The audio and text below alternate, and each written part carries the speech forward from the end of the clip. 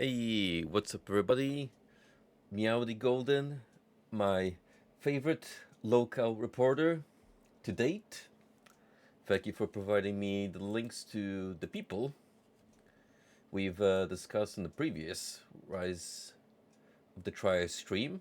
I will peruse through those threads in my spare time because they are quite massive.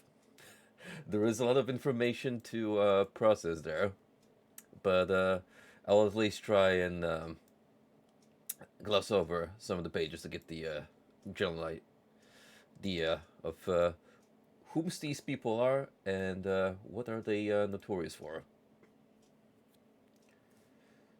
Just the first post? If you say so. I imagine they more or less give a summary and a brief account on the timeline with these personas. Still, it's insane to think about how these e-celebrities are better documented than some historically famous figures at this point. And, part of the reason is we as a society have developed this bizarre parasocial relationship with streamers, just people who make online content in general, and that pushes certain individuals to go well beyond bounds. I will keep that in mind. Thank you. And yeah, once I catch up with the lore, maybe next stream or so, then we can discuss either of them more in detail. Oh yeah, I actually should look up more about King Cobra. I know Frosty was a big fan of that dude. And to be fair, from the snippets I've seen of King Cobra, he seems like a wacky but harmless individual. Like, mostly just people poked fun at him because he was a funny guy who was just really into rock music and liked to drink. But yeah. Yeah, it's such a shame that he's no longer with us. It really sucks to learn that something unfortunate like that can happen to someone. Well, rest in peace, Coops. Hopefully, you are up there in the high heavens with your idol Ozzy, the man himself, sharing a pint together and rocking it out.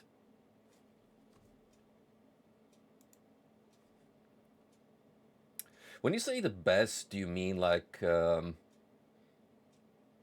terms of the quality of person he was, or the type of content he managed to produce? Because yeah, volume wise, I would still say DSP easily takes the cake. But then again, well, it is Dark Side Phil. It is incredibly difficult to compete with someone whose status and caliber.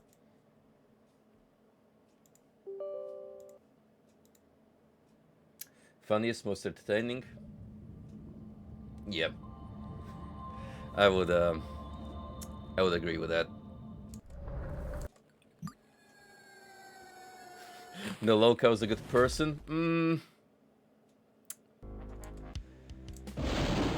I don't know. Maybe not too deep into that territory to pass judgment.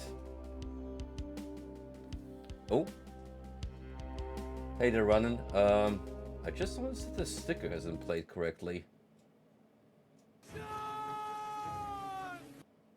I'm gonna have to look at it later on. Oh yeah, I think some may have fumbled in the settings.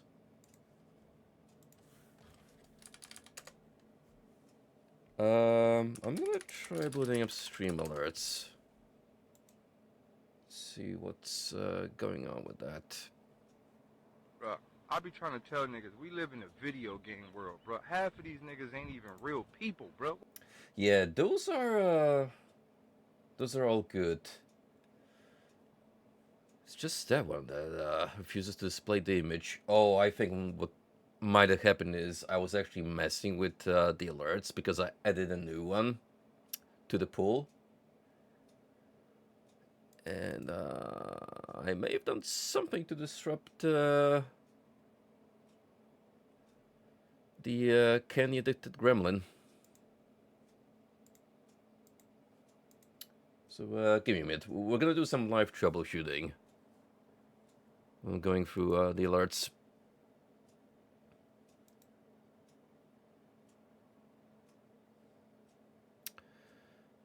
Oh yeah, there's no picture here. Why is that so? Add media. My uploads. Oh, the picture's not showing. Uh,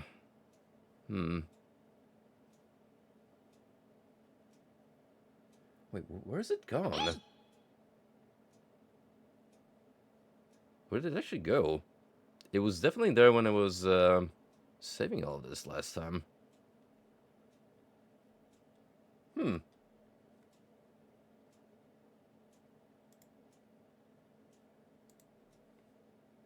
Let's see, select thumbnail.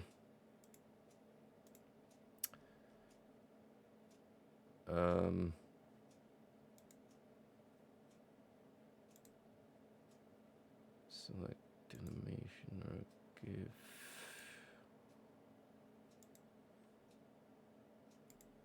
Okay, let's not do that.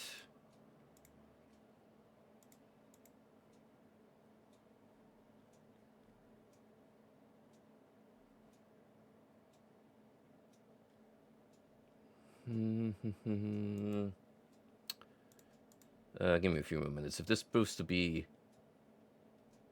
too time consuming, I'm probably just gonna leave this for another time.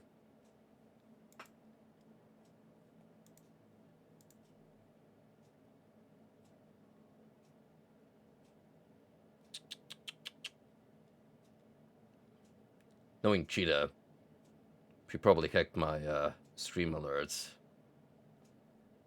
and messed it up. That would be a very gremlin thing of her to do.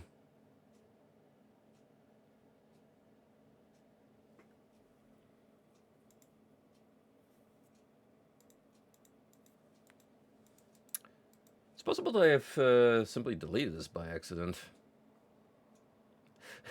But the funny thing is that the thumbnail I used for the alert, that's still there.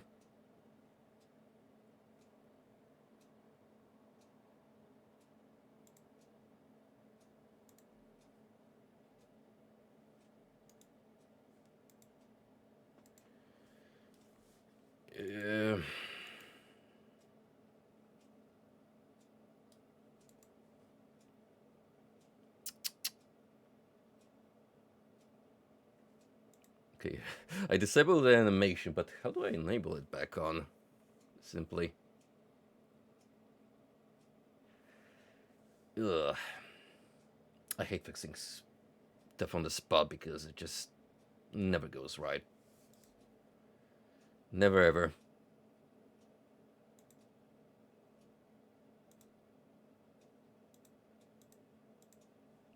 Hang on. Hang on. We might be in the clear, boys.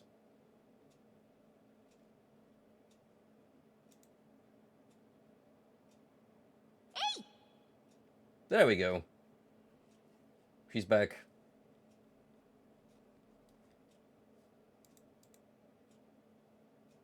Does anyone else have any channel points left to test it on their own?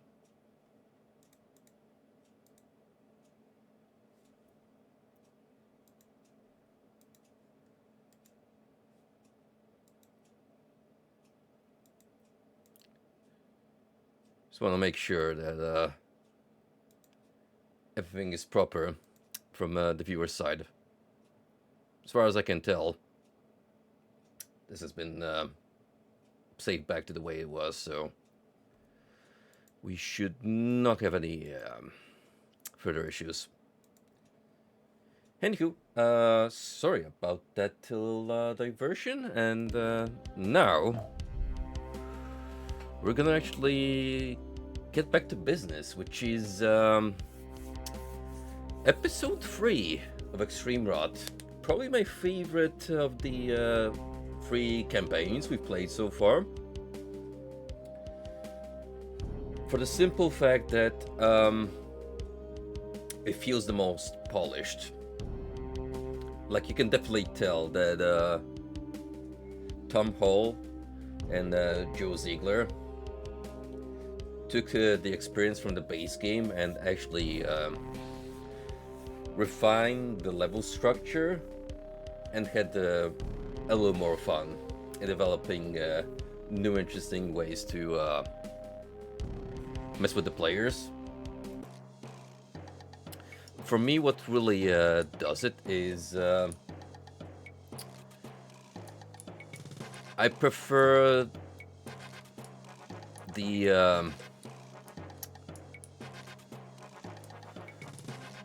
the more compact way of designing such maps, which is not a particularly high enemy count, not too robust, but rather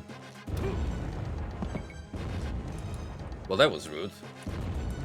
Sheesh. Can't even let a man finish his trail of thought.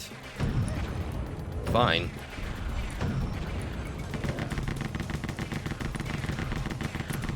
Now, what I was gonna say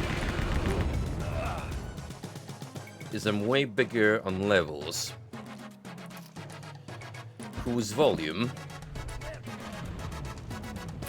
is made from the difficulty of the encounters and they're built like an onion, so you gradually peel off layers to unveil more of the map structure rather than just run around a massive confounding maze.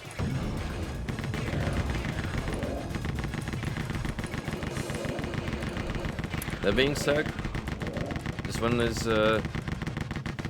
starting off pretty strong. With a bunch of cultists almost taking my life.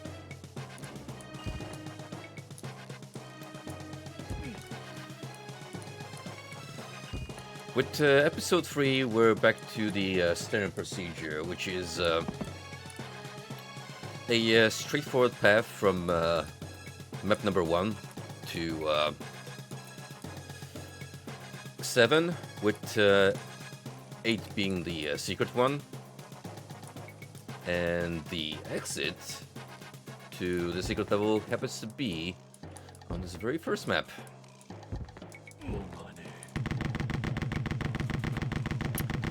I gotta say, it was a very interesting trick to have episode 2 split into branching paths, essentially utilizing the secret level slots as layers for just regular maps, easily accessible by the divergent pathways you pick on the starting point.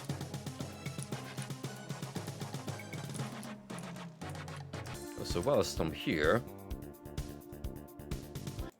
well, it's fun that Zen is enjoying Uma Musume. We don't need those notifications to come up during the live broadcast.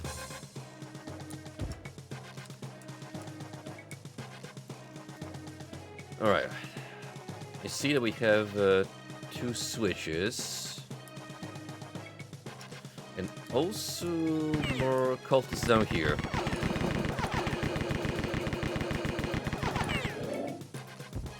Well, to be exact, but I'd rather not leave any loose ends.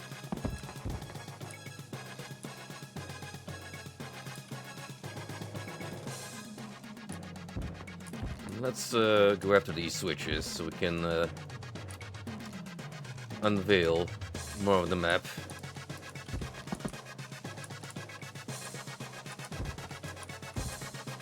This one right here is placed in a very interesting spot, which seems not that easily accessible. What about the one over here?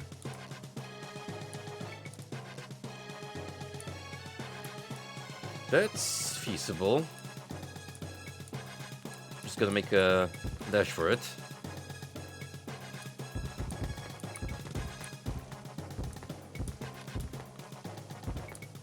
So you would go around here, I think. How do you reach that middle area consistently? The best way about it.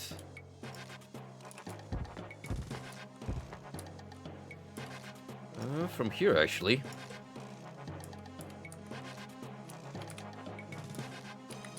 Oh. Oh, geez. The difference in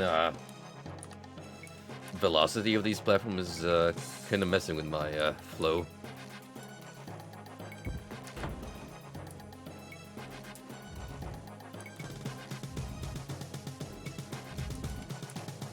Alright.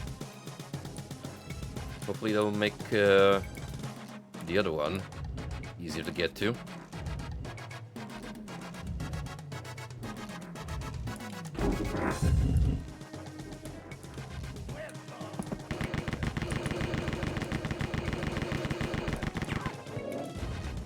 Oh.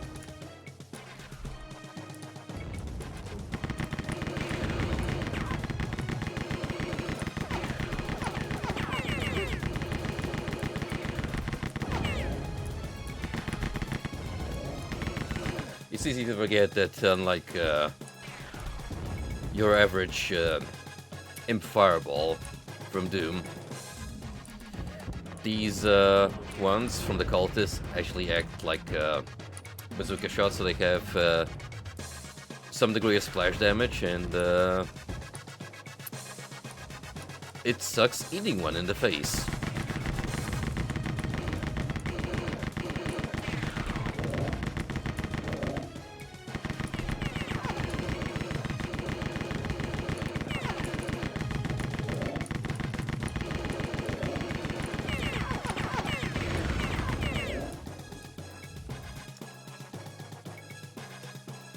We got a couple more strays lurking around here, but also that corner has opened up.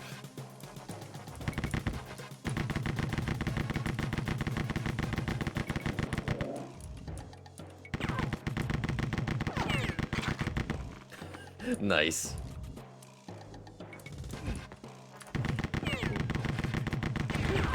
Oh, whoa, a little too cocky there.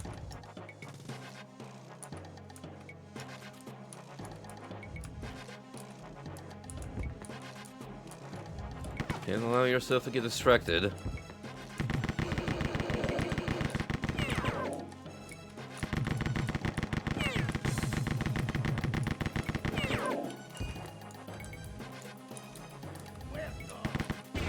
Thank goodness for these gemstones, though. They are a godsend when it comes to recovering health. One of the best dormant healing items in the game, as far as pickups go. Oof.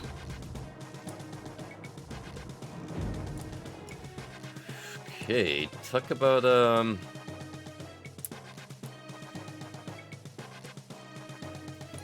warm welcome there.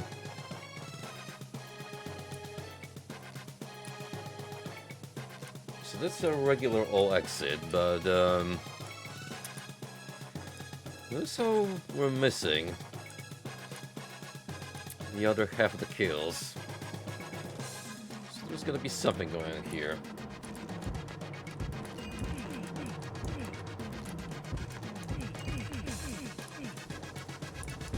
No walls I can push around here. Okay, I guess they want you to be quick about it and get that pickup for invincibility. Basically, as soon as you open the door.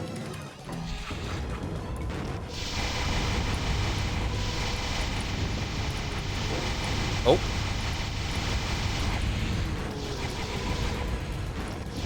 There we go.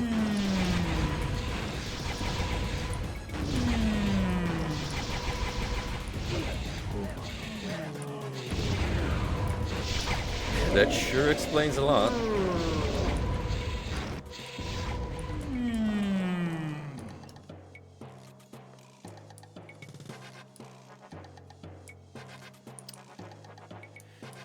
Either this fella counts as the one remaining kill,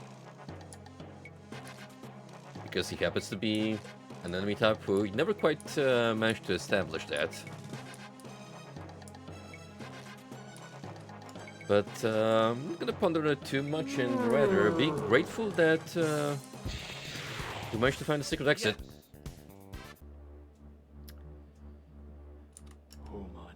They say Human A. Alright.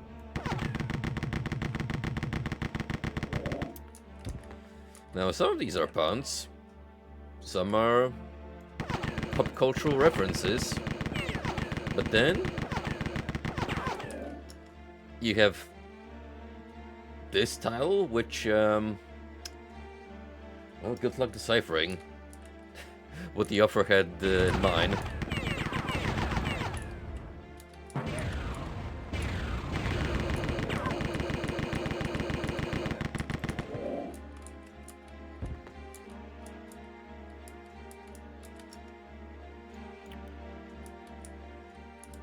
Well, we got perhaps the most robust kill count of any extreme rot map yet.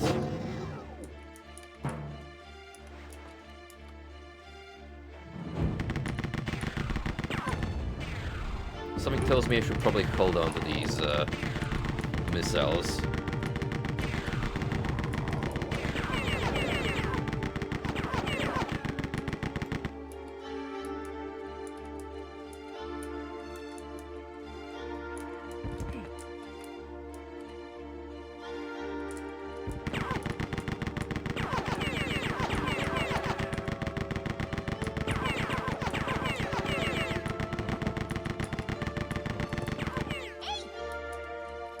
Hey, what's up, Noferd? What's good with you, man? Are we enjoying our wholesome father-daughter time in Pragmata?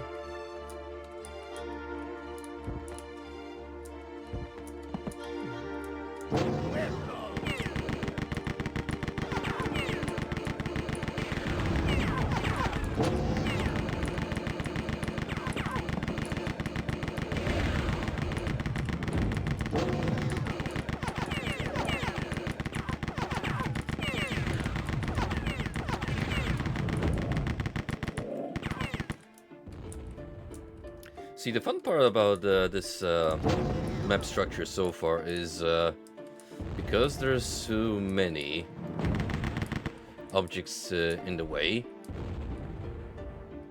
I can't say for sure whether I'm in danger or not whenever an explosive projectile is shot my way.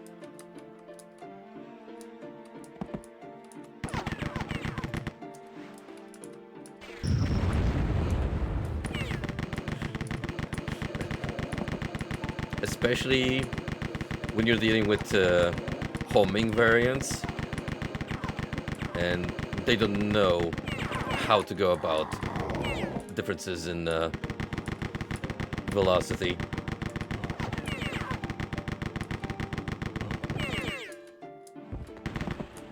In which case I would rather just default to the MP40.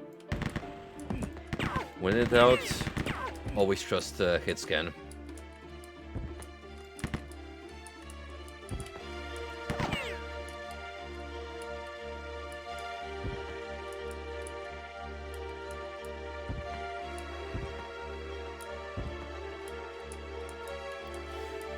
Oh, you've cleared it? Well, great job.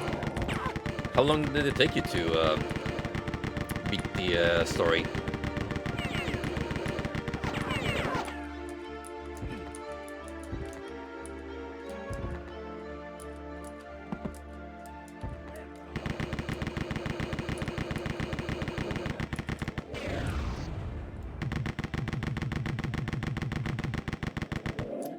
Oh, by the way, I've learned a fun fact in Rise of the Triad, completely by accident, actually, while looking up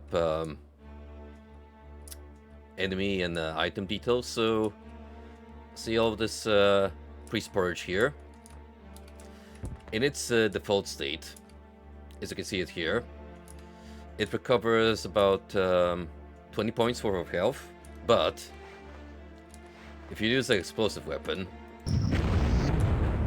apparently you heat it up, and then it counts as hot porridge, which restores 50 points of your health. So unless you happen to fire a rocket in the proximity of this pickup, and notice a subtle change in texture, the fact that it's glowing, you would be able to put one and one together.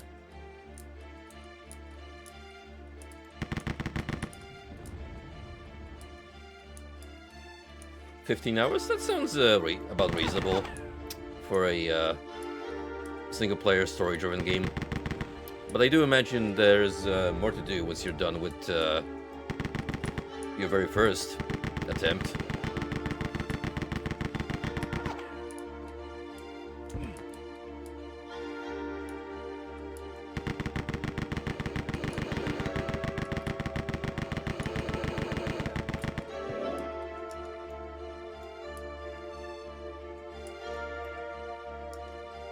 Right, you see that we're going with the old classic giant rooms containing smaller rooms within. Design trope carried over from good old Wolfenstein.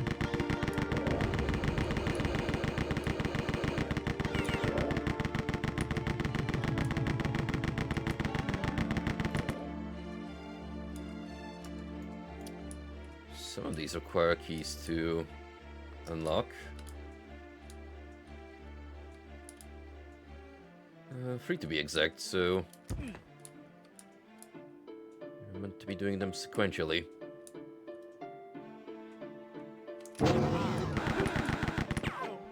Well now, I'm a little surprised to see a hostile type that's not a religious zealot.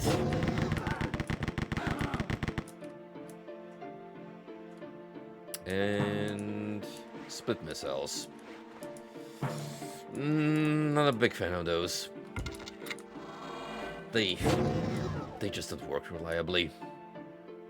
Often trailing off to God knows where and not hitting anything.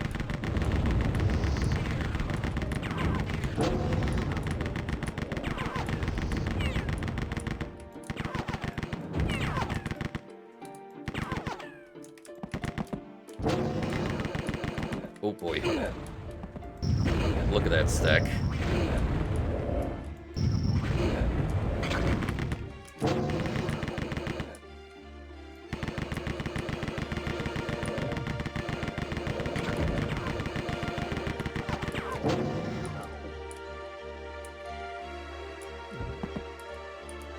No survivors.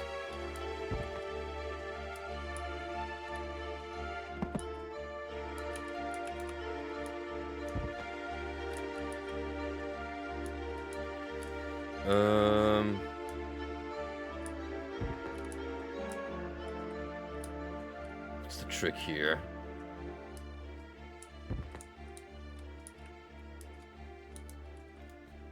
Are any of these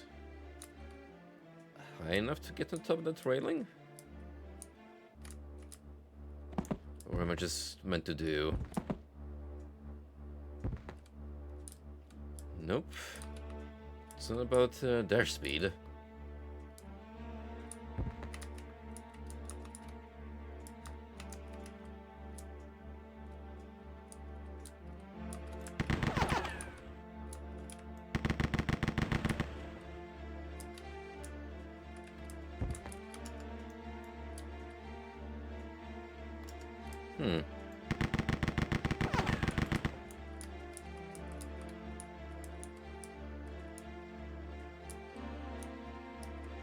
When you say enhanced versions of bosses, do they actually get like new movesets and stuff, or do they just like bloat their health and give them some kind of unique properties that they normally don't have, like immunities and damage resistance? Oh, there we go. It's just a little awkward. Get up there.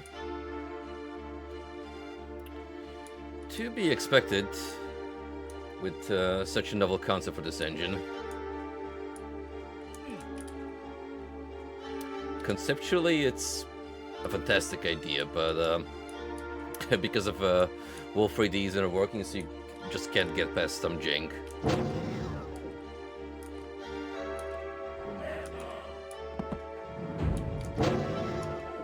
You'd be foolish to think that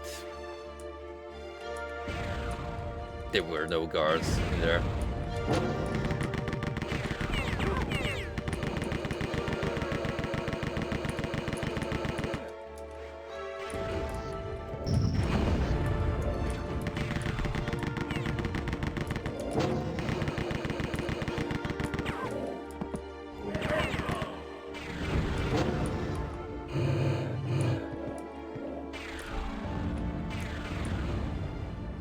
Well, I don't particularly like the idea of having to pick up the split shot.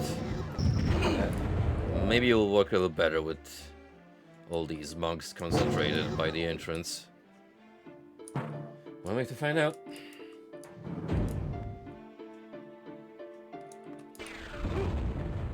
Ooh. Yikes, just ate it in the face. I think you have plenty of health around.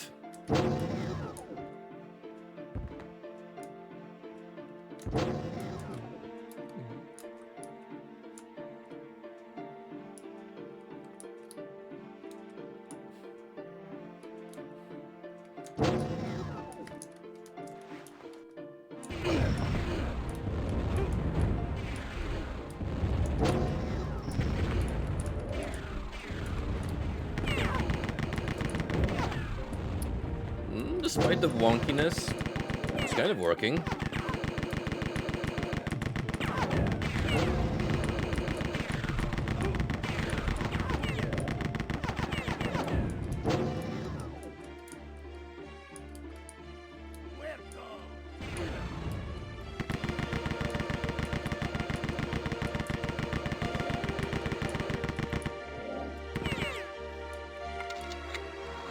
I get that feeling.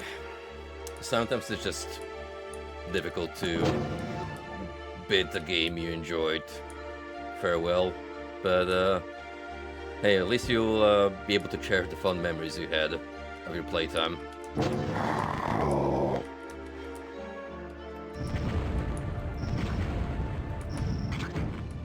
I think Pragmata has already done well enough that they'll definitely be revisiting the IP at one point or another, either with more content or just a straight up sequel.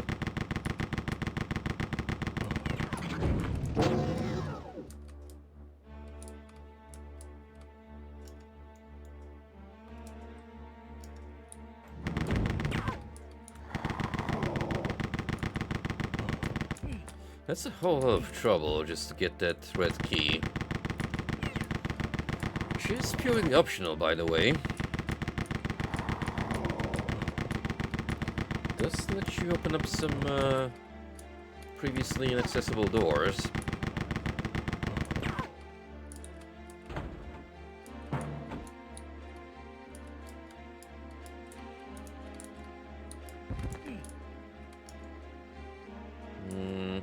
Oh.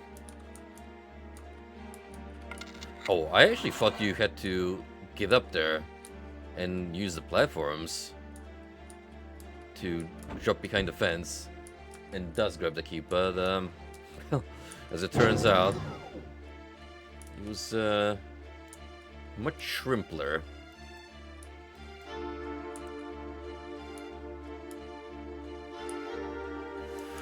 Oh, I see. This may have been mandatory, just so you can return and then head over here. Oh, okay. Fair enough. Usually when the map contains an obscure key, that's reserved for power-ups and otherwise useful items to help you out as a bonus, but they repurpose it here. Just because normally you have 3 key slots for mandatory progression. Still, lots of movable walls in places that I haven't found.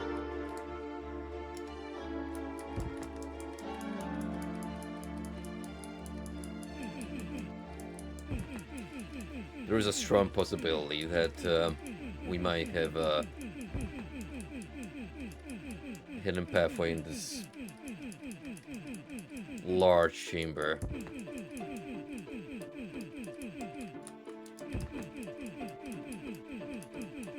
Or not.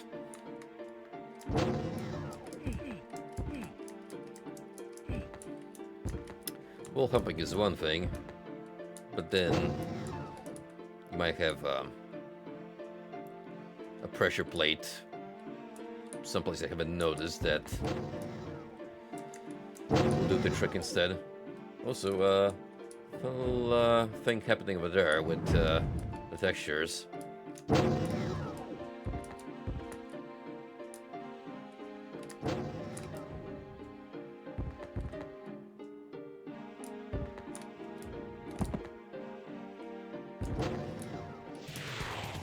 Anywho, let's go back to our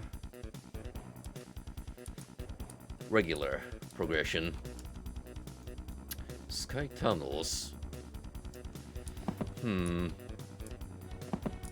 I am suspicious of the small scope.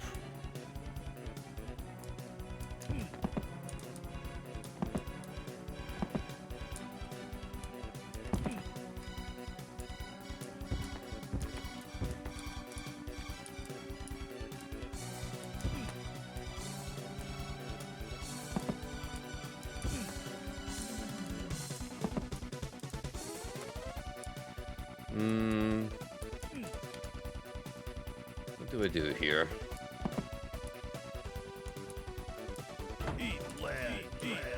Oh shit! Oh my god!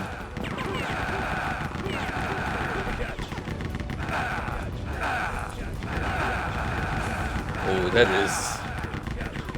is vile.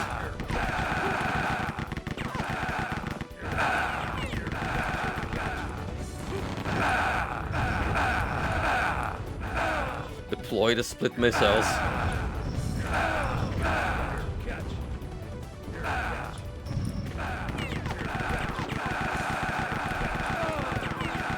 Man, what a way to kick off a map.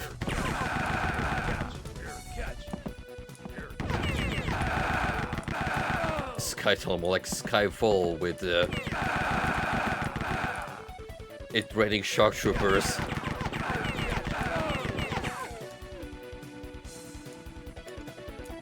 And that's how I destroyed half the kill count.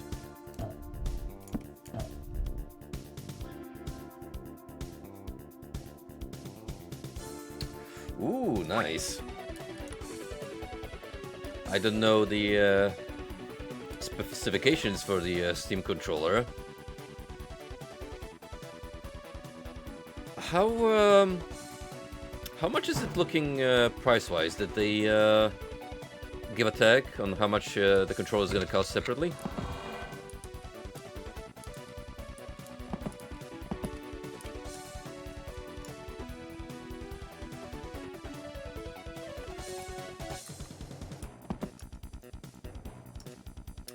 Oh, I see what I have to do. Travel all the way around. And then drop behind the fence.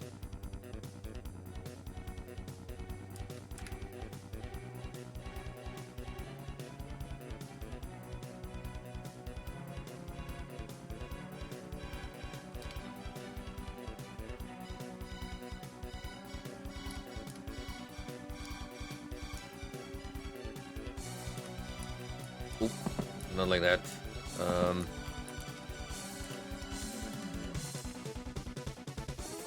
You actually kind of have to guide your landing over there.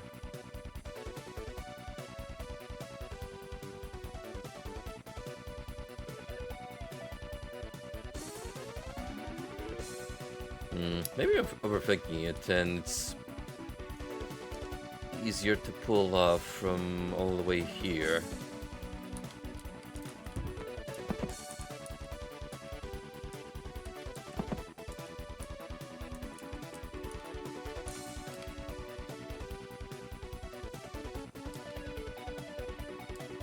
Eat lead.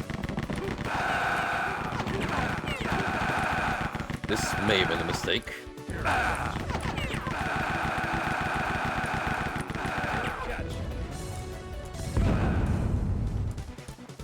But I have napalm. Counterpoint.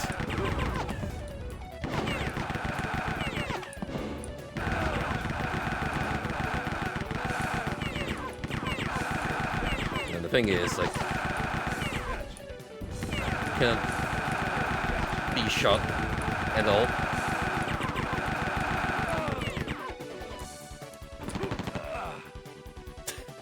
Nice. It went as about well as I expected it to.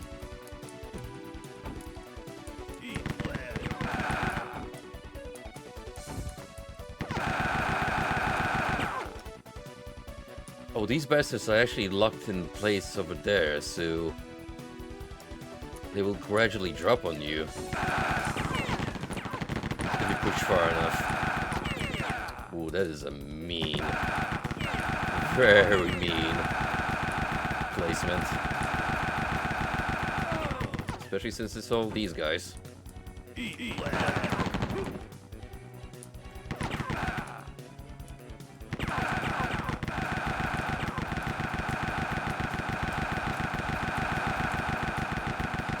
Not a good place to deploy the firebomb either, because I'm just gonna get absolutely destroyed by splash damage.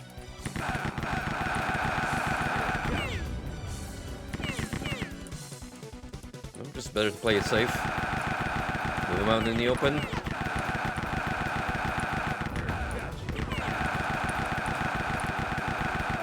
Play the long game of who's the better machine gunner. Eat lead.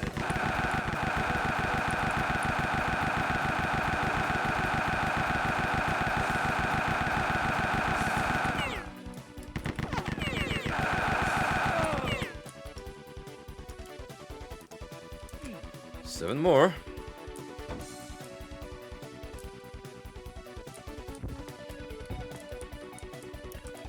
And the thing is, because I reloaded, I do have to pick up the key. And the firebomb. That's a minor inconvenience, all things considered.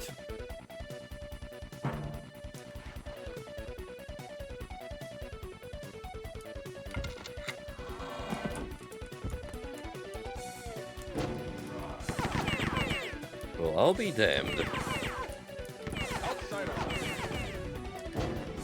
Weaker mobs.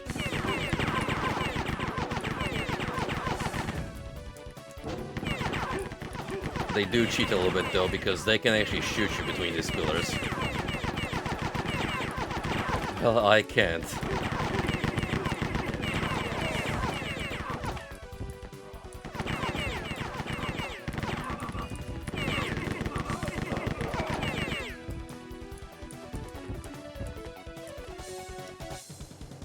On the plus side, only 4 remain.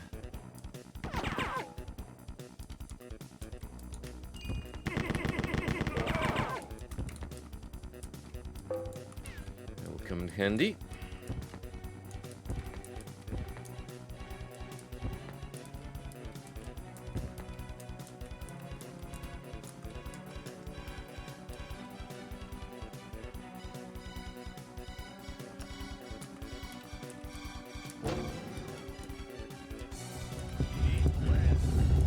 What in tarnation? What in God's holy name is happening out here?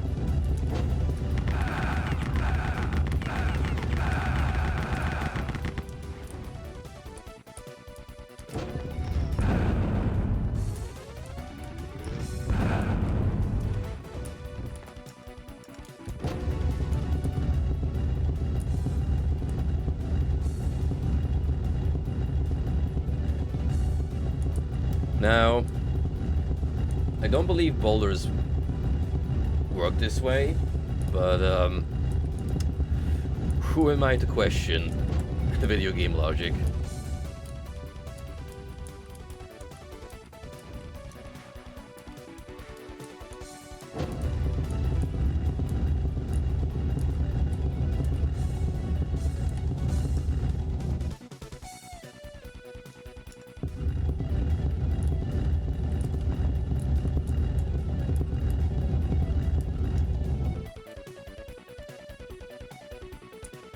Ah, so basically,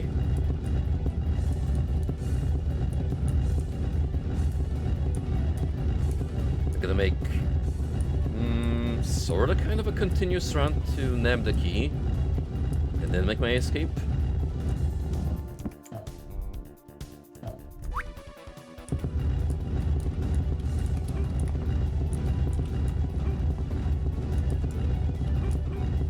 Ooh.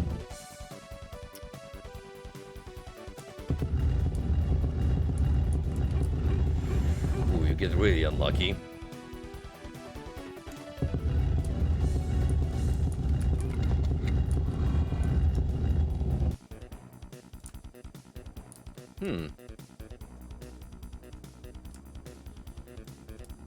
There is a flamethrower and health frustration pickup way over there. Which I suppose you can get if you can somehow... Ah, you'd actually have to make a dash from the pillars way back there and make it past the boulders, which is an insane stunt if you can pull it off.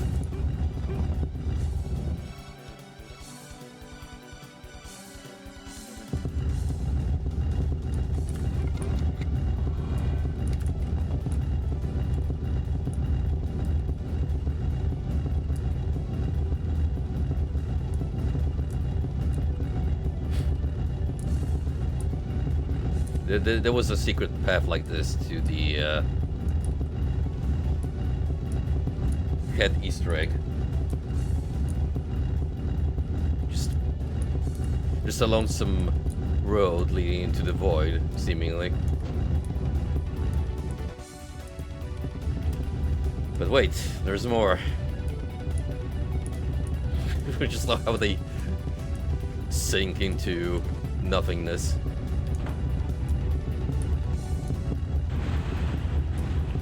Whoa!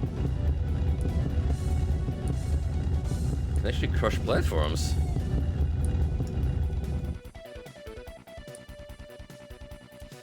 And that helps me how?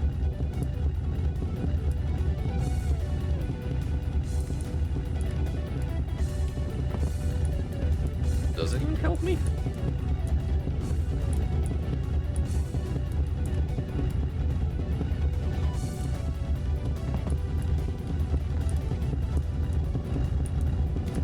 Like, for real, what was the point in that?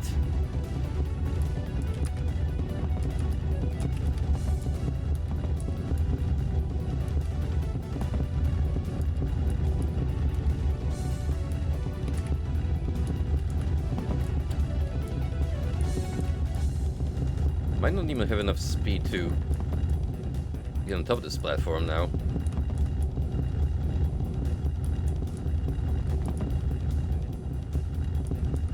Okay, let's let's move back over here. I don't mind restarting for grabbing the key. Because I need some answers.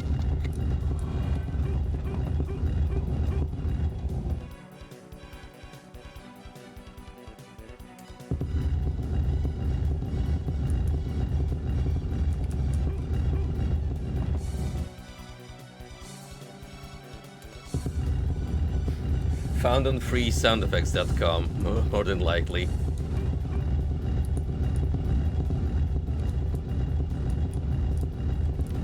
It's always entertaining to either watch a movie or play a video game where you don't expect a particular sound effect to play and then you instantly recognize it. Just like how the quad damage power-up came up during Bad Day LA. Now I get that American D was a part of its software, but I don't know about the legality of that particular sound effect. Like, is it its software property or?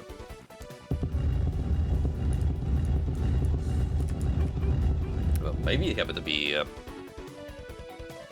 free of licensing.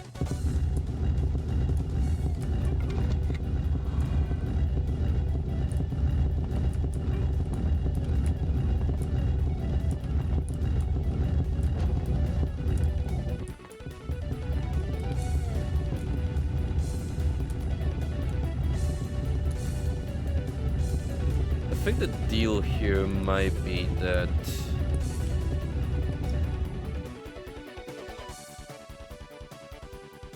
this prevents these boulders from following you.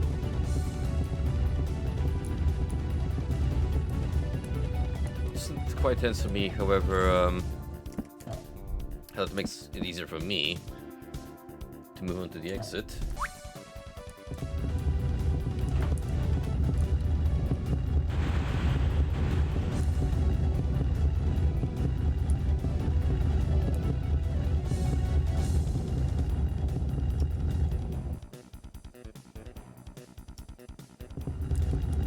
Don't imagine you can flip that switch again, and even if you could, like, you're gonna get crushed.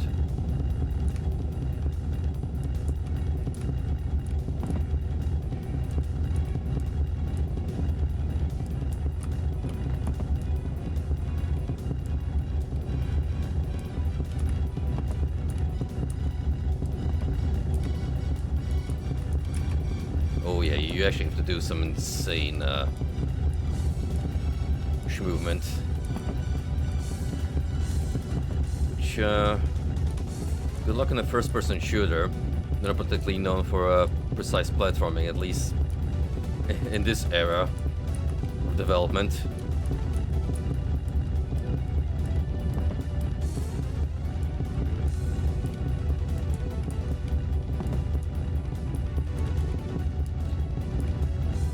You often end up either overshooting your dash, just like I did, or you try and keep it under tabs, but then you just hold prematurely. So it's very difficult to fine-tune that balance between too much and too little speed.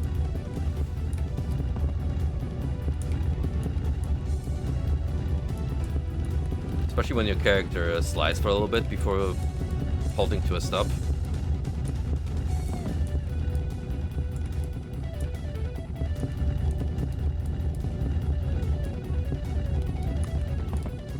No worries, man. Good to see you again, and hope to see you soon. Oh, by the way, I did mention, but just to reiterate, we do have a new channel point to redeem, so have fun with that, boys. Come on. There we go. First try. Totally. You have done well. This level is toast. Unlock toggle missile cam. Code ride. Eat lad. Oh goodness gracious.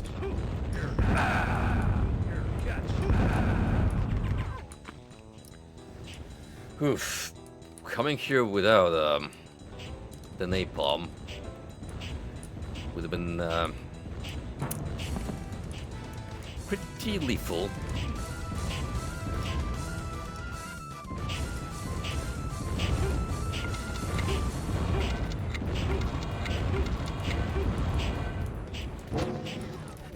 I like the free Skuro keys along the way.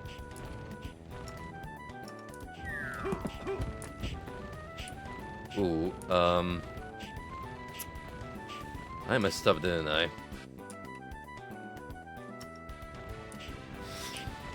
Gotta jump here haphazardly.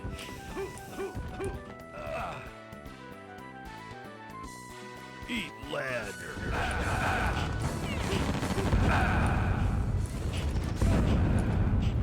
Well, good thing they do give you the firebomb in case you're doing a pistol start. Eat lead.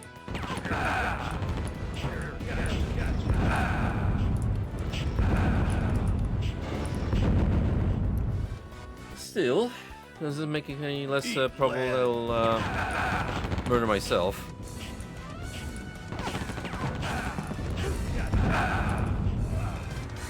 Just like so.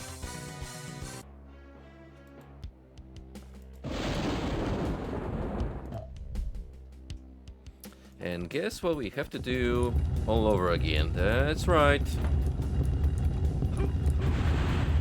My favorite dash in the game. Oh boy.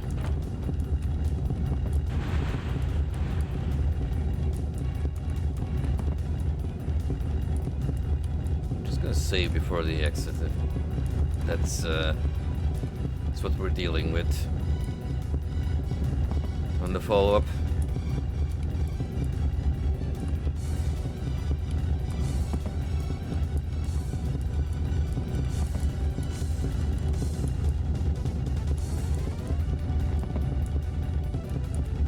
It's kind of funny how it's generally agreed upon, at least from the guide I've been following, that in a lot of cases it's actually beneficial playing with a faster character, so you can get around obstacles more easily and reach trickier secrets that way. But in this case, I feel Eat lead. it was actually detrimental to my progression.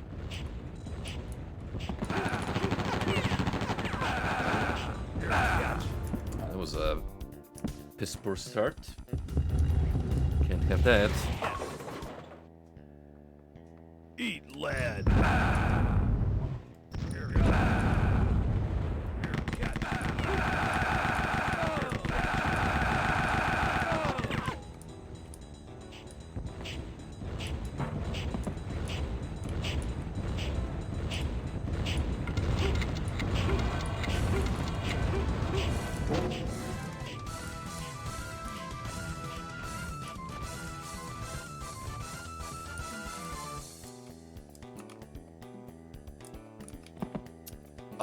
You...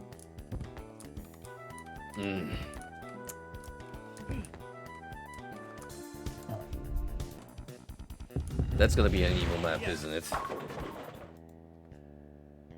Eat lead.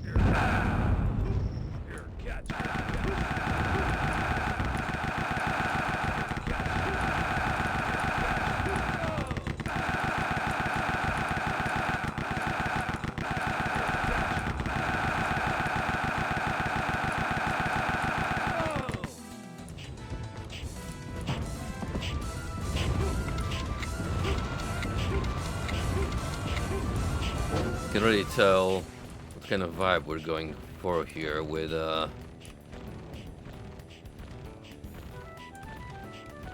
these soft lock death traps.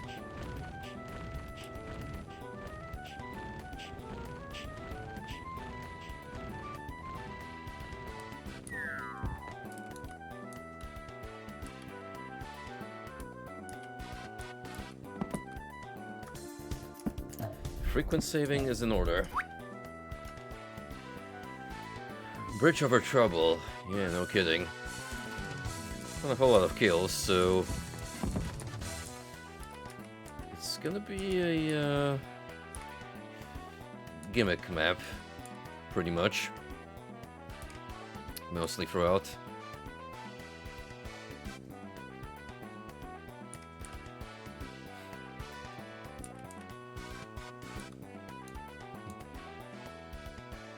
Am I playing Rise of the Triad or Banjo-Kazooie? You be the judge.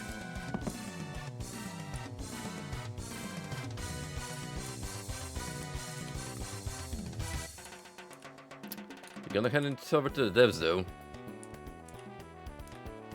They did get plenty creative and didn't shy away from trying new things.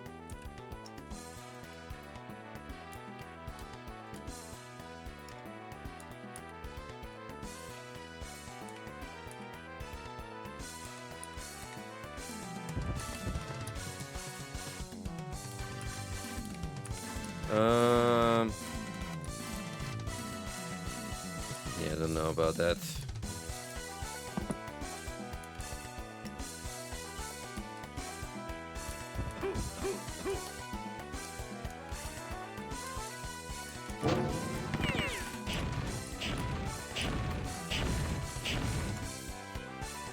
Oh, brother, we do not want to fall down here.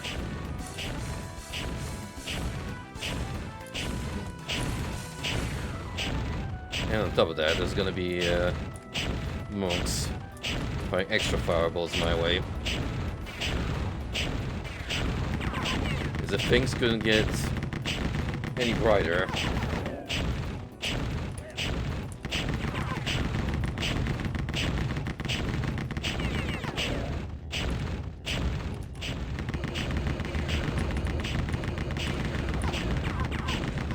Well, the one saving grace is we have these pillars to provide cover.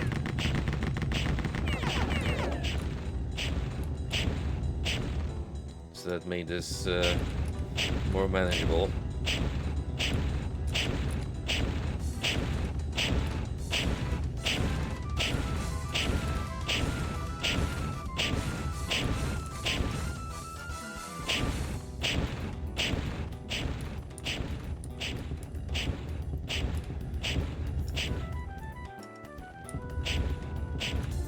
Okay.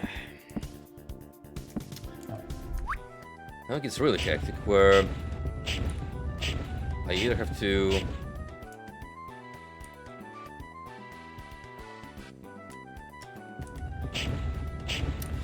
no, I see what they want me to do.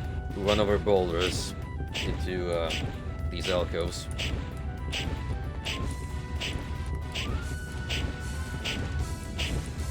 All about timing.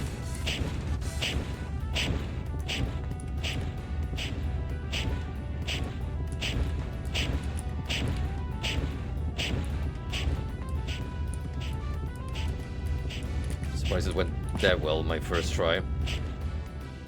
But I may have already screwed myself over. Potentially. Yep. You can afford a single slip up. Eat lead.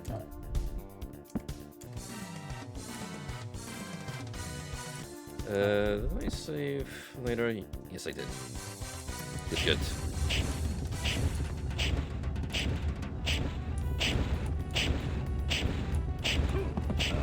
Whoops.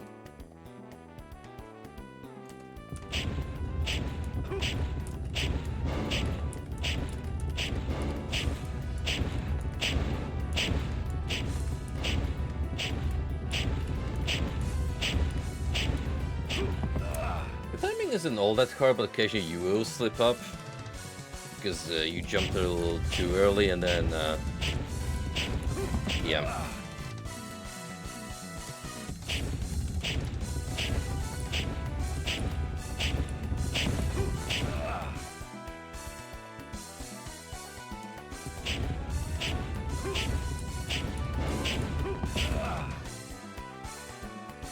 And it was going so magnificently. My very first attempt.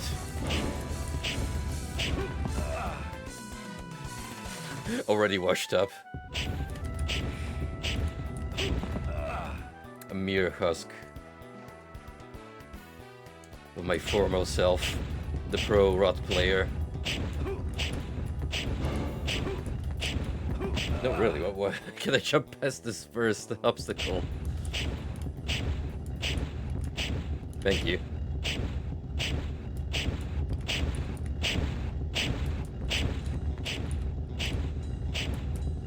Oh dear.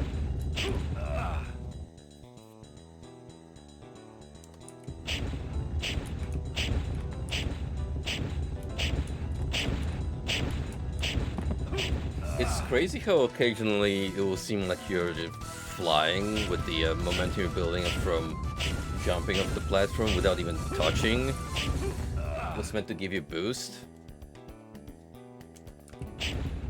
But once again, that's more of a quirk with the engine itself.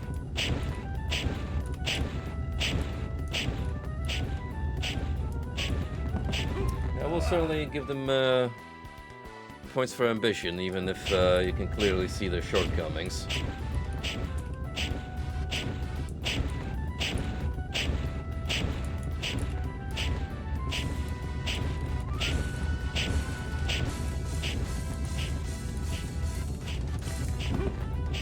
Man, come on. That should have been straightforward. Like, what are we even doing here?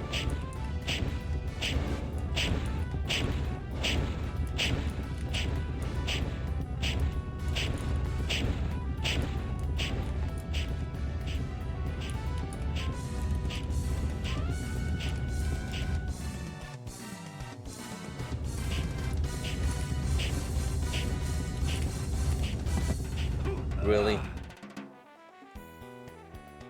Really?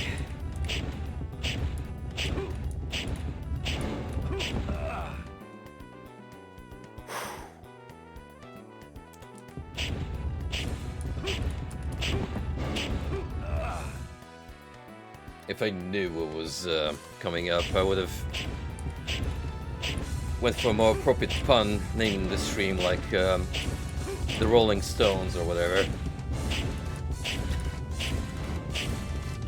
Rolling with the changes.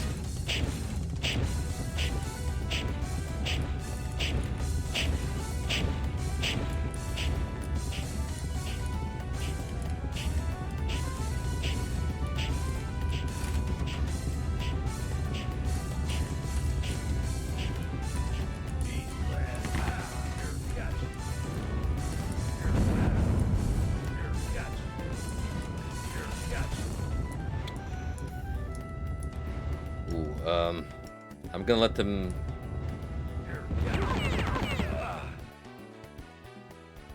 Okay, maybe I don't want them to hug the wall. I was gonna say... I was gonna wait for those guys to get under and mess up their shots. So I could run past and use that extra bit of space. Fight them off properly, but nope, no can do.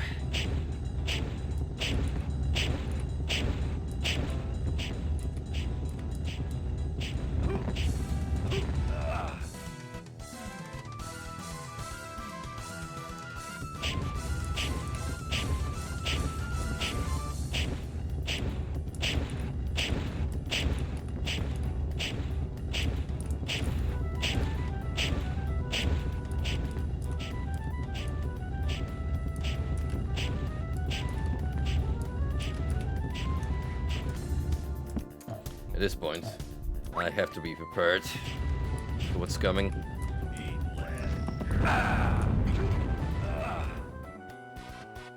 Great. I love how one of them just bounced off my firebomb. That was all the impact.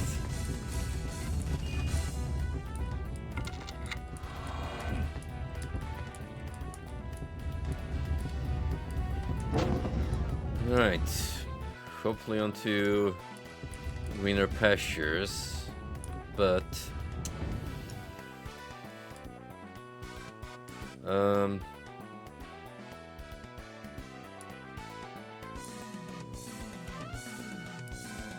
okay. seemingly an optional path here. We can make it there somehow. Other than that, I guess we're taking this platform right again.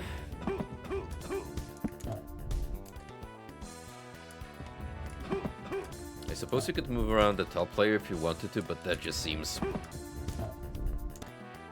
frustrating to infinity and beyond.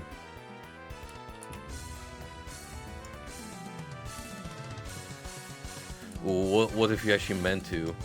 Because otherwise it's too high up for those platforms. I believe that's the case.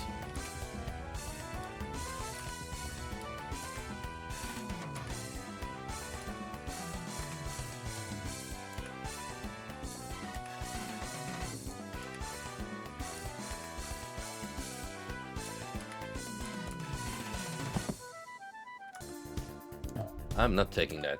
No, sir.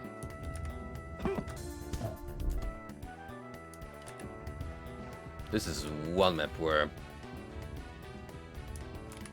you are well excused to save scum.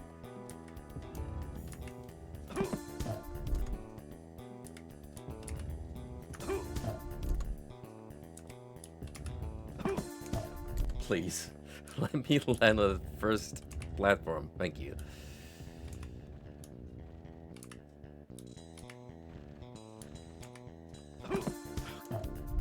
Gosh darn it.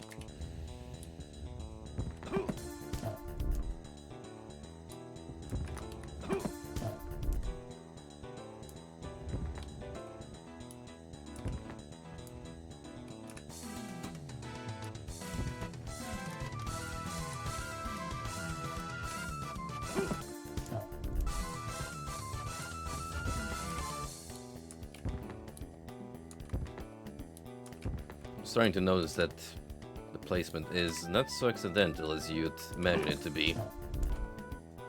Because actually going by this stretch is way easier than what I was attempting from the very beginning.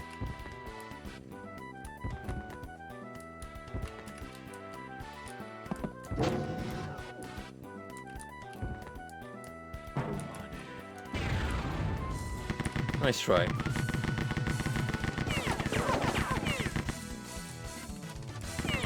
Commendable effort, but I've already played enough first-person shooters at this point to know what it leads up to.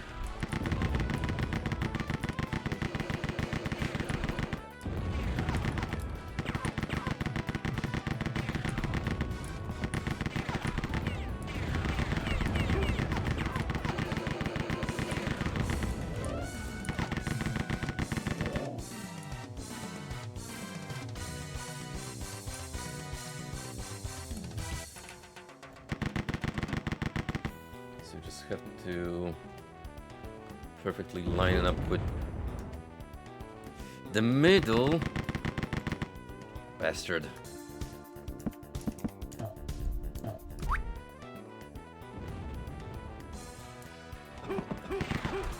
Which is, you know, easier said than done.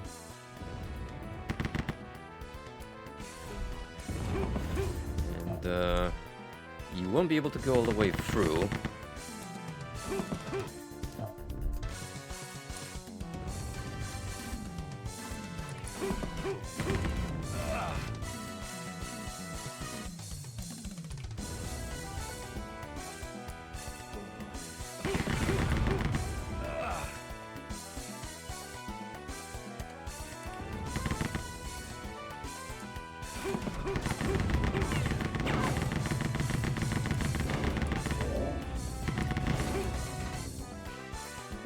If you fall off, however, they do give you the courtesy of trying again. So that's okay.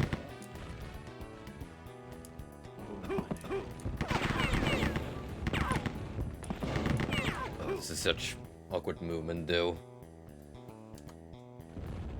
No idea what's a good place to stop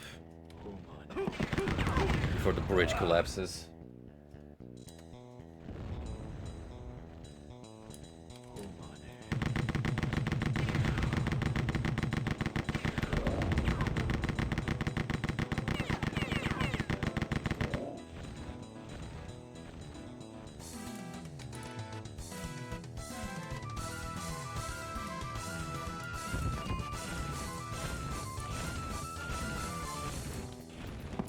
It's a risk worth taking, in my opinion, just for the extra health.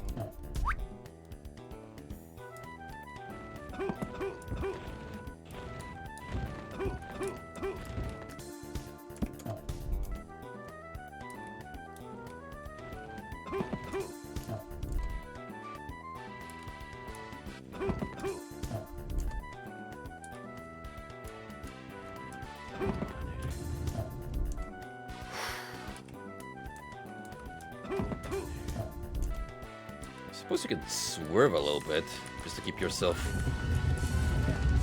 Well, I'll be. That's actually what they wanted you to do. Just hop back and forth until you made it through.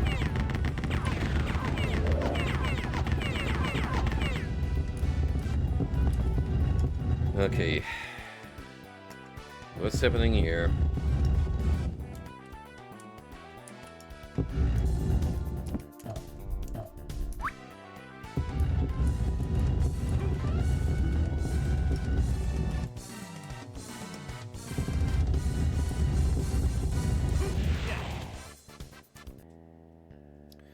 Well, certainly a couple of cool ideas strewn across over there, but I wouldn't say it was my favorite map, not by a long shot. Just too luck-based.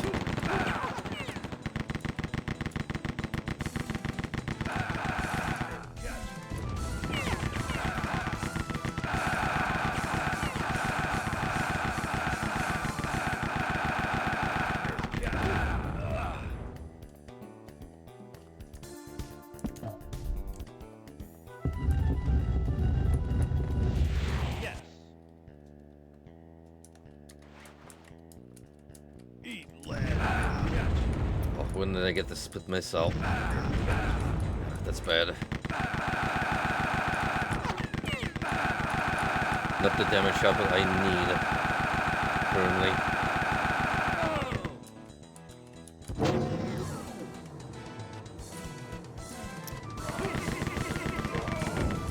Do hear robots. This might be machine heavy level at some point.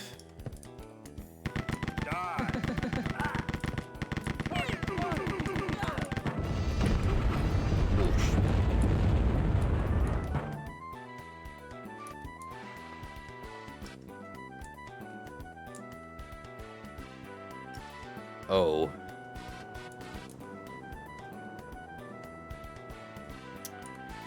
That does not look good. I don't like what I'm seeing over there, truth be told.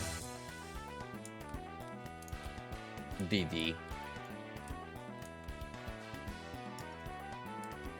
Now, unfortunately, however, I am gonna have to move over there.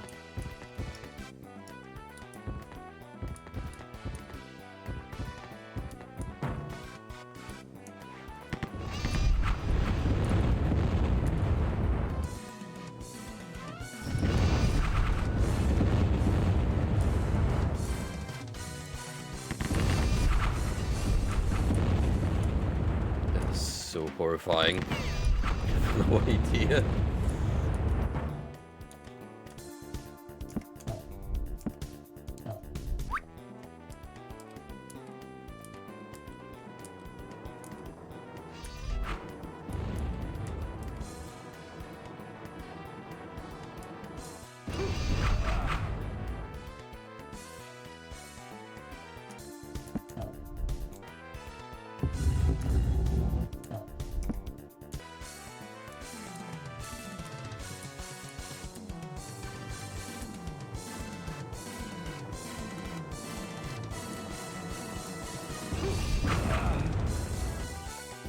do you pull that off?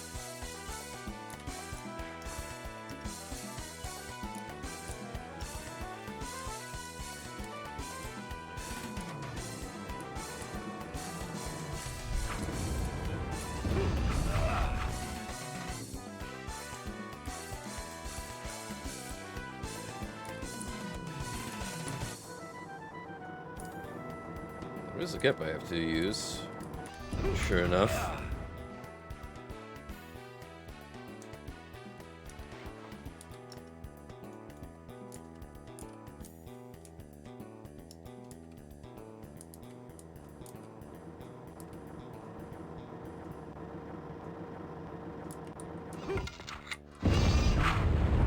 Oh, like that. Yep. That's fine, I suppose.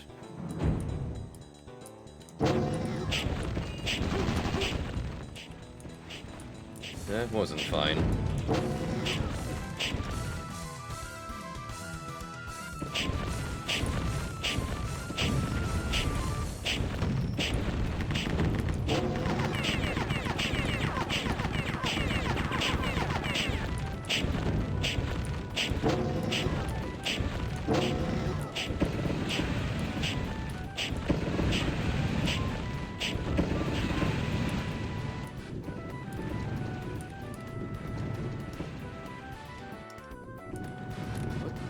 Hell. It's one slaughterhouse right after another.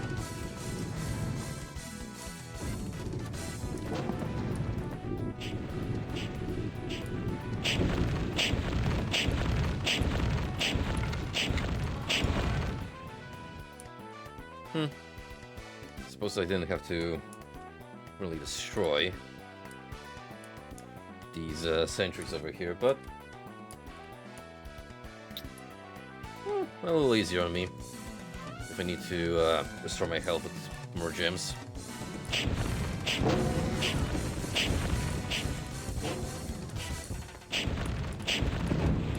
Anyway, that's handy. Eat, lad.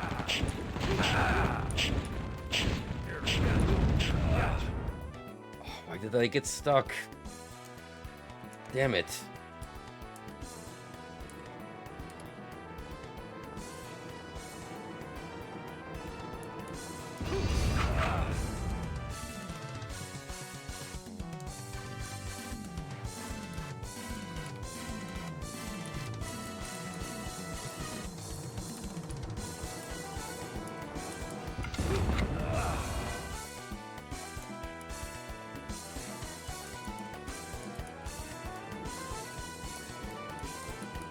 Come on. We can pull this off. I know we got it in me.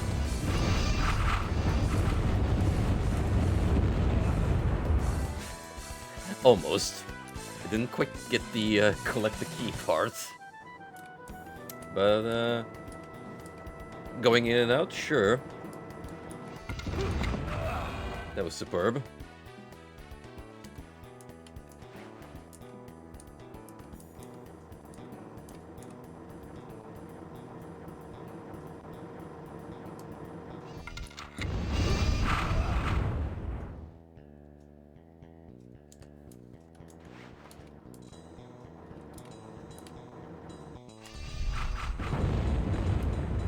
It's like the closest I can get here without aggroing them.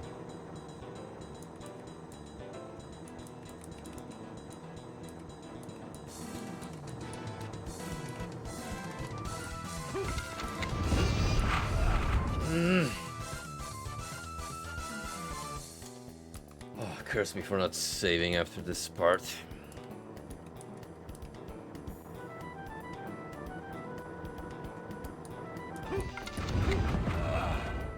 Curse on me.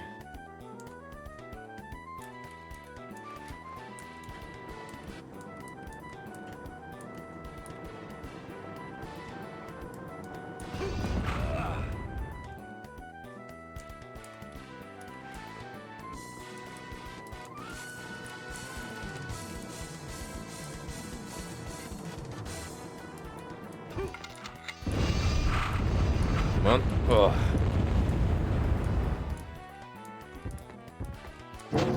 Ooh, thank the heavens. We pull through.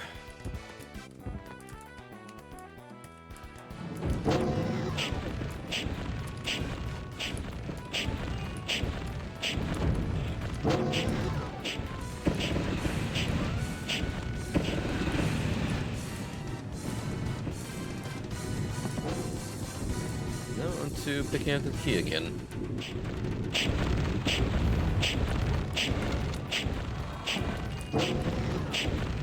Truthfully,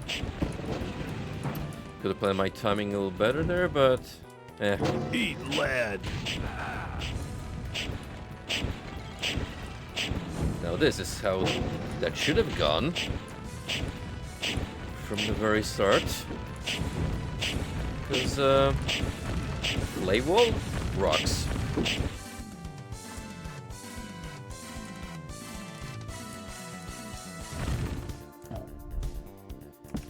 But do not fret, dear viewers, because more wacky antics await.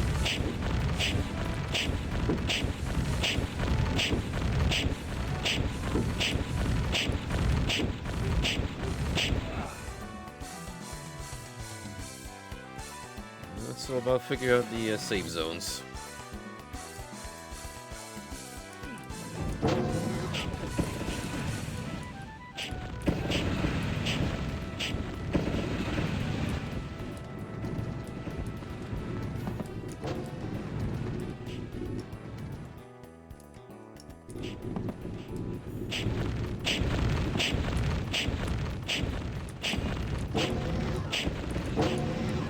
Great job at, once again, blazing past flawlessly, except the part where I need to acquire the key.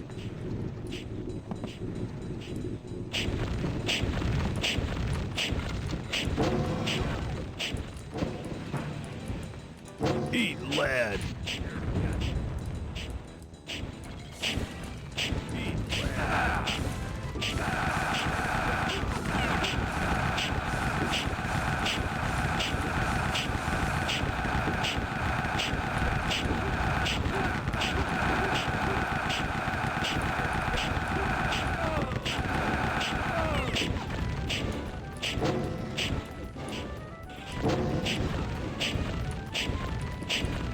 Could have been poorly, but we solved the shit.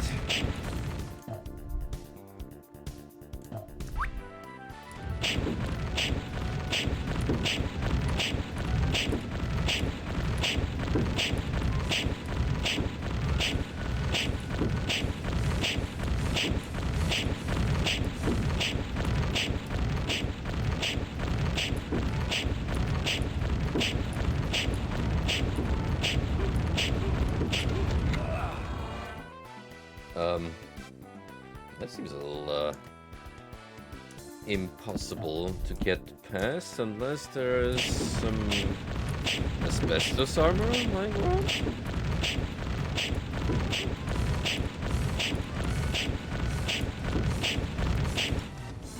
Maybe I'm on the opposite end of this fiery hell.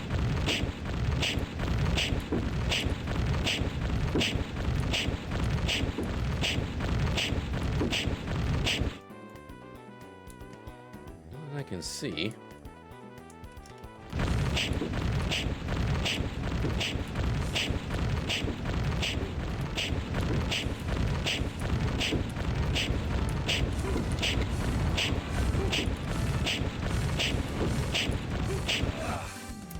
You literally have to eat the damage, huh?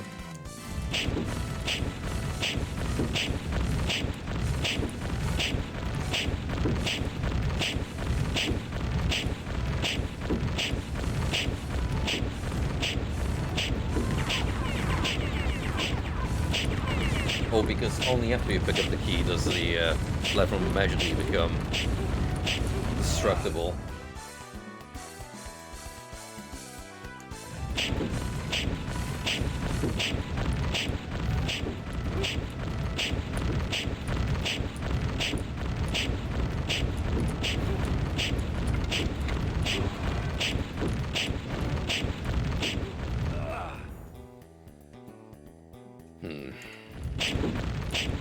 My rhythm needs work.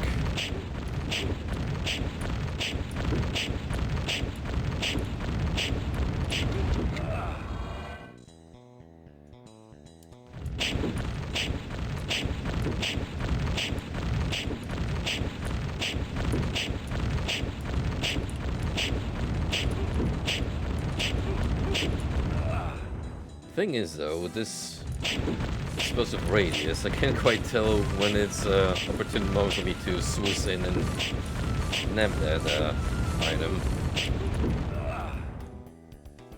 They just seem to be randomly taking damage.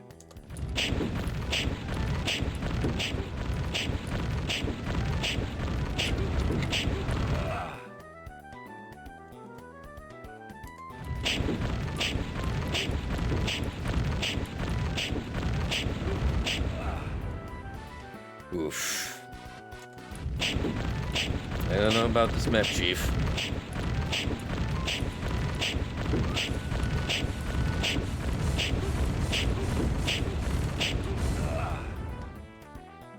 The moment we move on to more stage hazards, and they appear to be trial and error based instead of like any sort of skill attached to them. That's when things start to get a little frustrating.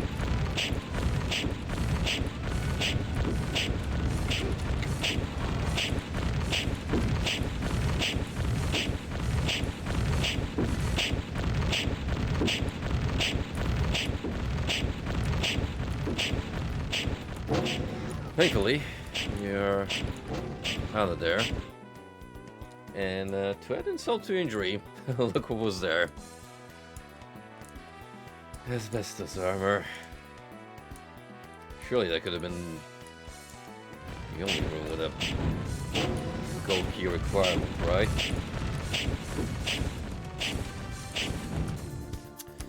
I'll tell you what, we'll know in a moment. Because I need to use the bathroom right now. So give me a minute and we'll be back shortly.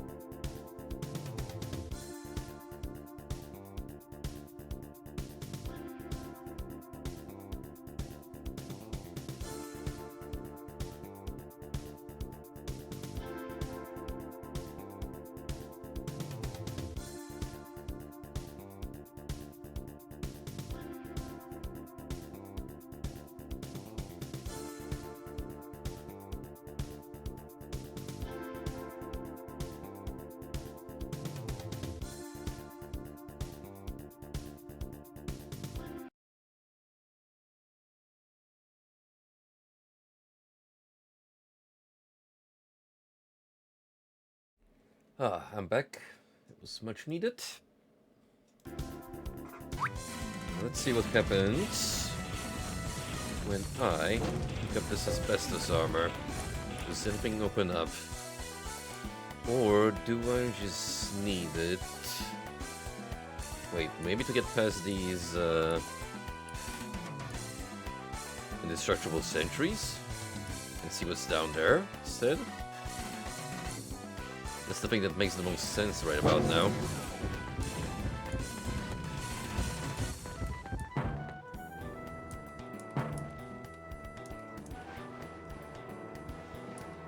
Let's put that fury to the test.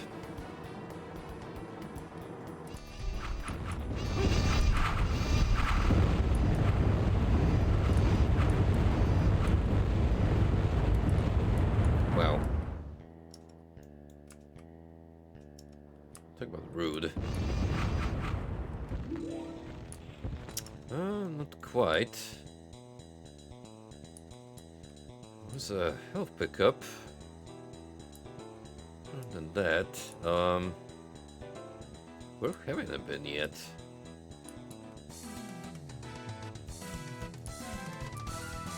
Did I miss anything in that chamber?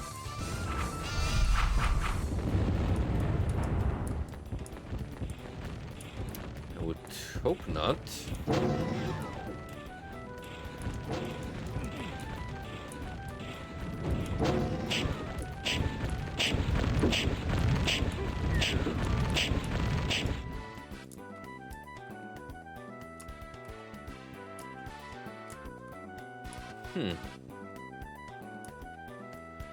There is a skewer door.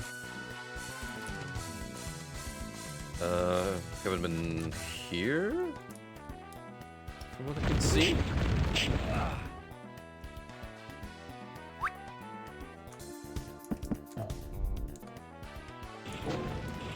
Did I actually never open that door?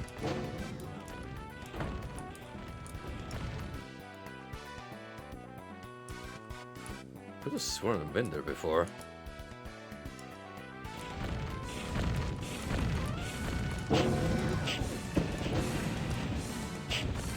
But that did, however, is anyone's guess.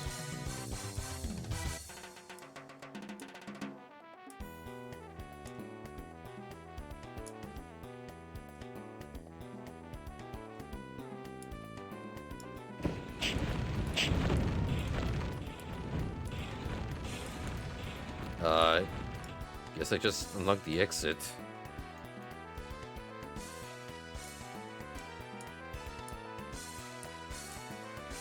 This feels weird because it's the case.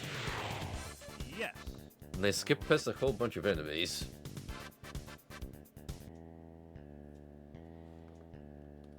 You know what? Whatever.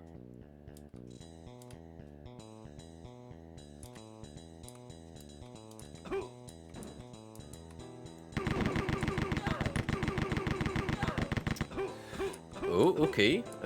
On rails. Die. Another clever attempt at mixing things up.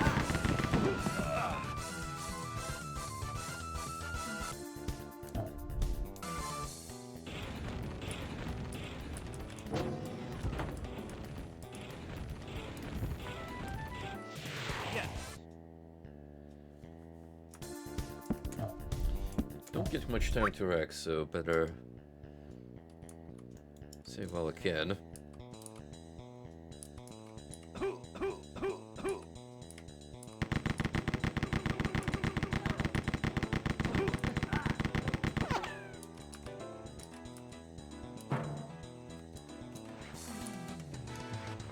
Over here.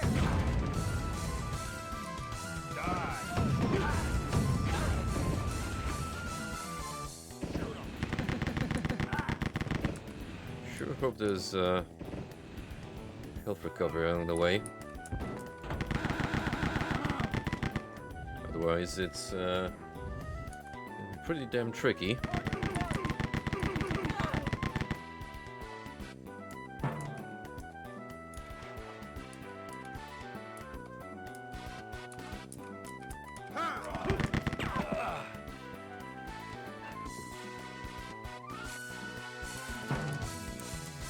So be it.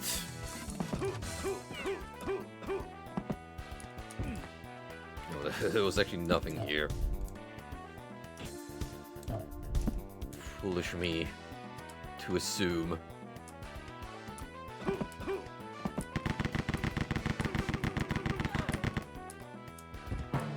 You kind of just skip a little ahead. Without the need of those guys pushing me.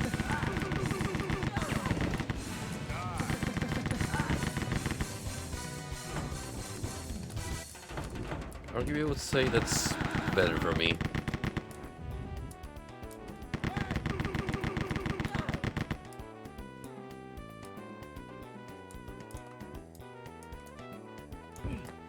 The only difference is I actually now have to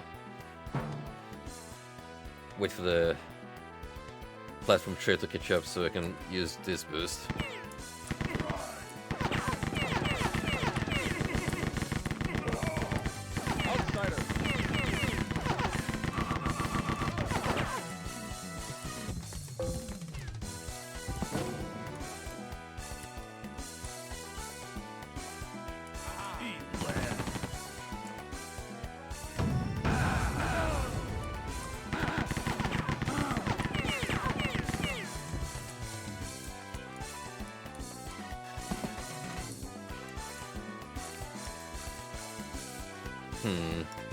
Tempting.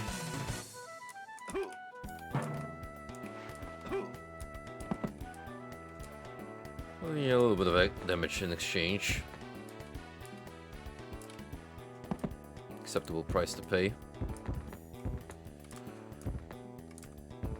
You know what's not an acceptable price to pay?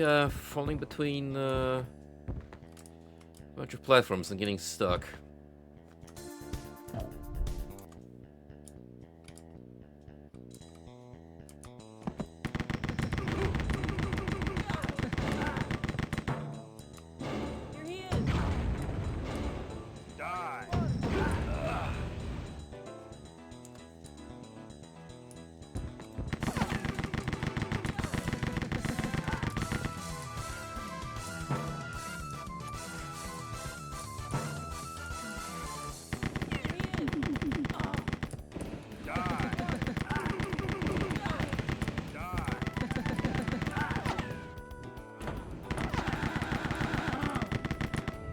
See how efficient I can be before I'm forced to move on.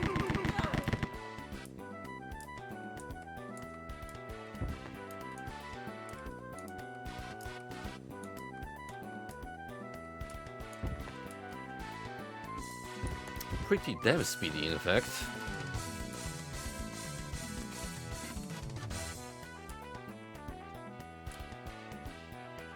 Eventually, they just form a nice stack. So you don't even need to feel rushed.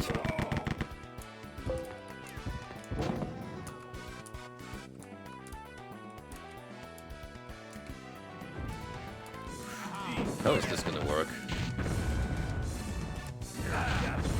Not very efficiently, that's the answer.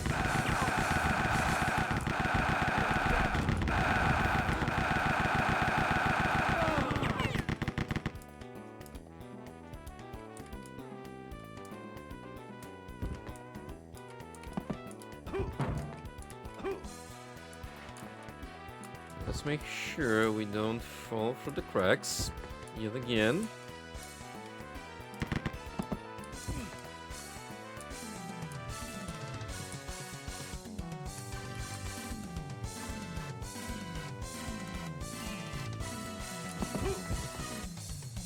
It was almost perfect.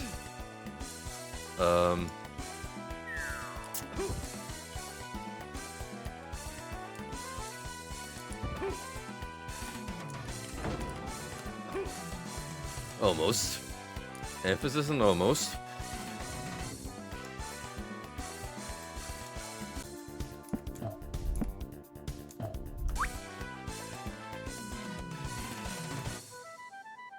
Oh. I don't think I've seen These moving platforms do that before. Just change height on a whim.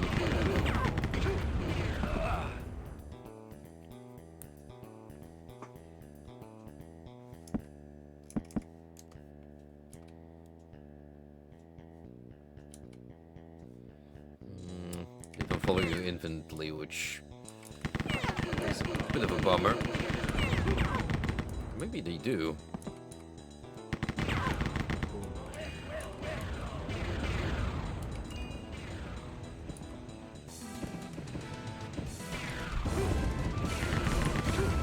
Oh! Now that I did not expect. What if one of those sleazy bastards would catch a ride with me?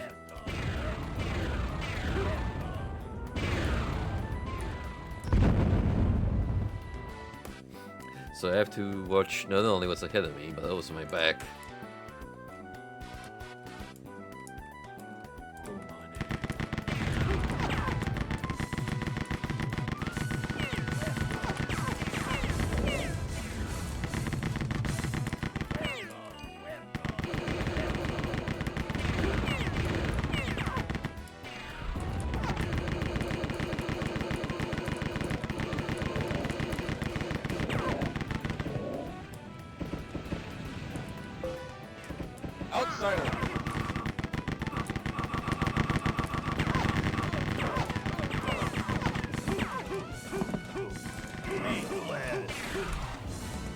That, however, was BS.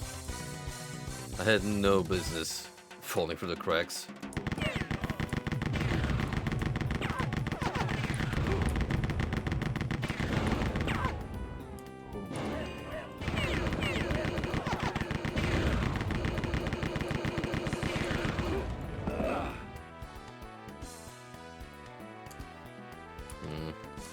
Probably one of those instances where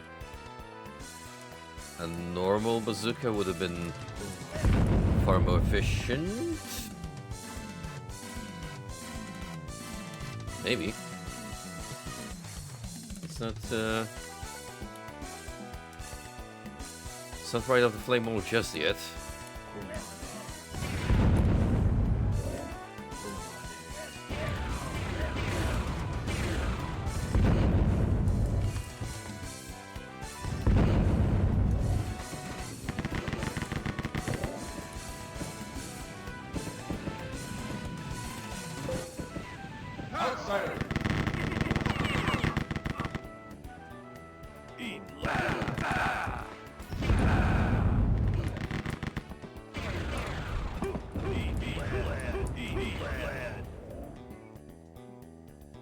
You know, I'm better off saving those till the last stretch, considering what's coming up ahead.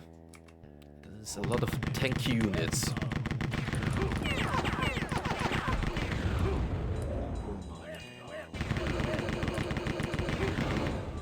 Seems like a fun map to try and 100% kills-wise.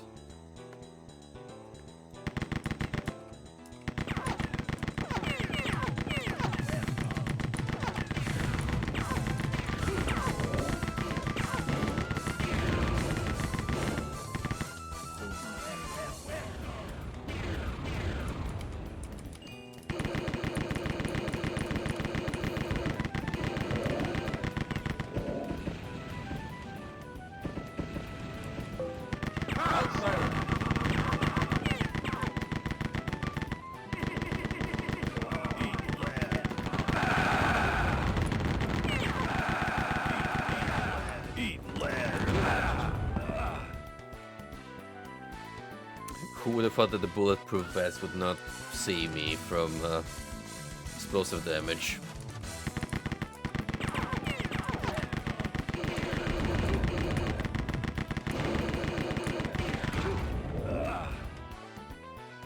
I'm gonna do a little bit of an experiment here. I want to see if this platform, by any chance, does come back eventually. Or I would if I wasn't getting mauled from either side.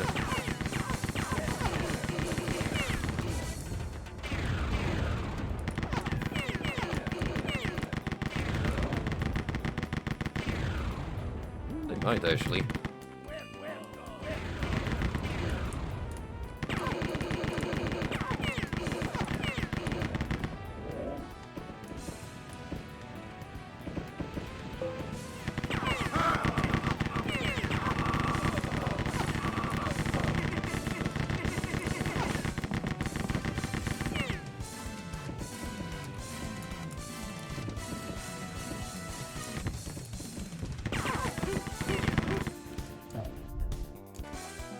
There is no second trail. Do it all in one go. In which case I'm just gonna move on.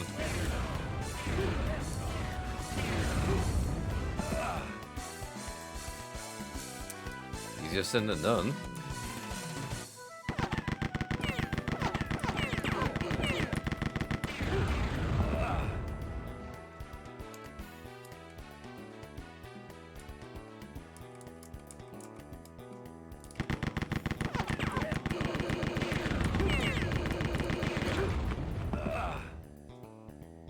I'm doing a fantastic job at just standing directly in every shot's line of sight.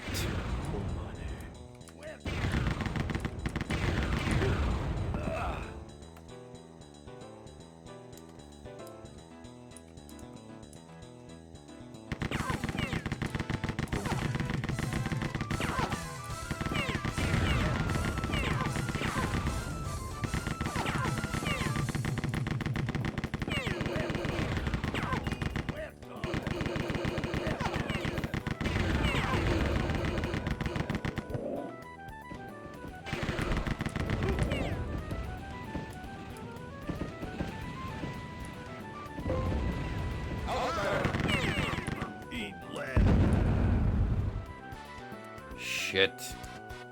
Just so happened so sadly from right around the corner that... better have time to properly react.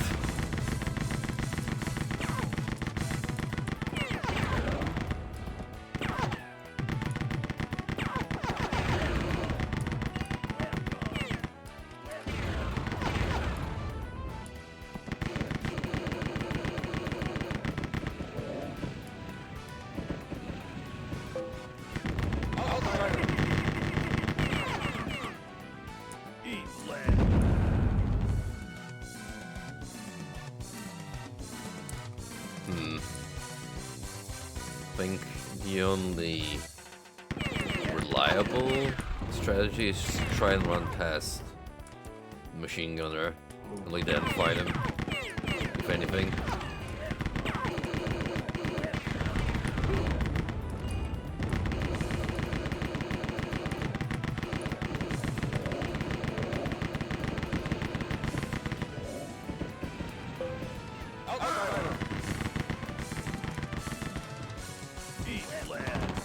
Oh, that was a little too fast though.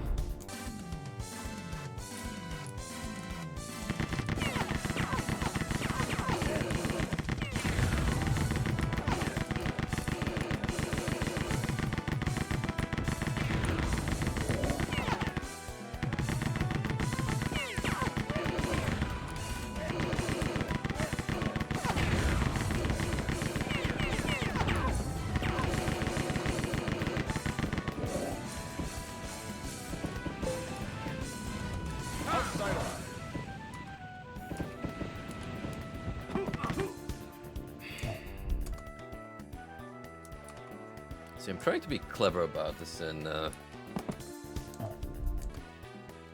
give myself enough leeway either way while fighting off mobs, but that little bit of micromanaging is proving to be quite demanding.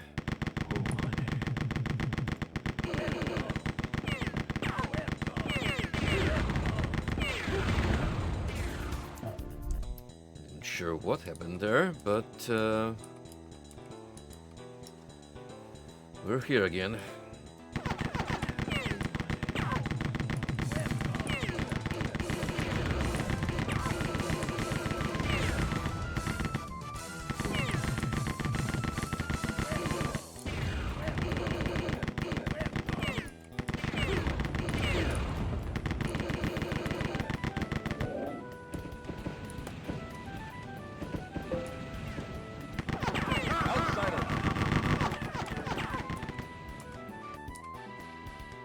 Eat lead.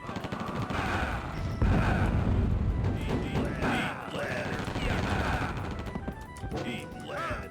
Eat lead.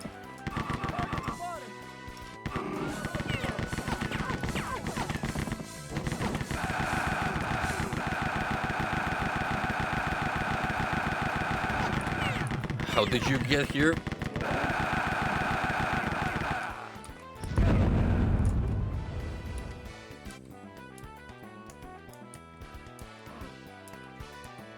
Or probably somehow I'm still alive.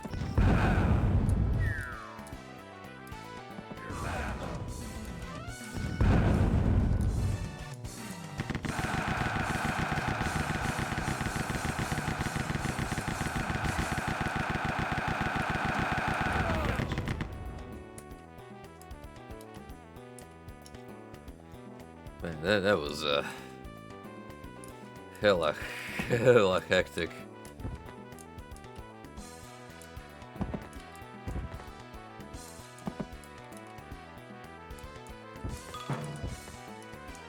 Just stick the heat seekers, no spread damage.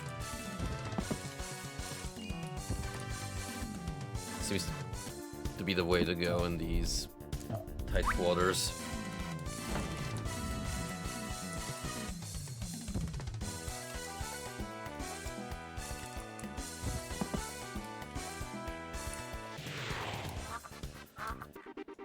Whew. I'm glad to be out of that one. Ah.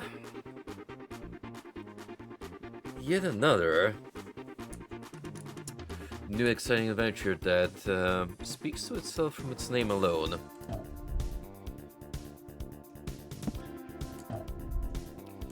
How fortunate we have the hidden distance to guide us. Or taunt, depending on your outlook.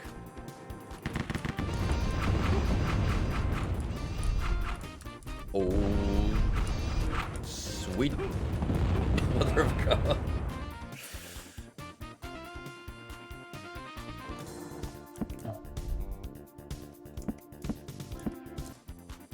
You cannot have second thoughts. Oh no, that moment of hesitation is gonna cost you dearly.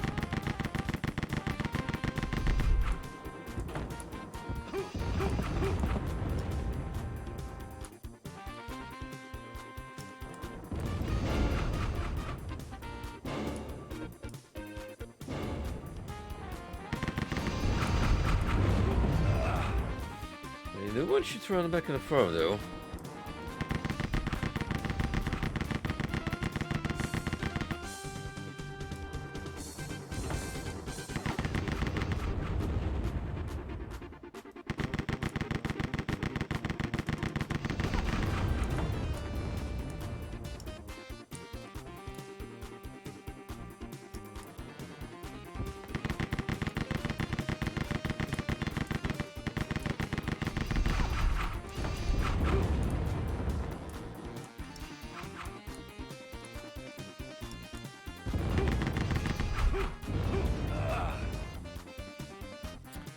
You know, I kind of like this one. It's a simple premise, but from what I can see, you can actually destroy these tin buckets by guiding their own missiles against each other, and they do get destroyed in the process.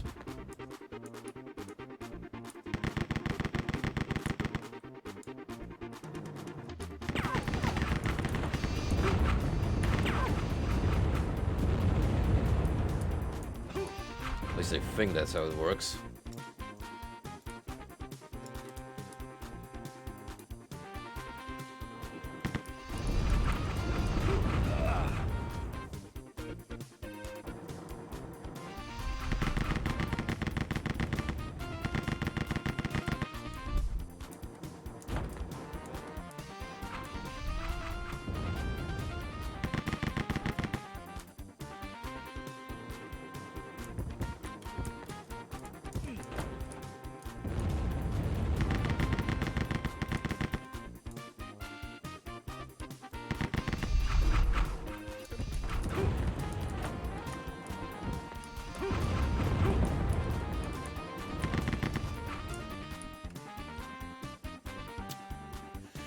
believe I'm gonna make it out of this. Really lost too much precious health.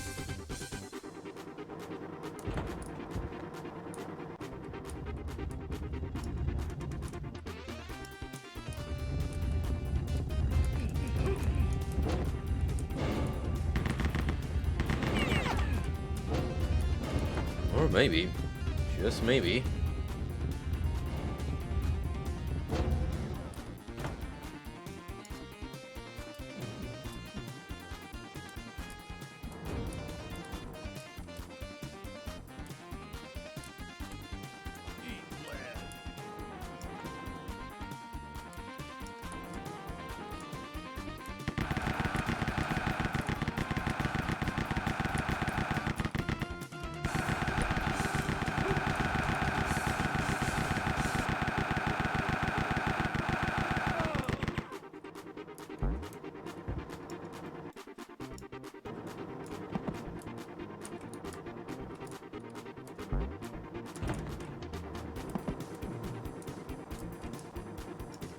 I'm sure that it's something wonderful. Like move a wall, for instance.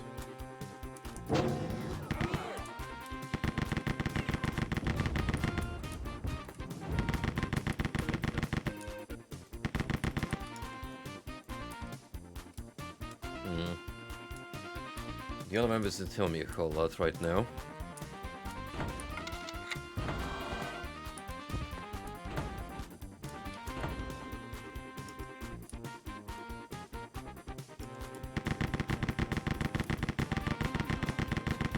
I can tell we got an assault going on.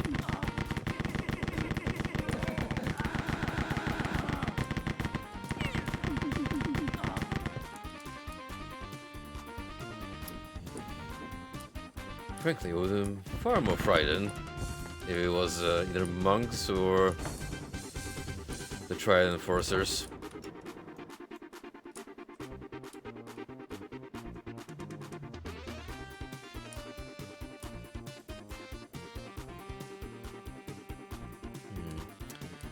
What else do we have going on here?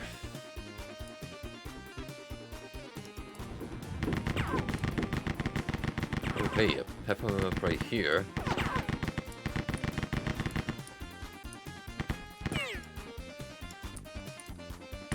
I have to count on these hunks of my own bullets to guide me.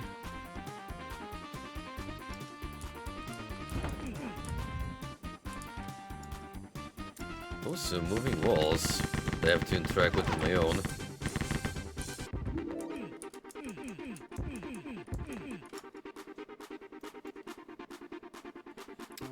For a secret, but not really to carry on with the level itself.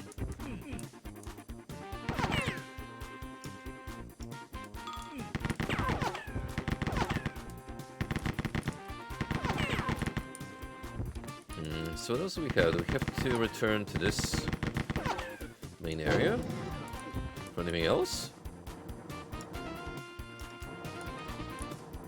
Oh, now we got regular old clankers patrolling.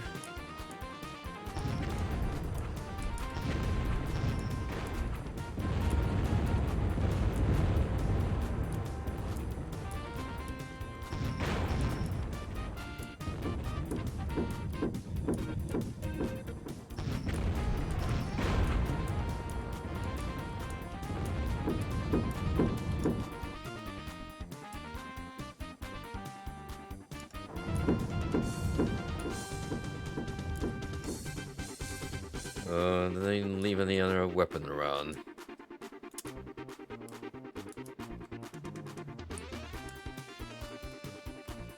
Unfortunately not.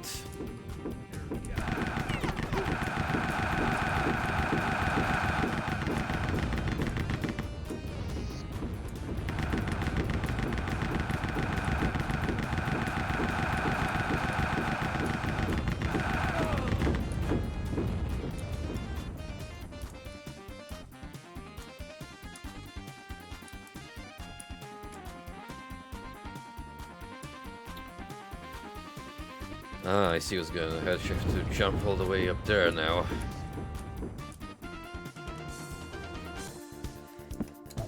It's gonna be a doozy.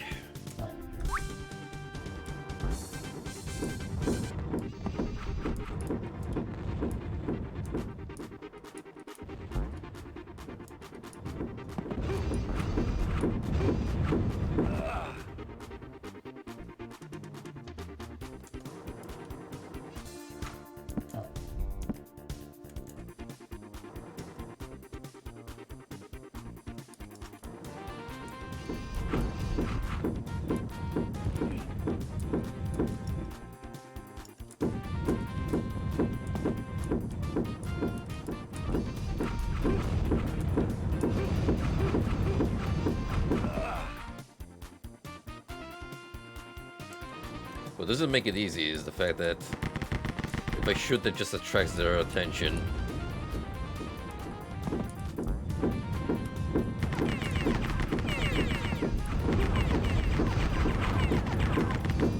I try and get the robots to blow themselves up, so only a limited number remains.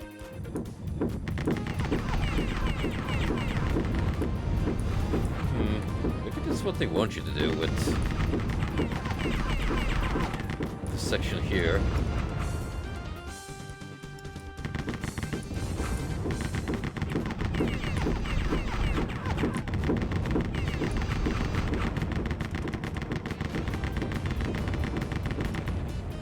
Assuming that even works.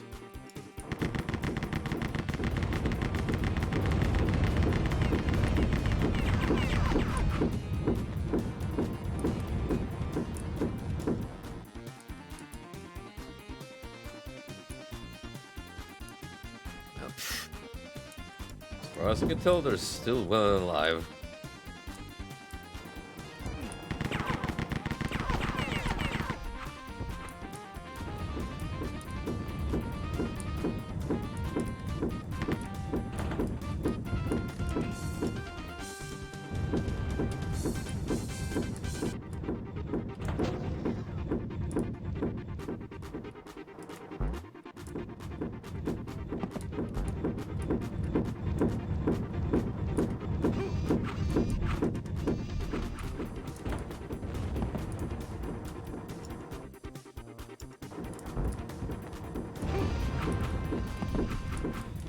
Well, it was a stroke of dumb luck, but it worked. Just forget here.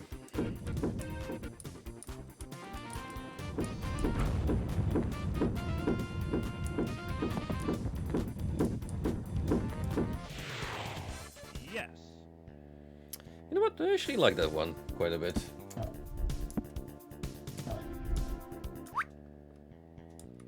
Pretty swell idea and executed nicely. Now, what I'm not looking forward to is what's up ahead, because guess what? We're on map 7, and you know what that means. That's right. We are fighting the enemy. Yes. That guy. The Dalek who rules all the Daleks.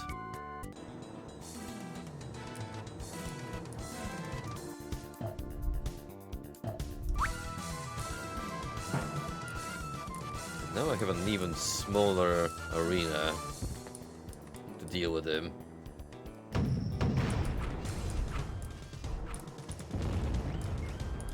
Potential saving grace. Never mind. I was gonna say the fact that I could just move around the outer circle.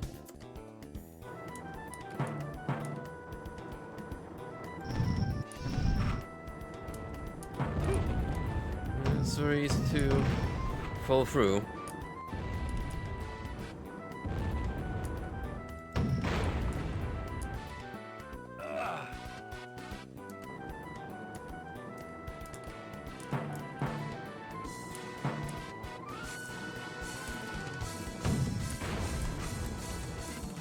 Let's start off by getting rid of his helpers.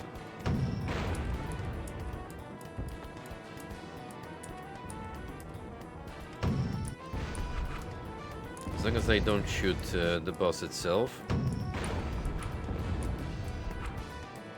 I'll be okay.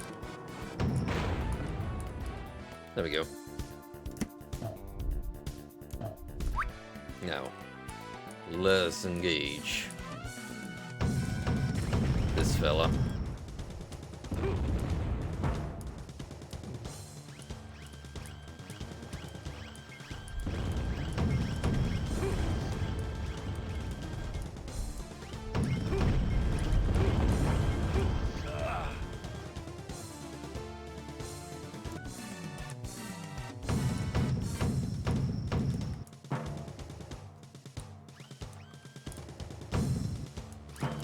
Oh, we can actually go for the railings. That was not part of the plan.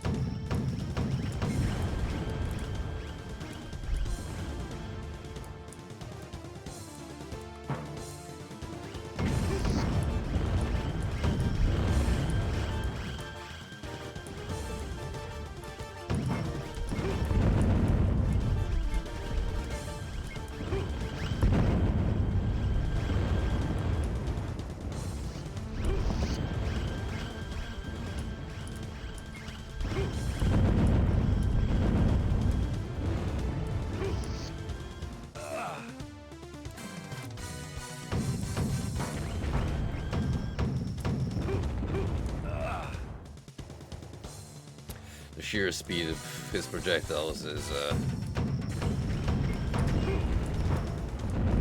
quite the nuisance.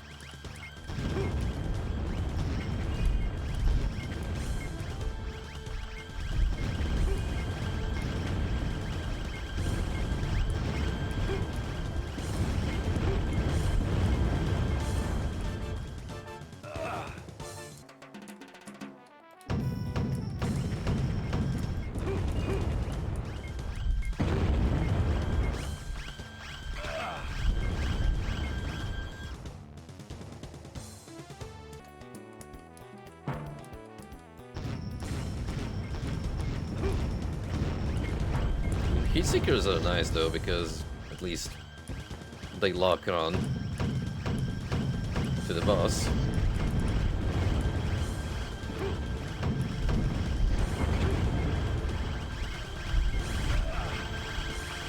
Problem is this absolute hellscape of projectiles that I have to avoid.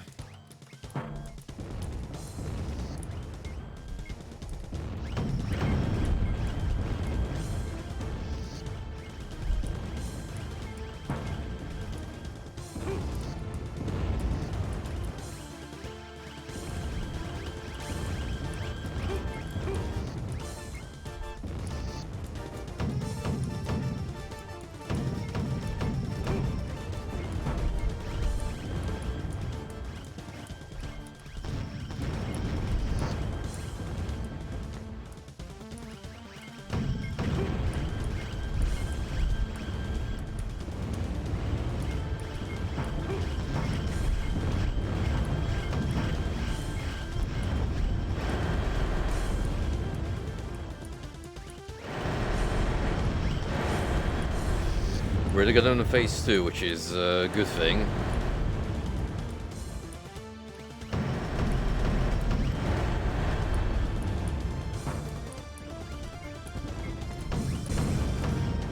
Oh, nice. Is it just me or did it feel like that robot had less health than its first iteration that we fought in Dark War? Yes. You have done well. This level is toast. Unlocked restart level. Stairs lead down beneath the keep. From behind the doors come the moans of the undead. And this is why we're just reusing cutscenes. Halls of Walls. Here, we gotta be on the lookout because, just like in episode 3, we will have another exit. to the secret area. Rather, a string of secret levels. That's right. We're here for the long road.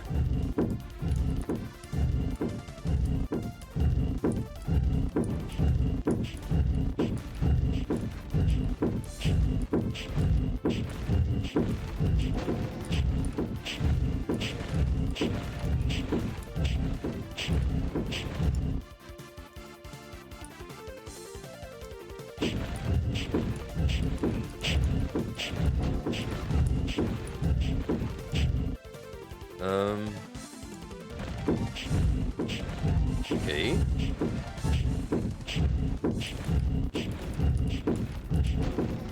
Still a good idea here.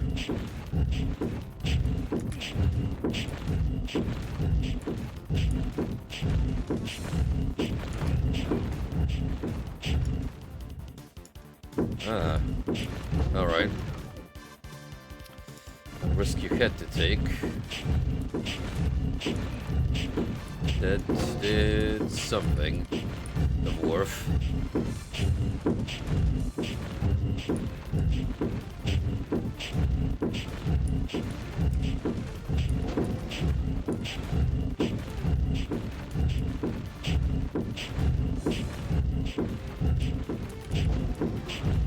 Are you meant to backtrack though? Not so sure. That probably doesn't seem like it supports the notion.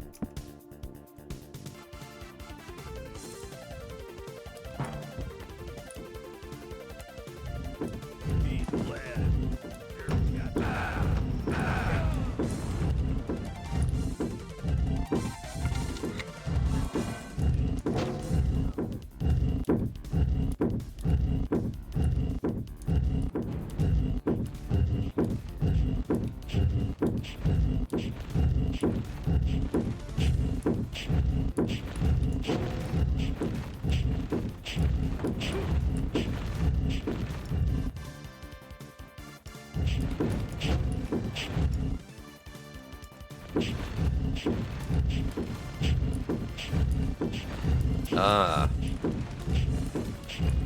Fair enough.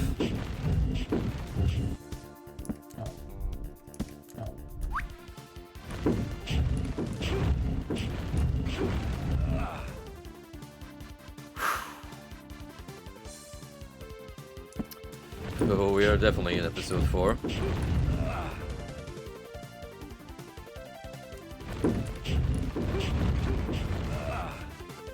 Oh, that we are.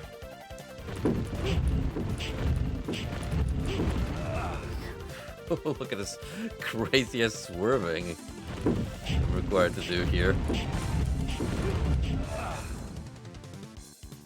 You can barely do it in place, let alone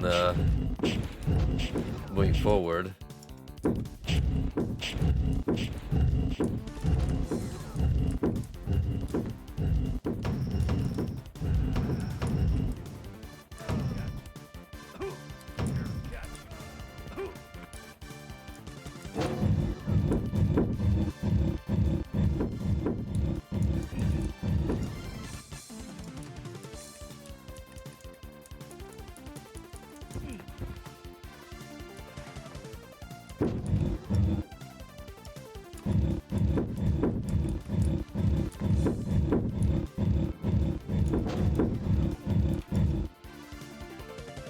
I'd like to get here.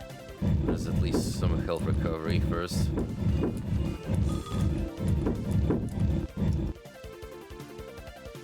Fireball would also be a nice touch, to be honest. Question is, can I get to it?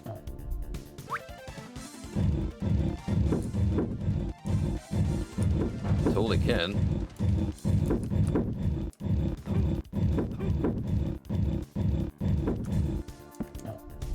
Just gotta be quick about it.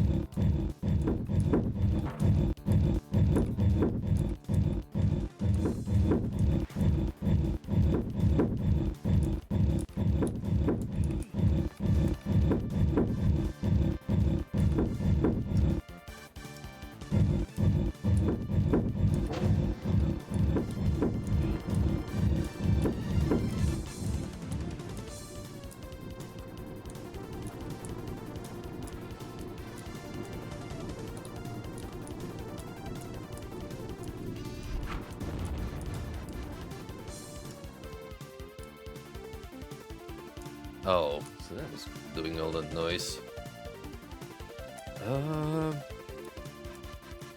Was there a pickup over there that I missed? I feel like something being guarded in that area.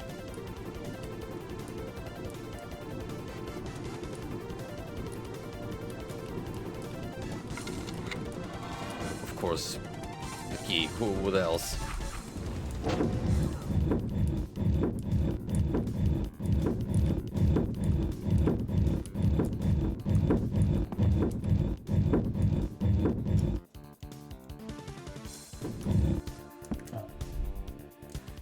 So the insanity continues.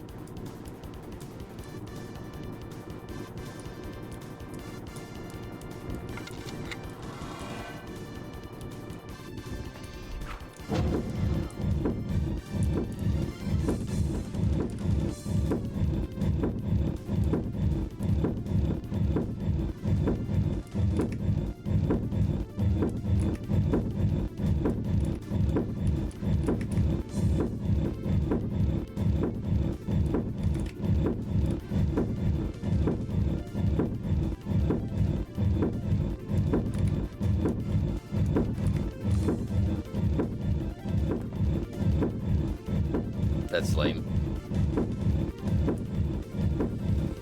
It's very lame indeed.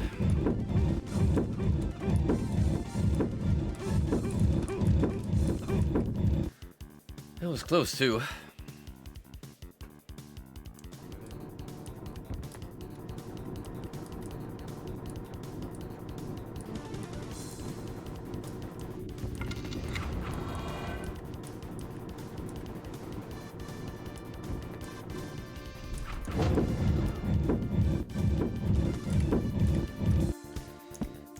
That's fine. We can try again. In fact, we will have to, depending on how long it takes me, get past this obstacle course.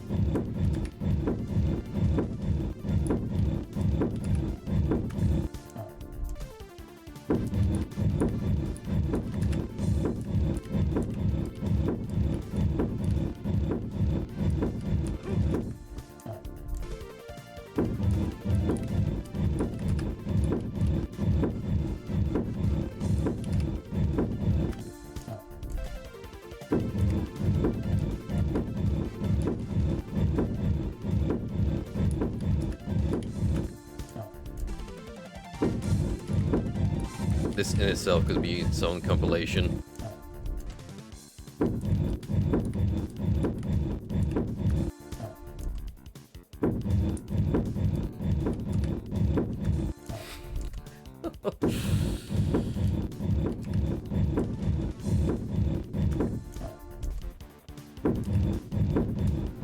One part alone is just so frustrating to reach.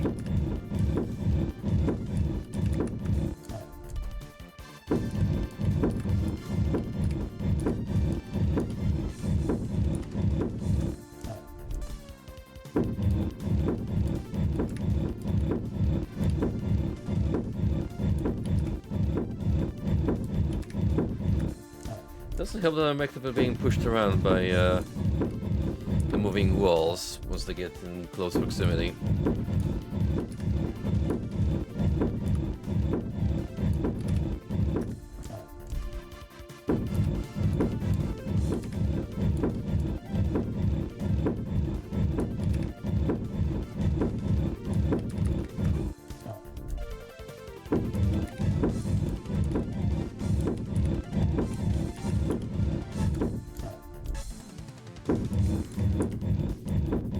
God, please help me. We're reaching new levels of being stuck in purgatory.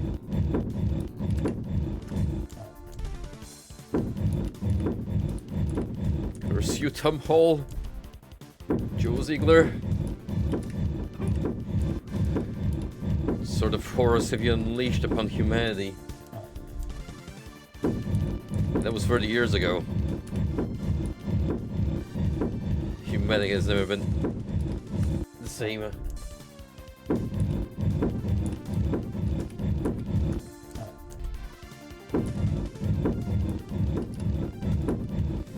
This was someone's childhood, and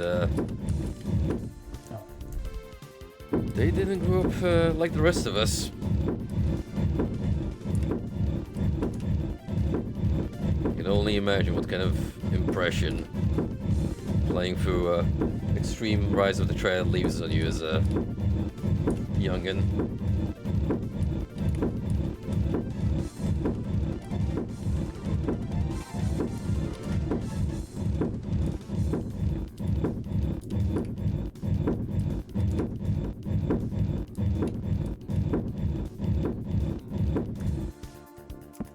Right, hold up. Getting close.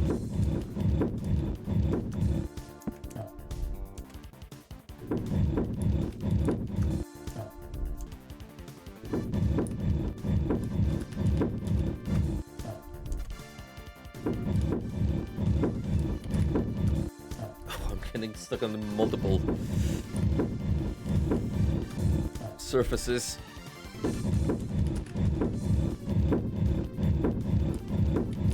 No, please. I can see the exit in sight. Ah.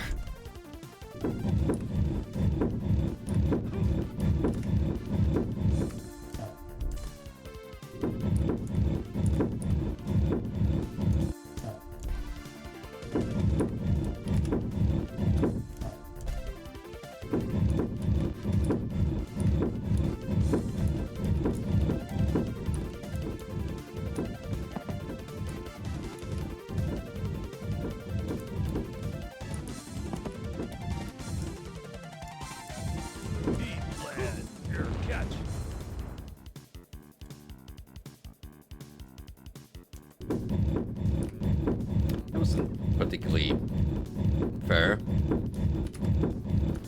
nor in good taste.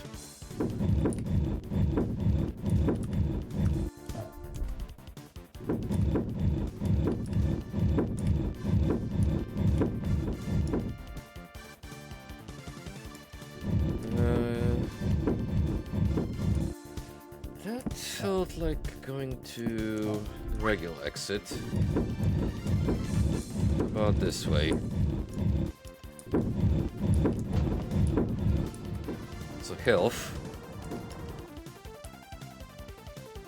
And sure enough, that seems like a secret one.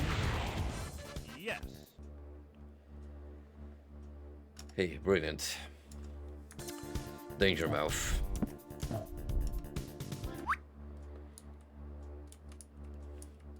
Jokes on you, I've been in danger the whole time since I started episode 3.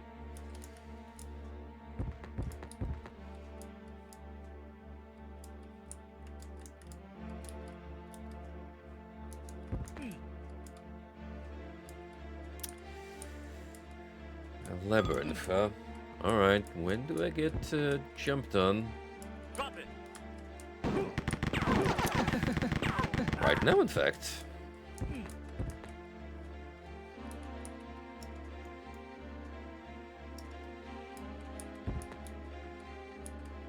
Drop it. Drop it. Soldier jump scare.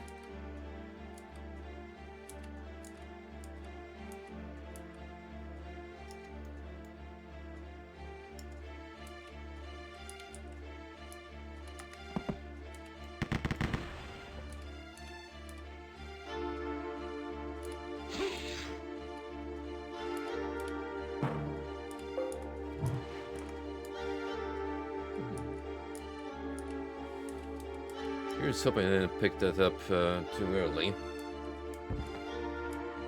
Though you cannot overstate the usefulness of asbestos armor, especially in this environment.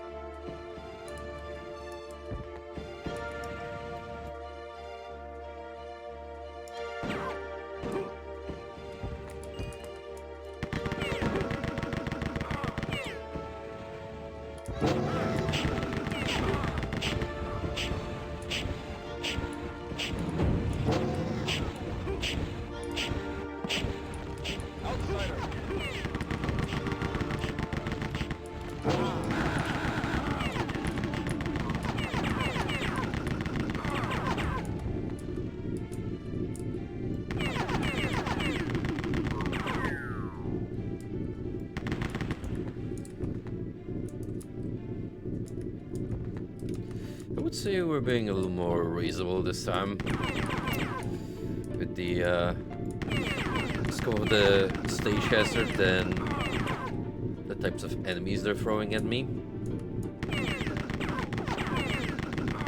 It's more of a moderate challenge as opposed to get ready for your balls to be stomped on.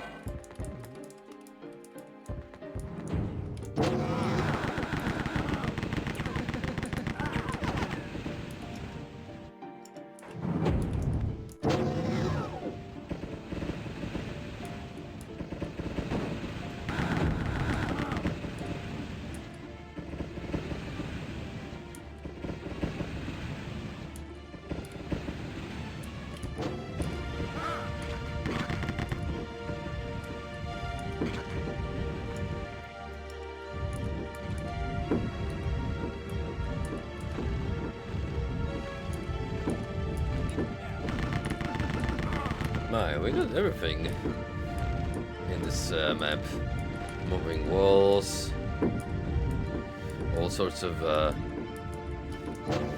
fire spitting monstrosities.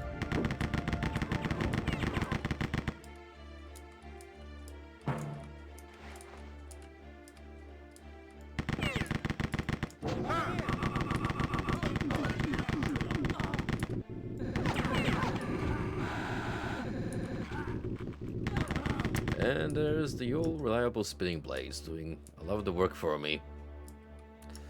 What would I ever do without these guys? Die horribly. Yes. Fencing.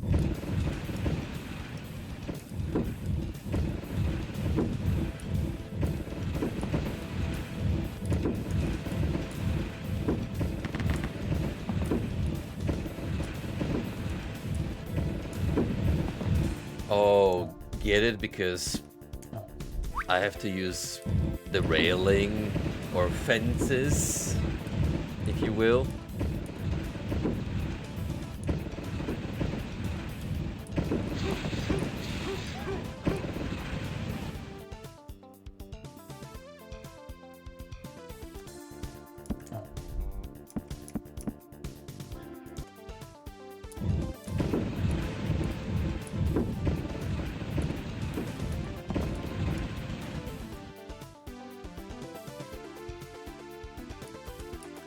So effectively, I'm gonna have to move like this across the edge. Hopefully land into safety. Except...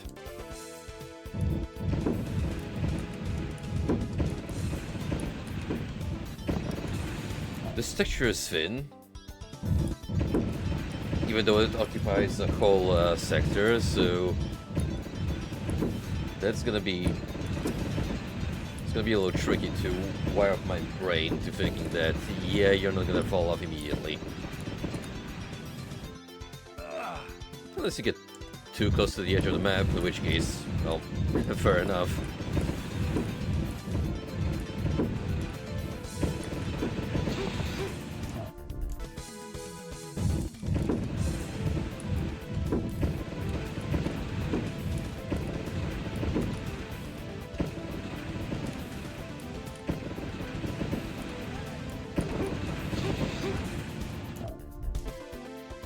This is exactly why I'm stressing the importance of playing through these secret missions, because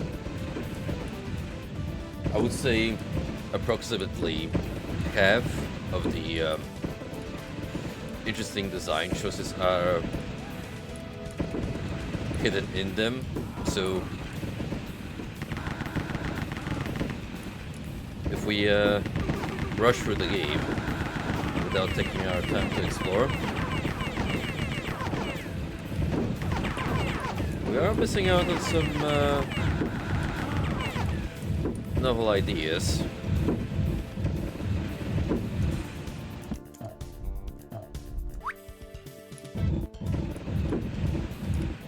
Then again, while I think that none of them work from a design standpoint and are way too frustrating, some of them are neat. And a nice break from the shooting.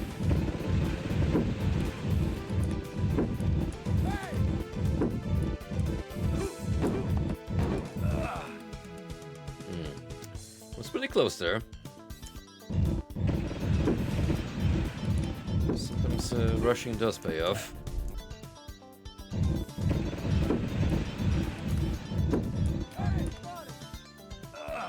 Other times you end up dead.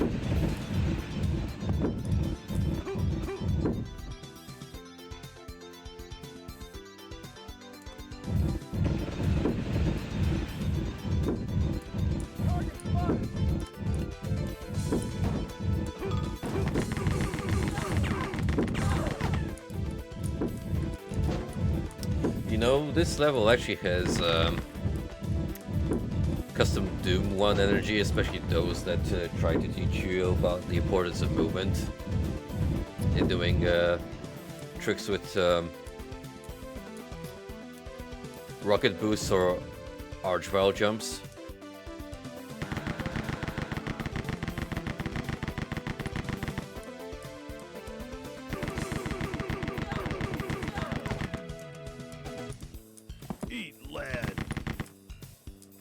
Wouldn't be surprised if it's actually inspired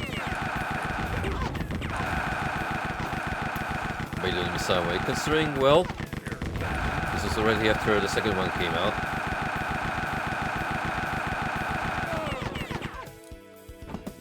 Multiplayer was a thing with online death matches, and people were already making their own custom maps, so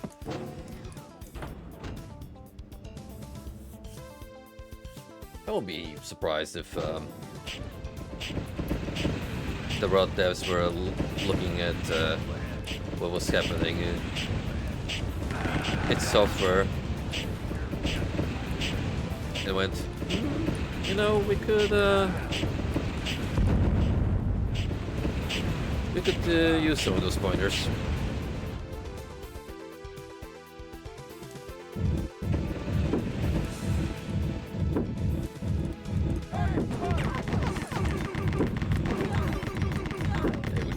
Would you look at that? I actually found a more optimal path.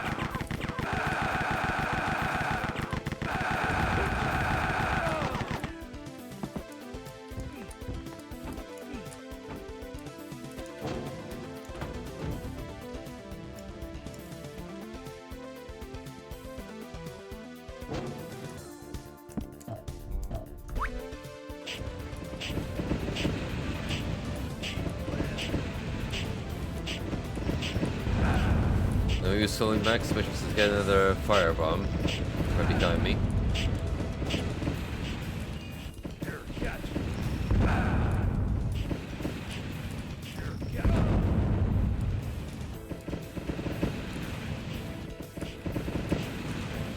Surprisingly,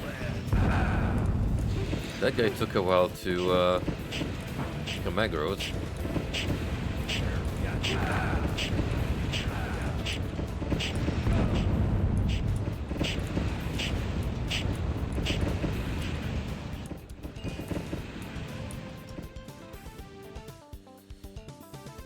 else am I dealing with here besides a whole bunch of Triad enforcers?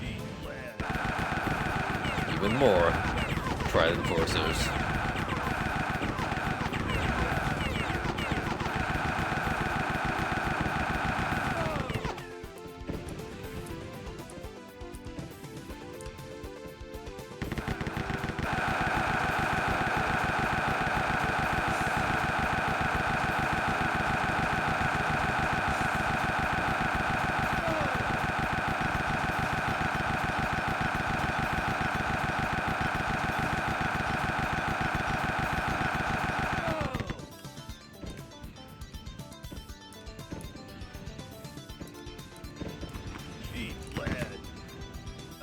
I panicked. I knew that was gonna happen one way or another. It's only a question of when, not if.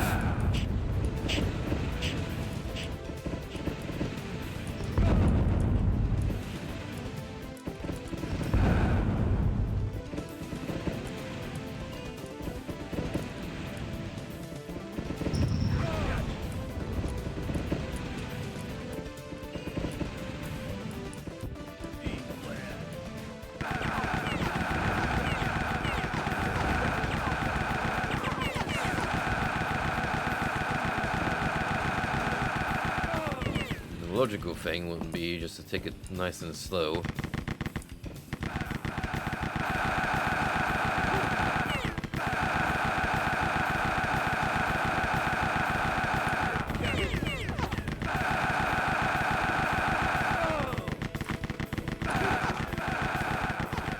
Ideally, back off right at this part where the guy has evident trouble. Pathfinding and locking onto me.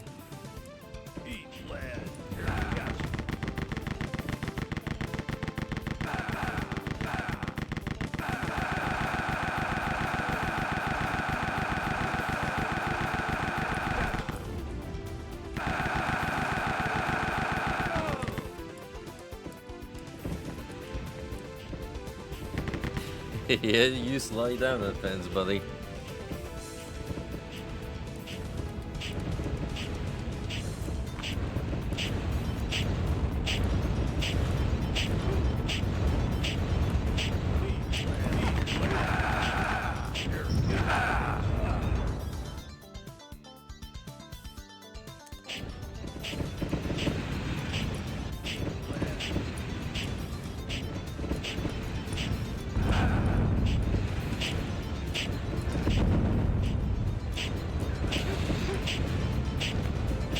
Why did that happen?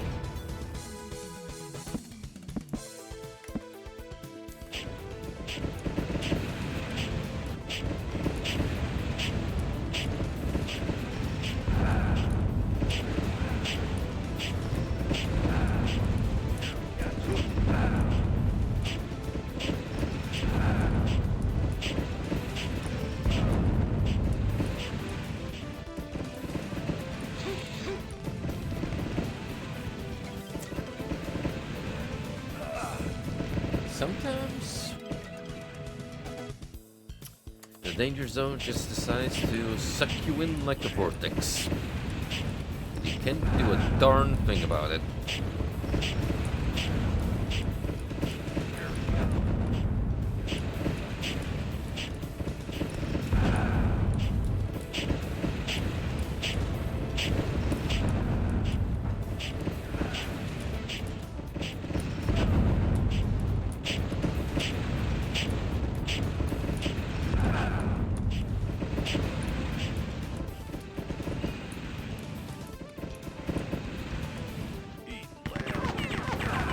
Oh shit, here we go again.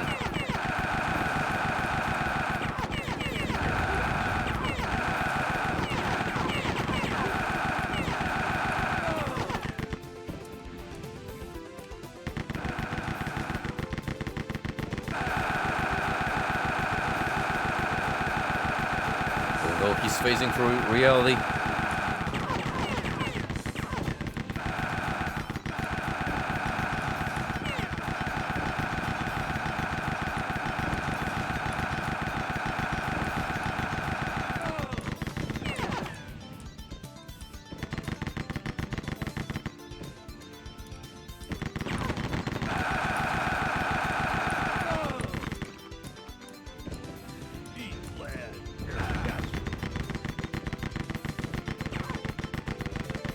now, pal. Got my own fill of lead to share with you.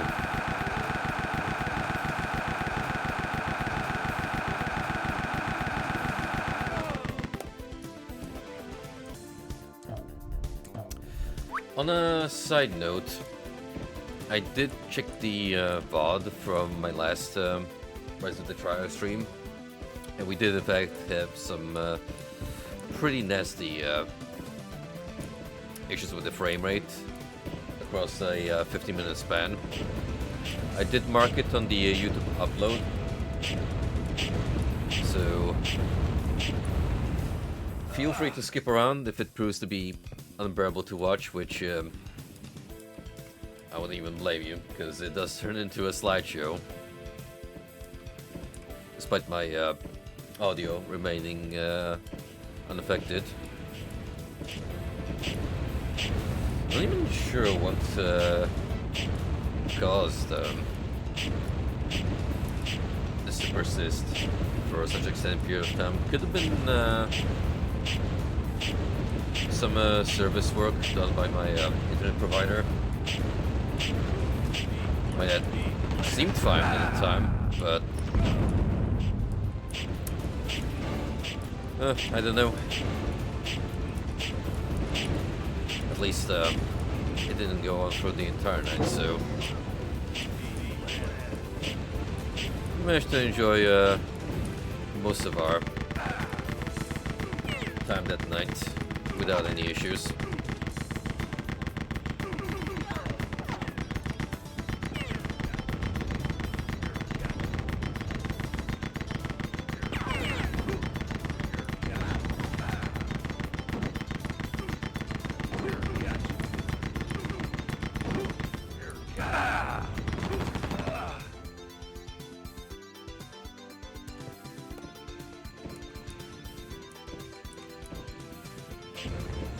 Would be nice if we could save some health. Also, this body is actually blocking my path. So I'm kind of helping it slide along, just to have enough movement.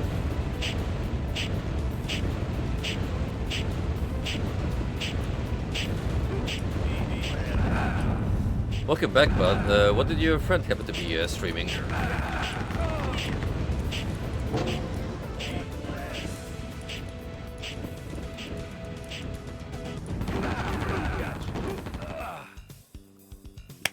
Dang it. It was a worthy attempt of a quick run and gun. But unfortunately I missed all the health pickups.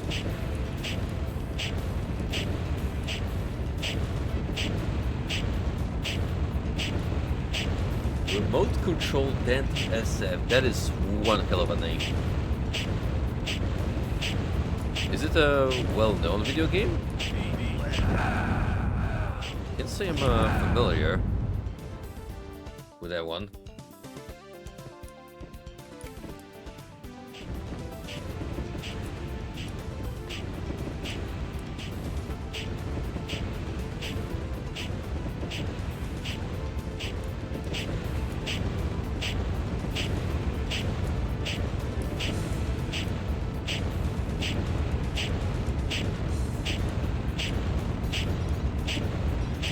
Oh, okay. Man, it's easy to forget just how vast the old school PlayStation libraries were. And for all the games already discovered that we know about, there is still a lot left in the dark that people keep fighting in again.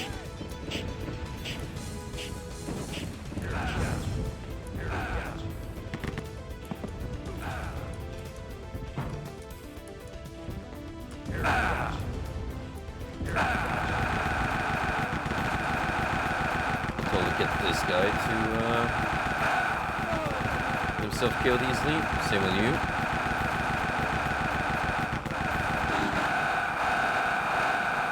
That is horrible noise. Please forgive.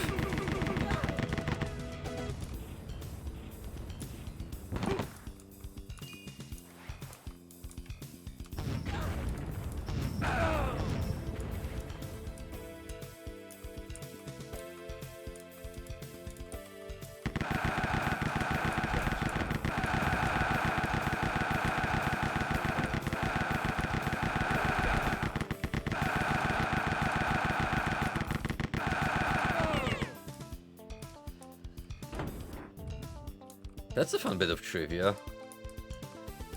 I do like the EDF series a lot, even if we haven't really picked it up again with the gang for a couple of years now. But I have fun memories of 4 and 5. Playing those games as a commitment, just because how grindy it gets to actually get through the main game. You essentially have to keep beating missions with different classes over and over, and that's on different difficulties too, just to unlock the stronger equipment. So you can easily pump hundreds of hours into any given EDF game. Keep yourself busy that way.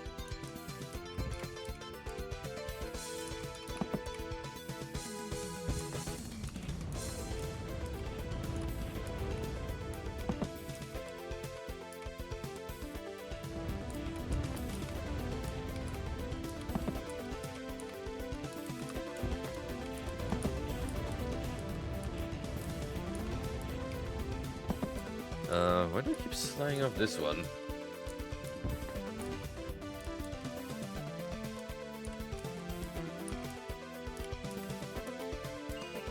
Surely it can be much different than the railing in terms of how much space it takes, because it would definitely be assigned just one sector tile still, but that's my hypothesis. Maybe just running too far ahead. And that's the problem. Let's try and... yeah.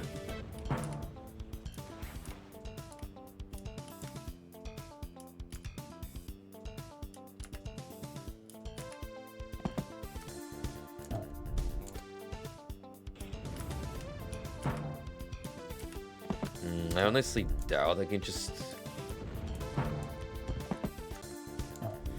well, maybe if you have enough practice, you can swerve past this obstacle course.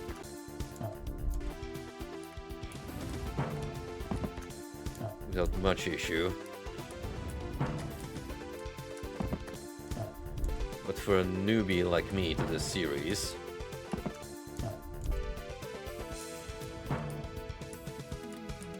oh! That was pretty darn good over there.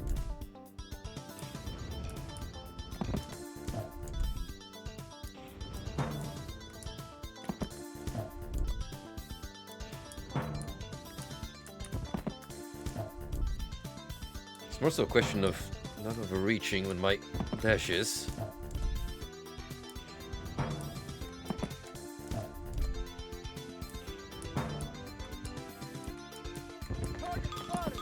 Nice. Yes. Out of all the, let's call them gimmick levels for simplicity's sake, easily up there. Anywho, here's a little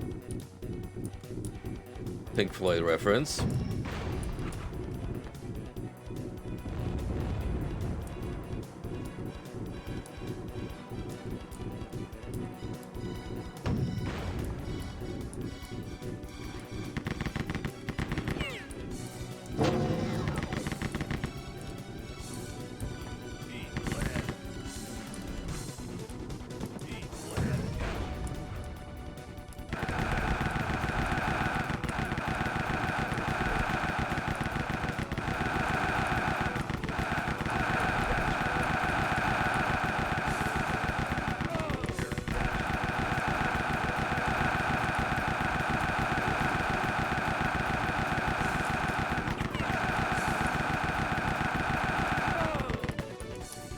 It's a Pink Floyd track from the Pigs album, if I'm not mistaken.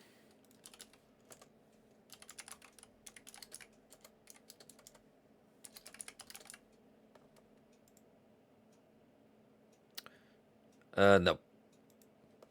Wish You Were Here, actually. Weird. Feels like I've listened to that album some times by now, but it's not a track that me at least turns out to be. It's coming from that era. Maybe it's because Wish You Were Here is far more known for the Shine On You Crazy Diamond series dedicated to Syd Barrett. Not to undersell Wish You Were Welcome to the Machine, though.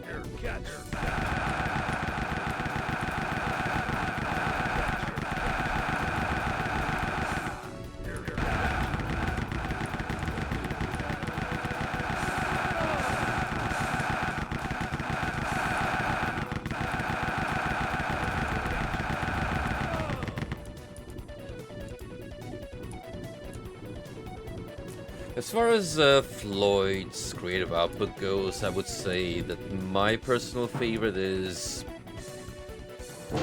Dark Side of the Moon. It's just where most of their bangers hail from. But I do actually like Wish You Were Here quite a bit.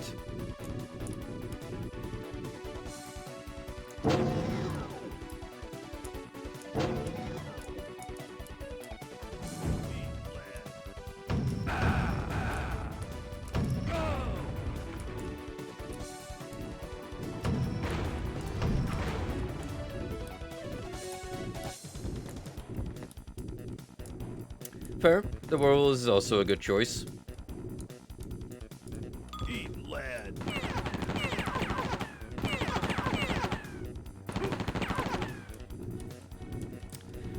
With Floyd's catalog, especially early on in their career, you can't really go wrong with picking a favorite album. It's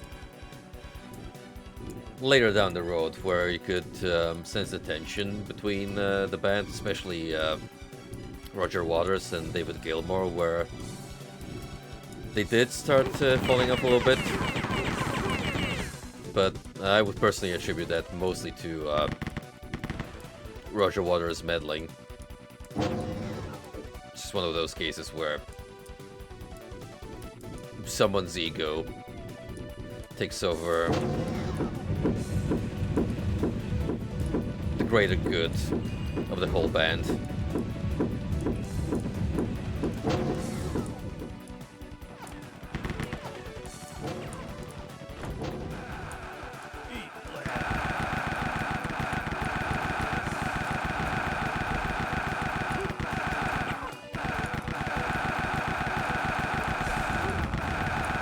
A few years ago, Roger Waters actually had a performance in the Royal Albert Hall, if memory serves me right. And it was him playing his own renditions of Pink Floyd tracks, and I was a little upset that I couldn't attend, but later down the road, I actually heard his take on Money, and I was like, what the hell is this? This sounds nothing like the original. Way worse, in fact.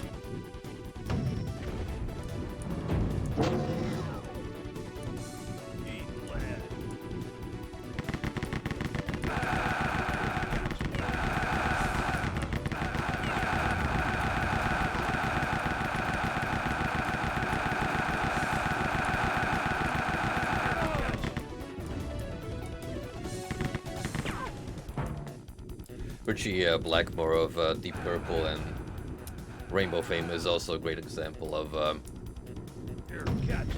yes, a talented musician in his own right, but That guy was notorious for getting into fights with everyone around him.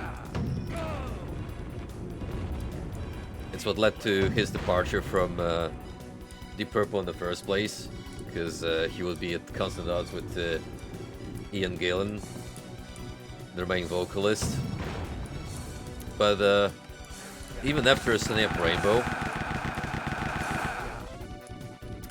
their vocalists would change quite often.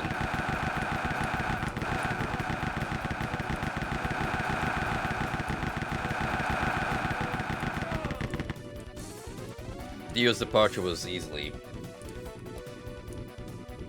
one of the greatest blows to Rainbow, just because Richie Blackmore actually wanted to shift the musical direction of the band from fantasy rock, which was like a big aesthetic for Dio. But Blackmore went, no, we need to appeal to a more mainstream audience and play more traditional rock music, which didn't fly with Dio.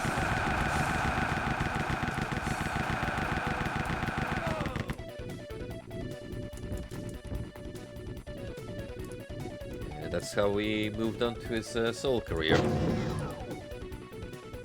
Which, I mean, on the other hand, we got a lot of bangers for him in that regard, so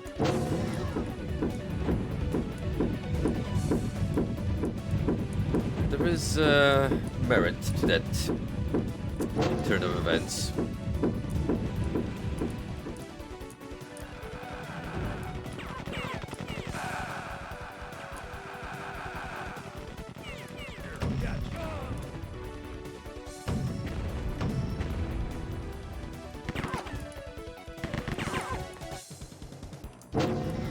Those turrets are quite tanky. So you need like 3 consecutive rockets.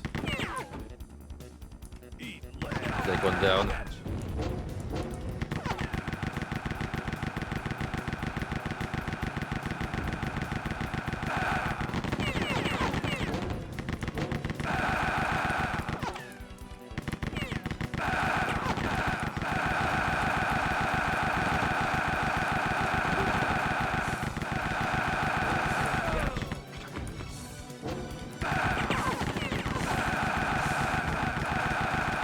Gentlemen, please come out in an orderly fashion.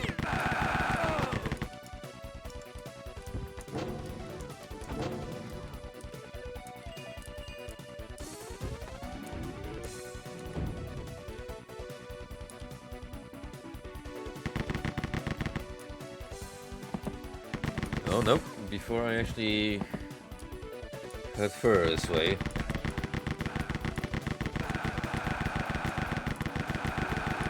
I am doing cleanup.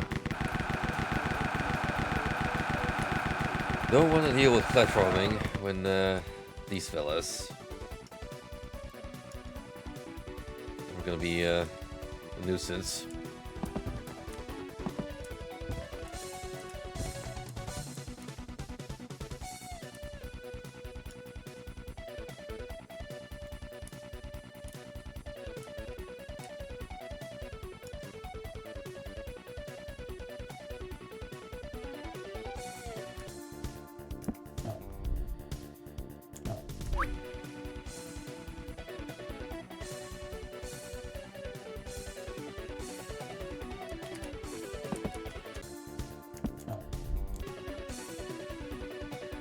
I'll spare you, fine viewers, the trouble of watching me fail at every single time and then return 5 minutes straight.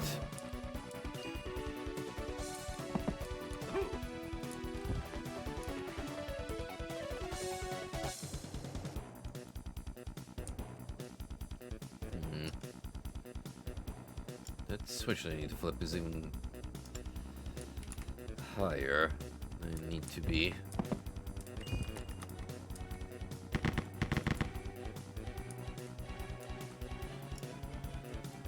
I see any health pickups over there?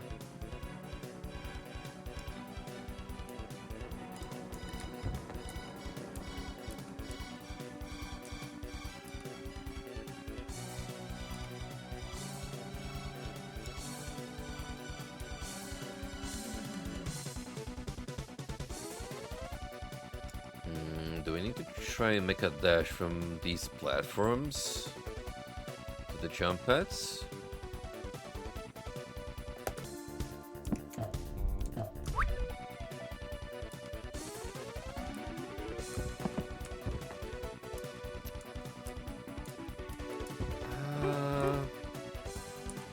Unlikely.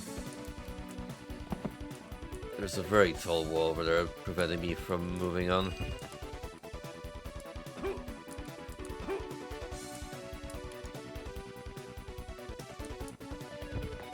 So for the time being, no clue how to reach that switch.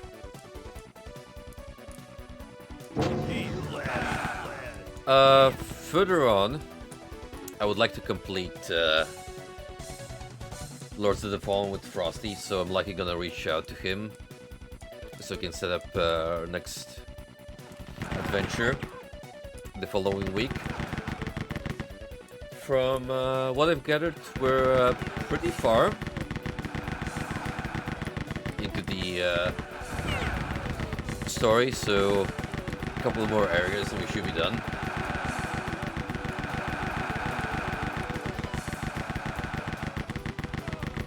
What's gonna come after either of these two games, depending on which I'm done with? Most likely will return to Soul River and do the sequel.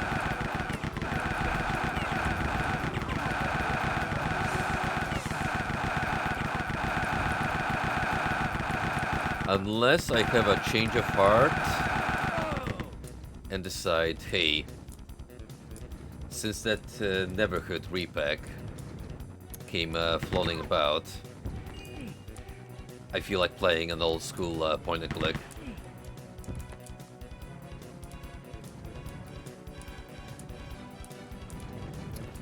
Believe me, the temptation is there. Especially since that's a one-of-a-kind video game. Just for its aesthetic alone.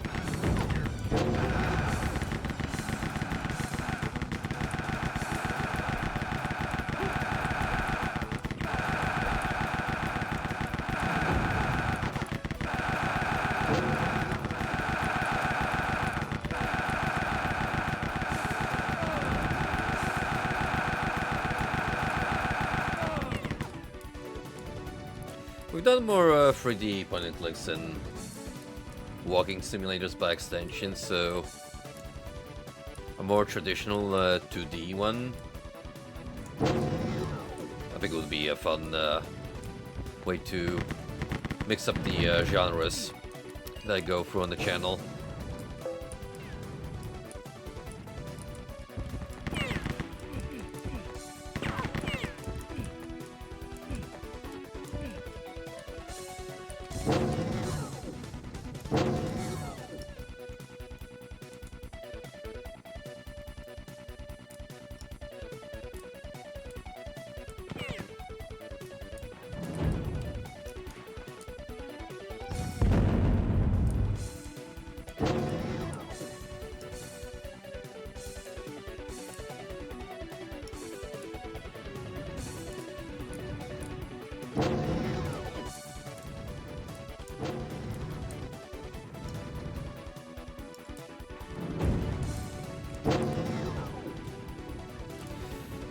Don't mind me, I'm just looking around to see if we actually have a way to move places. Because I'm slowly hitting a stump as far as progression goes.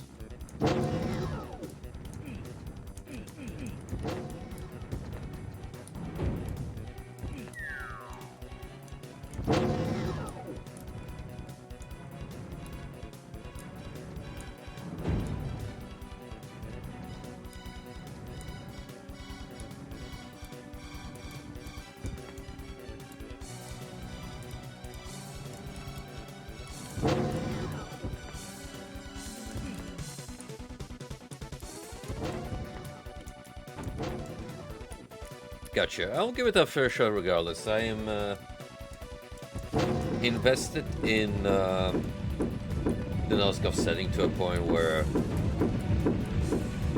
I'll try just about anything Legacy of Kain related, as long as it continues that kind of enticing storytelling and well-written characters.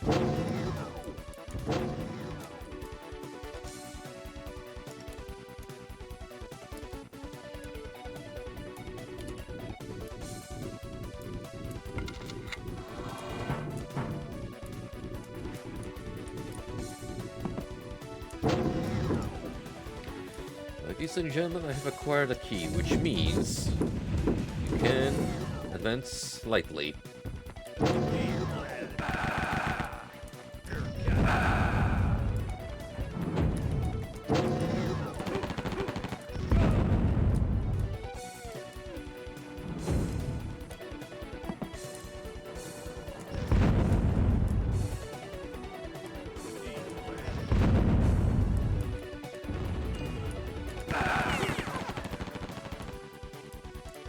That makes me regret not saving those firebombs on way stronger adversaries. Oh geez, there's so many of them.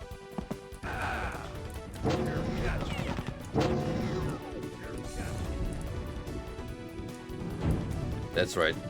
Come over to the turret. Or just grab another explosive weapon, which I'm sure we left some scattered about.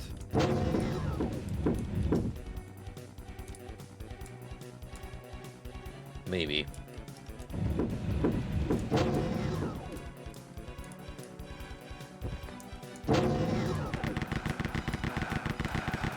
Not. There's always all reliable sniping.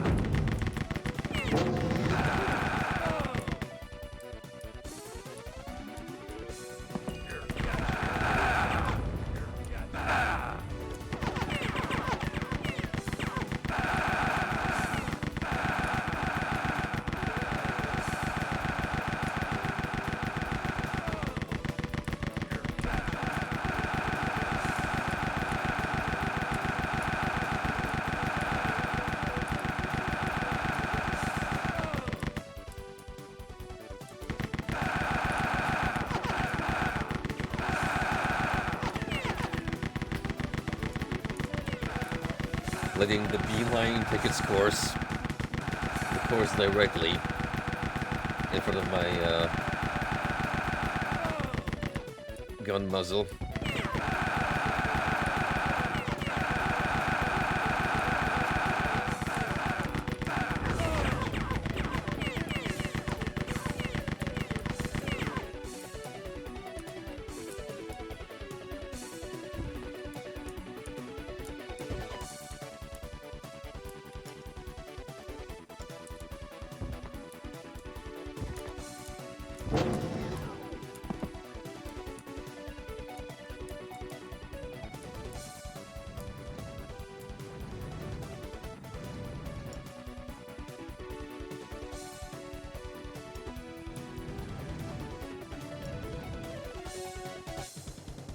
Okay, that's cool, but what do I do up here?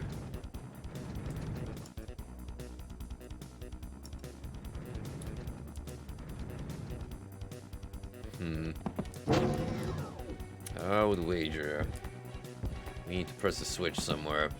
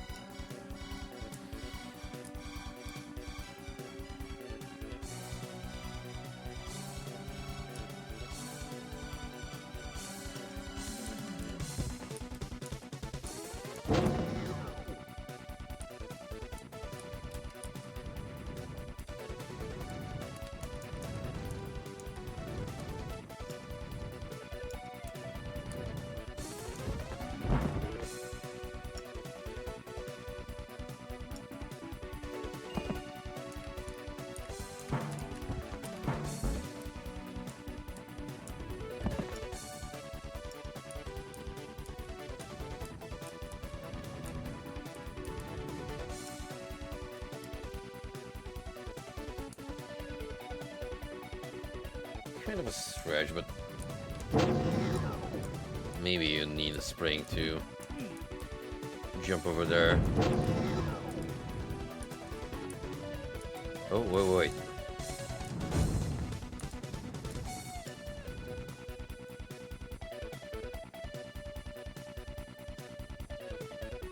Yeah, I think you actually have to kite your jump from way here to here just to grab a key.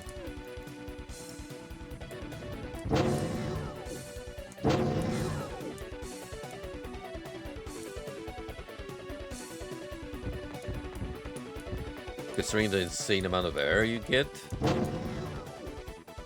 from one spring boost, it's not that unlikely.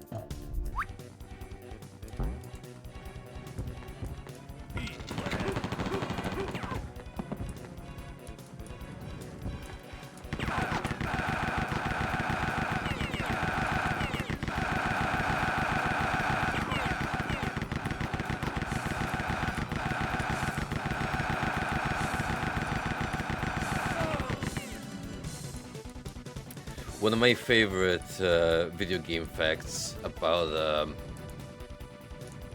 audio development is that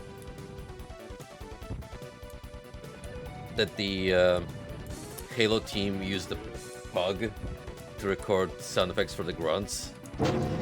It's like all the low-pitched noises and hissing was just a pupper with a microphone stuck next to him.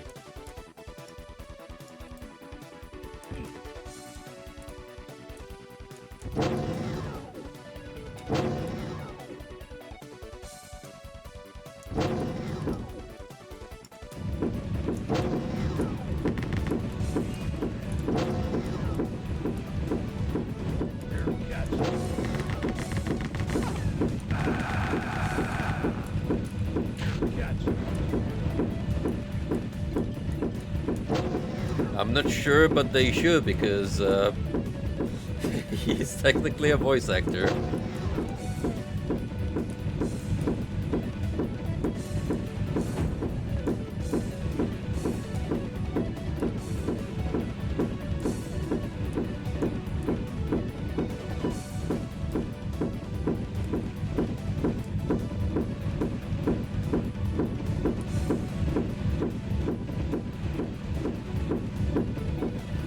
Yeah, especially back in the day, the earlier days of video game development, you really had to make do when it came to producing sound effects. A lot of them were just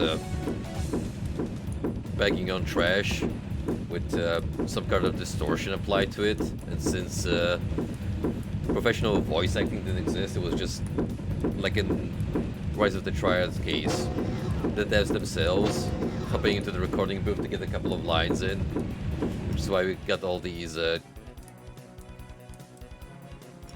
cheesy, memorable quotes.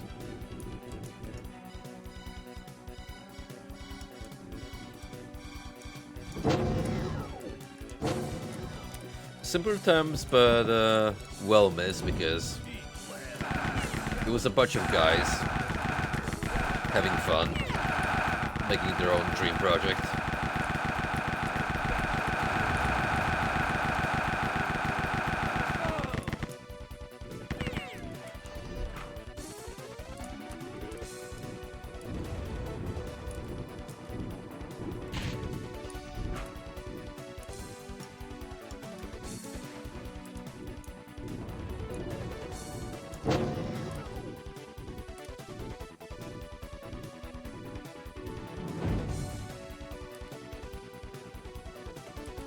Yo, not only a 1, but an Excalibur 2? They're spoiling me.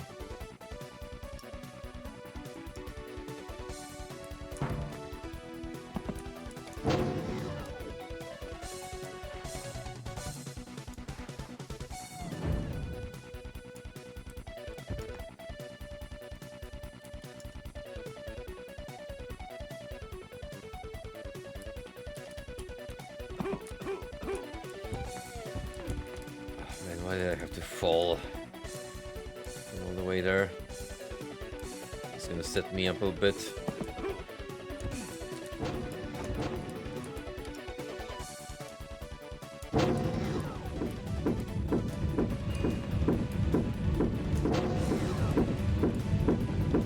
Rightfully so, because that's where that flame of passion currently resides. Among the individual indie creators, small teams, occasionally AA projects like what Expedition 33 eventually became.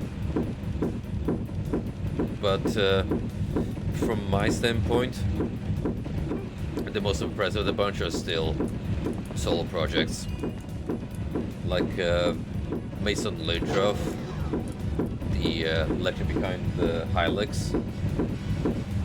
Everything was pretty much concocted by him. The code, the art style, the music, it's on him. That's exactly why those games take so long to develop, but once they come out,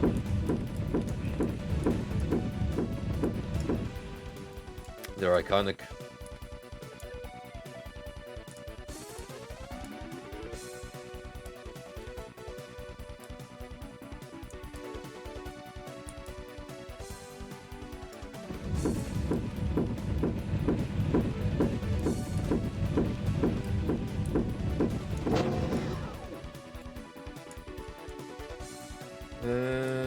I already forgot how to get here.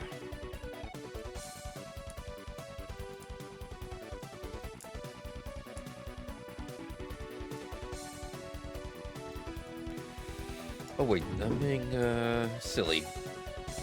Now that I have an iron key, there's an easy shortcut.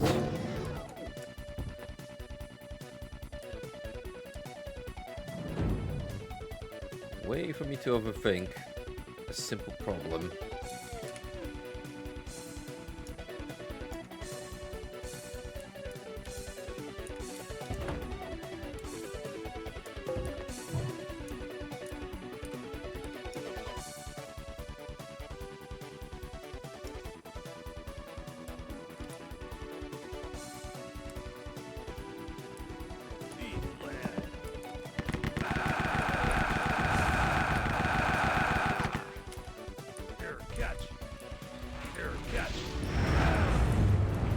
Overkill? Definitely. Fun? Absolutely.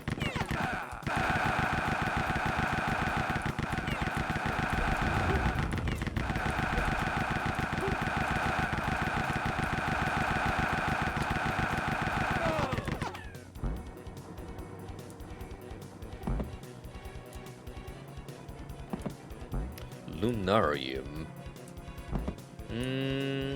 First time I'm hearing that name. What kind of game is it?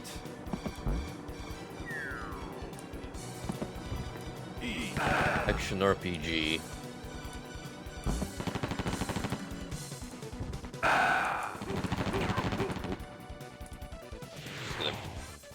Just gonna squeeze past because find those guys in that tight corridor. Not the ideal environment.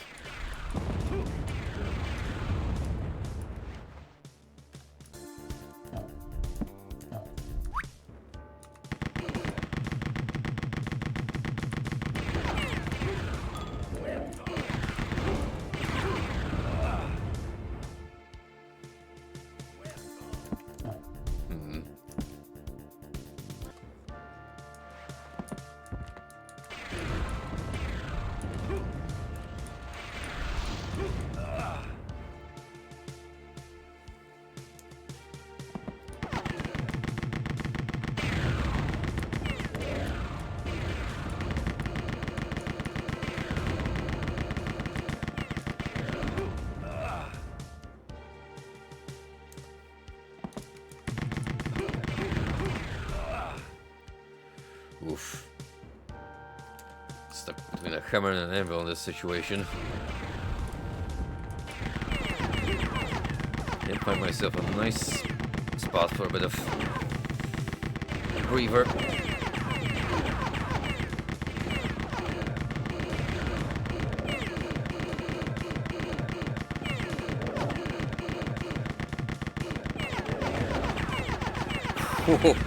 The clutch.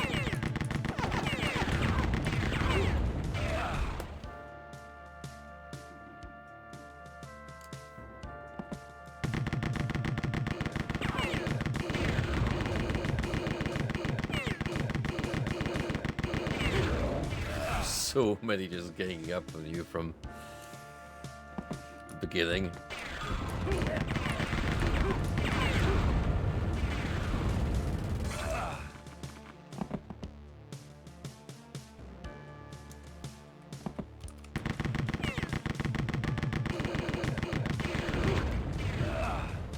Wait a minute, maybe I can use that spring over there. Retreat to safety.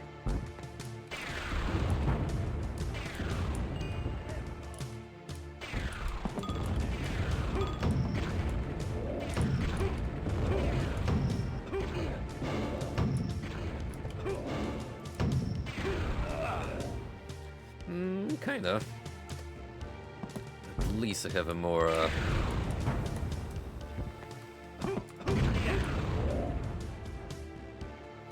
least I have a better chance at survival.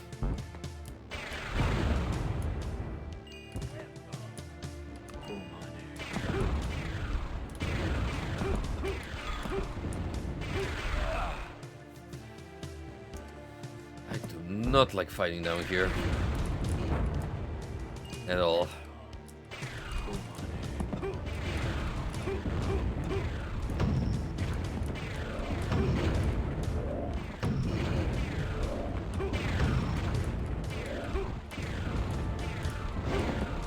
They keep coming, that's the problem. I deal like with one or two, and there's 10 more around the corner.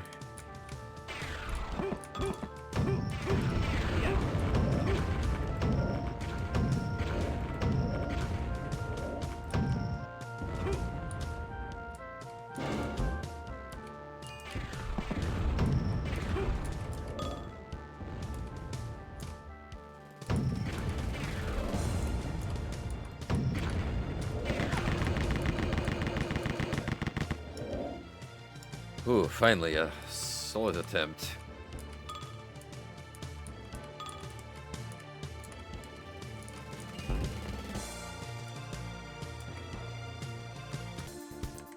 Yeah, let me have a look at that one. Lunarium. Coming this year. I like the art style. It reminds me of Hyper Light Drifter quite a bit. I also went for that warm color effect. Except Hyper Light was more pixel based. This is like 2D backgrounds with some cell shading applied to the character models and environments. I like it quite a bit though. Lots of indie games attempt this kind of aesthetic.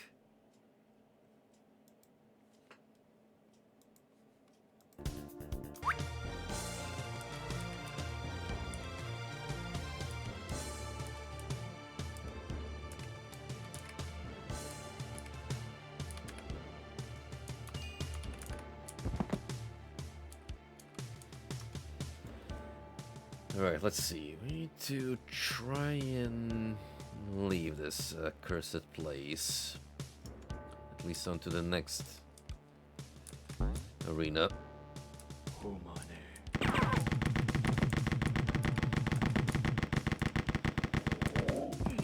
You are getting hit hard with the head breaks this stream. I hope at least I see a small percentage from the revenue.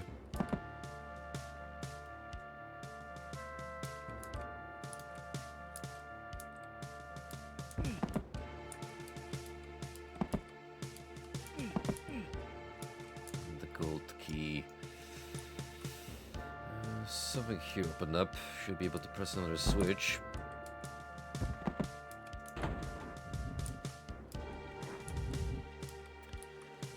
Yes, I said that I appreciate the art direction of Lunarium, because those kind of soft pastel colors and the light brush stroke finish on the character models and the environments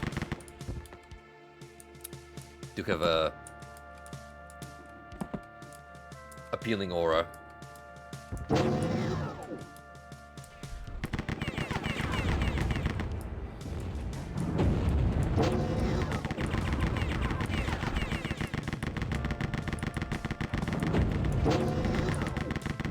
It's not exactly original art style, because plenty, especially indie projects, go for that kind of visual approach. But then again, I will take it over pixel art, because while there are a couple of games that absolutely excel in the field, like Blasphemous, to me, that duology in particular is a work of art with what they've done with the pixel fashion. But I'll not go for like the very simplistic kind of pixel sprites in the backgrounds. And I get it, it costs and helps develop the game faster, especially if you're a single dev, but it's just... I want to say a lot of times it actually detracts from the game itself. It just looks primitive.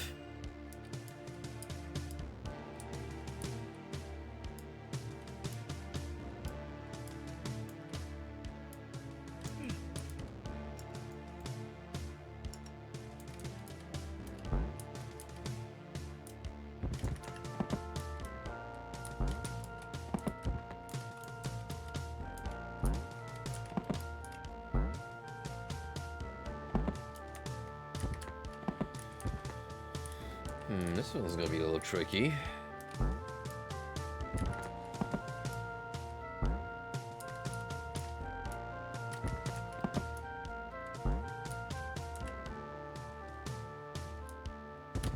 Would it be easy for me to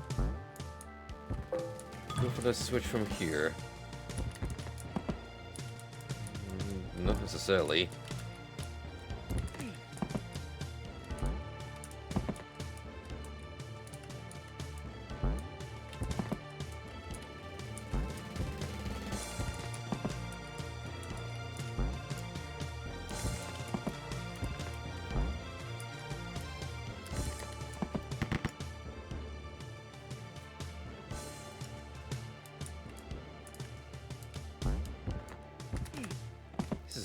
Very awkward sequence,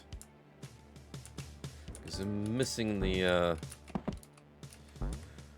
margin by just a little bit, but they just don't get enough height.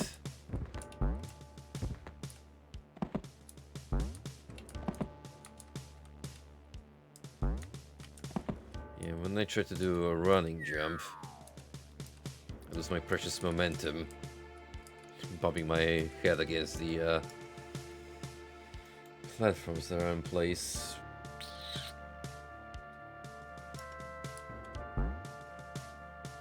No, it can't be from there. Puts me too low.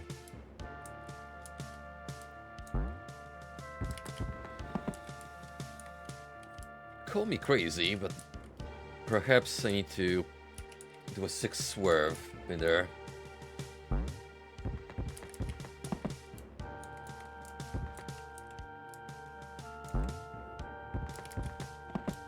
Without bumping into any walls.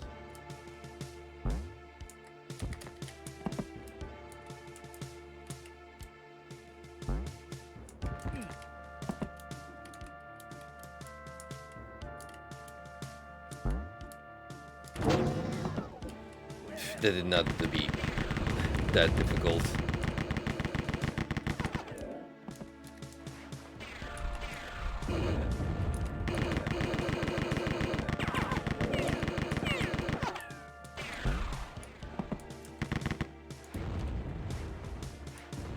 Uh-oh. Don't have any explosives on us.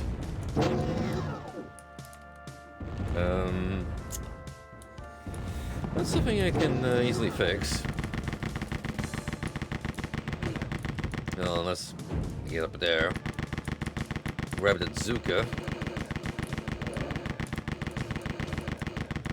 But honestly, this is just way safer.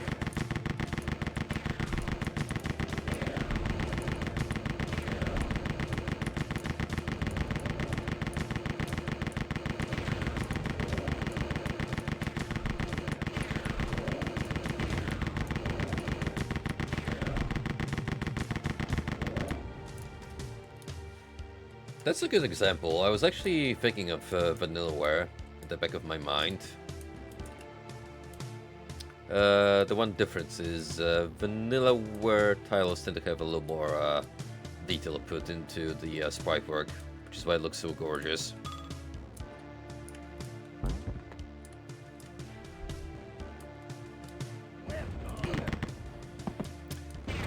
The day the studio has a change of heart and decides, hey, we want to start putting our games on PC, that's when the rapture will happen.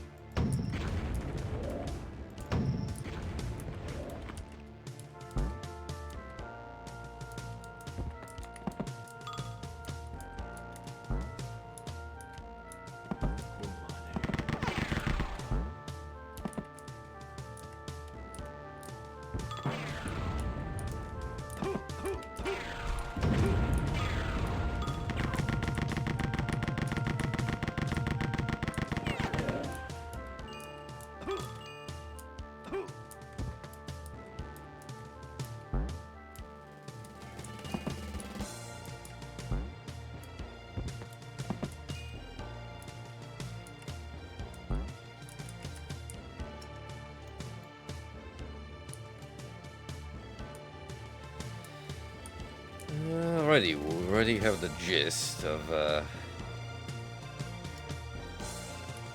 this map's modus operandi, which is plenty of jump pads, lots of switches to press, broken up by fighting monks.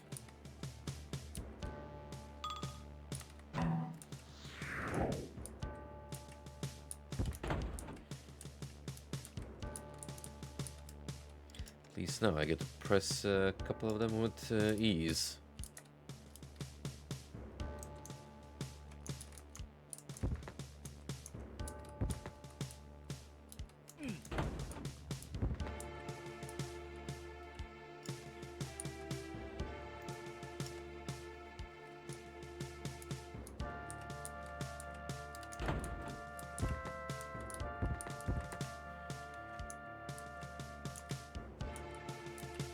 I was pleasantly surprised that Local 58, one of the Analog Horror OG channels, uploaded a new video a week ago, which I totally missed because I was surprised to realize that I still wasn't subscribed to that channel.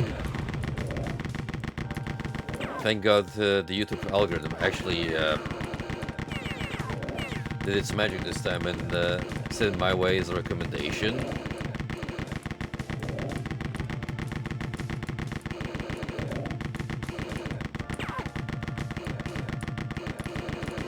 because sadly, that's one of those content creators that will make like a new upload pretty much yearly at this point, because they're past their peak.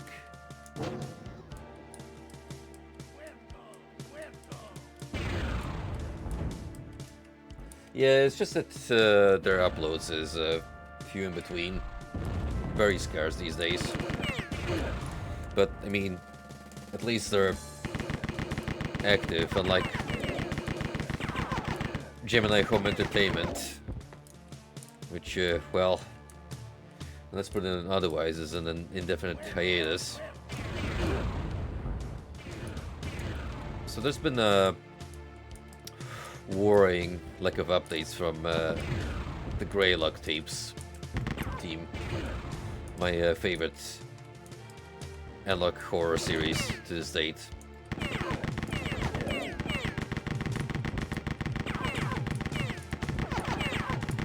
I have a bunch I follow on the regular, but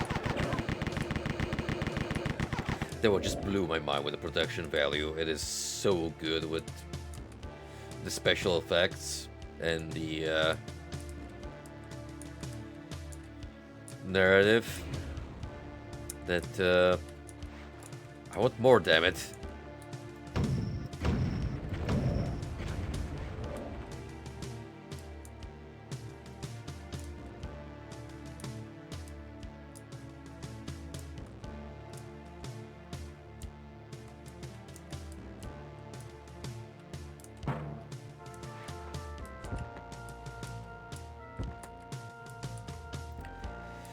That's unfortunate, but you can't really force yourself if your heart's not in it, because otherwise you're gonna make a subpar video that not even yourself will be satisfied with it, and what's the point?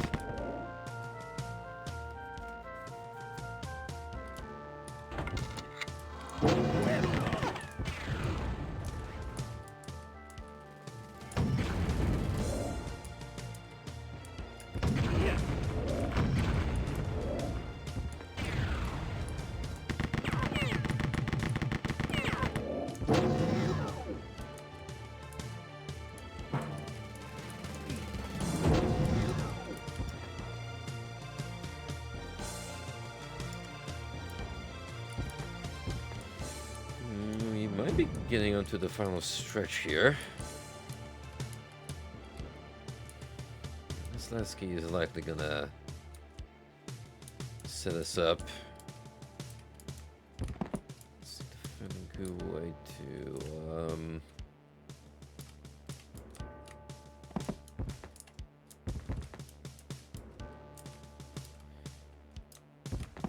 it's another trick jump.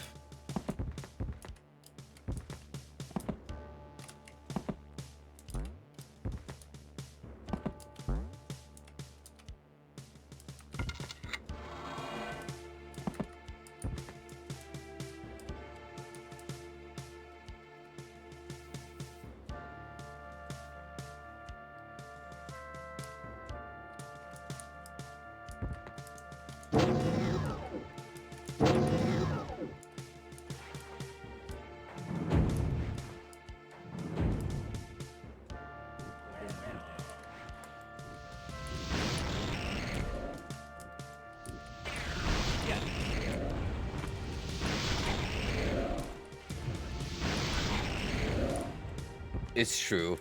I'm actually gonna use this talking point to sidetrack in something kinda related, but also not really. Because this actually pertains to the safety of your average Joe from content creators. I'm referring to the fact that Johnny Somali got officially sentenced in South Korea, and he's gonna spend the next 6 months behind bars for all of his transgressions against Korean society as a whole.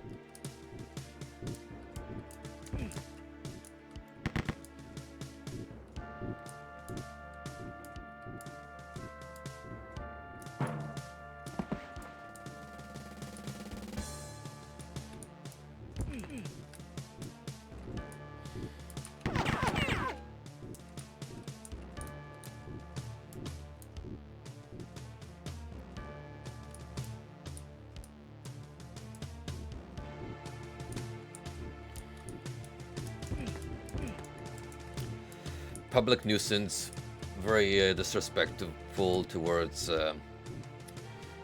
South Korean Before anything, the in Asian girl in that society. shop was sexy as fuck. Right? Something about an older age. I would have fucked the daylights out of that Chinese lady. If I could fuck that Chinese lady, my life would be fucked. Fucking that Chinese lady is something. I can't fuck that Chinese woman. I almost fucked that Chinese lady on the. Yes, I would fuck that Chinese woman. Sexy Chinese women usually have fuck that Chinese bitch, man. I'm quitting TikTok as that Chinese bitch. Bro. That Chinese slut will never see my business. Chinese bitches have stolen my heart. Shit. That Chinese whore used to make me a nice bird. That Chinese bitch doesn't come. Chinese women are getting sexier. They used to always wear the. I basically fucked that Chinese lady. This Chinese bitch is trying to seduce me. Chinese women apparently give the best intercourse. I want to fuck that Chinese lady at that donut. Chinese bitches around the world. We know that. That Chinese bitch wants to fuck me. It's official. That sexy Chinese bitch wants me to fuck her with a donut. I want to fuck that Chinese bitch, but this bitch forgot one of the donuts. Sexy Chinese bitches give good donuts, but sexy Mexican. I wouldn't fuck that Chinese bitch if fucking that Chinese bitch cured cancer. Chinese sluts have played with my emotions far too much. I would fuck the older Chinese lady because she's sexy, right? She gives off some sort of sexy. Me wanting to fuck that Chinese lady is the only reason I've been off myself, right? These are not for her. Fucking that Chinese donut lady is the only thing I really desire in life, right? I really want to fuck that Chinese lady on. I would fuck the ethnicity of that Chinese lady. I want to fuck the Chinese lady and give her. I want to fuck the Chinese lady and elope with her in Las Vegas. I'd let the Chinese lady molest me if I was not.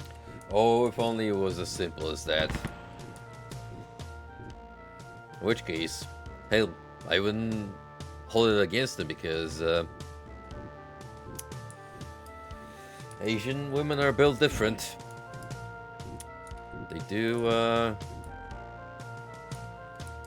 They do make my heart flutter, but no, actually, the reason why Johnny Savai was eventually in prison was because he did a couple of heinous acts that got him in trouble, like disrespecting the sexual abuse victim Second War Memorial by pretending he's humping it in public.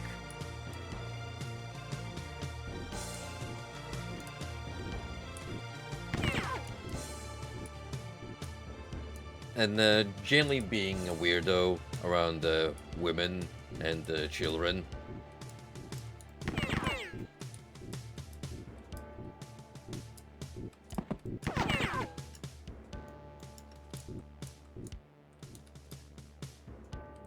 He was a fairly popular personality.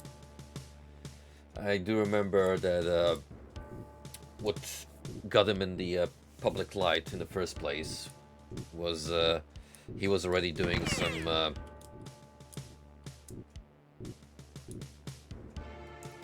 similar stunts in the United States, then got notorious in Japan for basically the same behavior.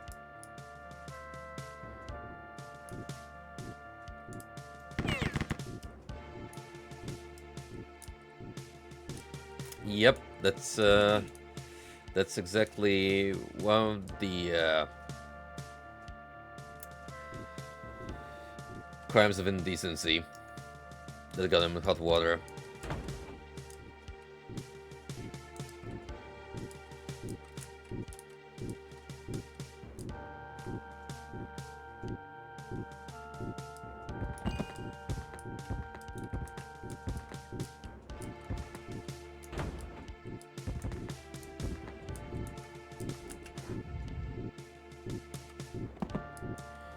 I'm not gonna lie,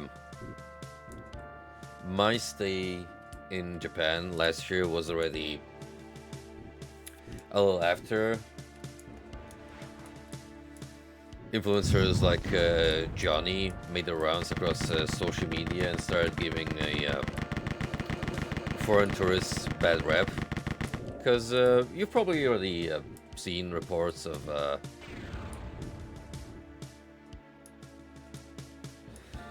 tourists acting inappropriately, like say they would be caught hanging around from cherry blossom tree branches. Just take some photos on their Instagram profiles.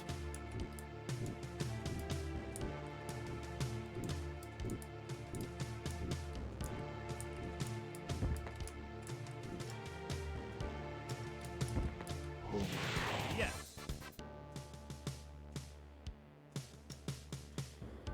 Really, I'm actually surprised because those didn't make the rounds of social media.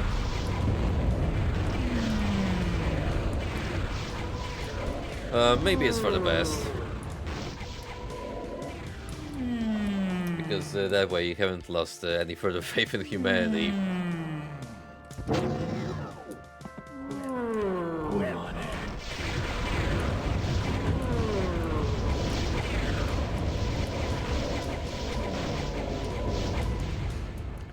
It's not even a new occurrence because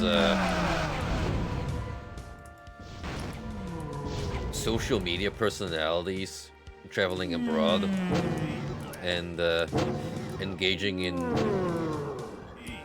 indecent behavior just to generate buzz around them has been a thing happening for the past couple of years. One of the most infamous examples being Logan Paul going to the notorious forest where people have been taking their own lives, and possibly recording someone's body.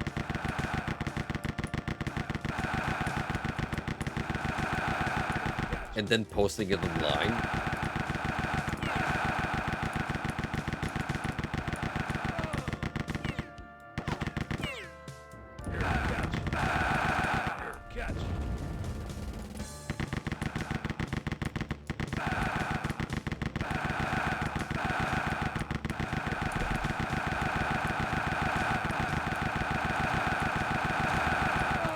You really have to ask yourself at this point, what could possibly be the limit?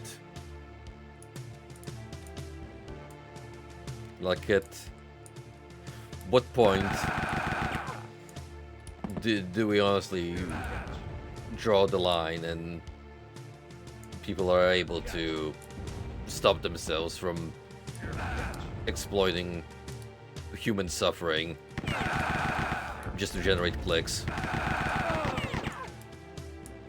And sadly, I feel like the boundaries are just steadily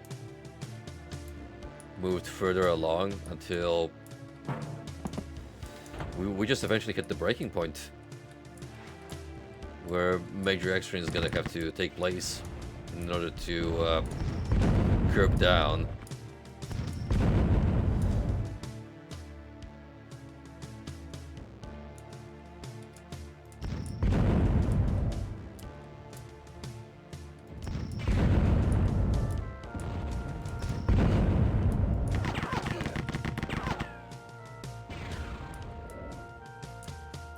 I don't know, but they are still fairly big names in the world of wrestling.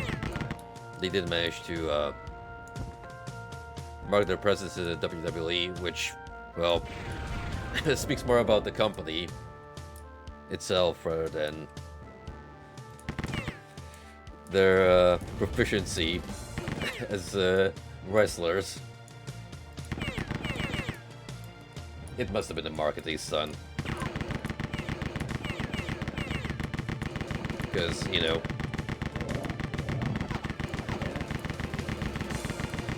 internet celebrity, popular with the younger generation.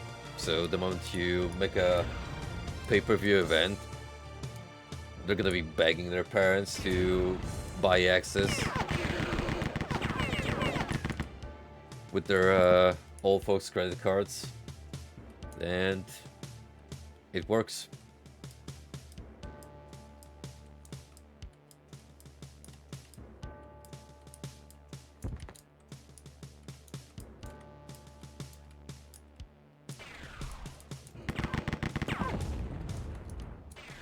People will pay hard money to watch Rings of Redemption fight Boogie in the ring.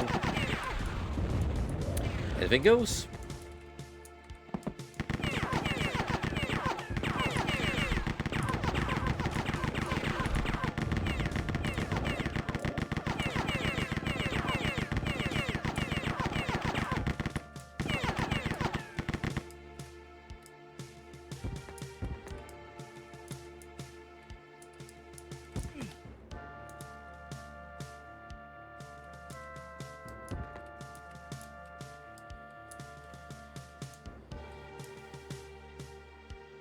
Going back to my original point though,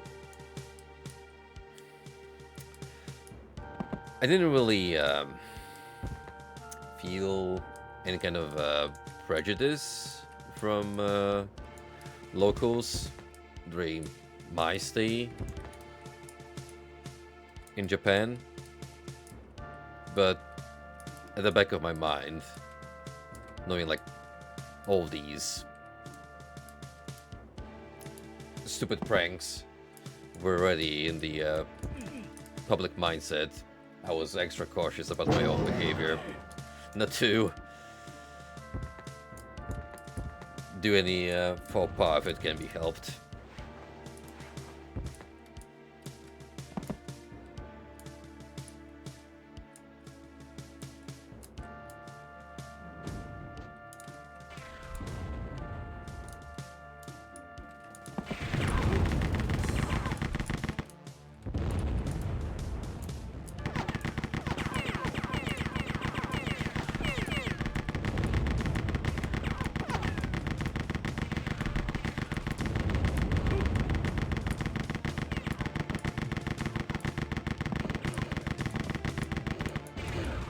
Maybe, but it would have been so subtle that I wouldn't have noticed it, because that is a thing in Asian societies where if people have a problem with you, they tend to keep it to themselves and let you know in more subtle ways instead of just outright picking a fight.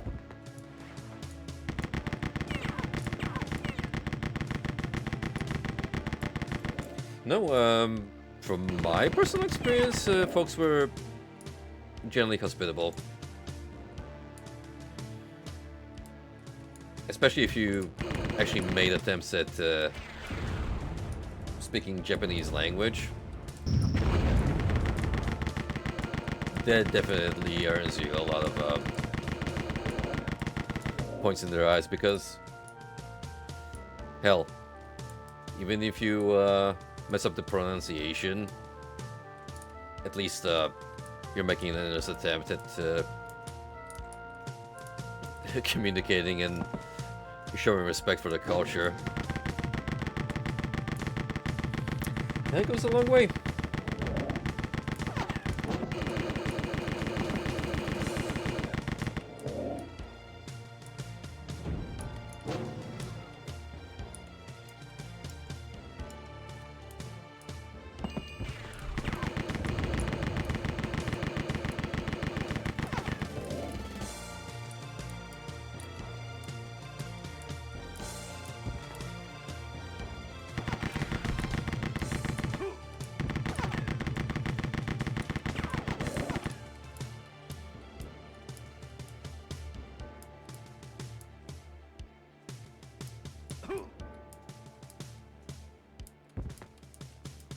I think the biggest blunder I've committed while I was in Japan was when I went to the hot springs in Hakone, and when you enter the changing rooms, it is like customary to take your shoes off before you step on the wooden paneling, and I didn't really realize that until an older man who happened to be sitting in the vicinity just pointed his fingers at my shoes and was just laughing to himself. So I just said sorry and took them off immediately. And he was just smiling all the way through, so he was probably thinking to himself that I'm just a silly old gaijin. That, you know, it didn't feel like he had any kind of gripe with me.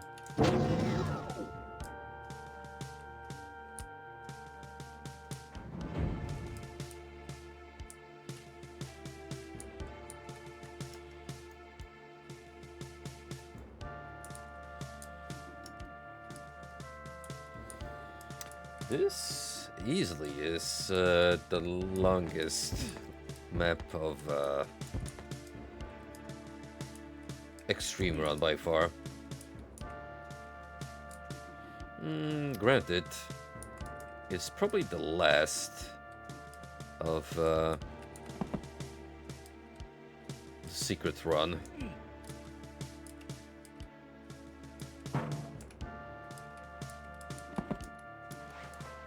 Yes, in the Hot Springs area.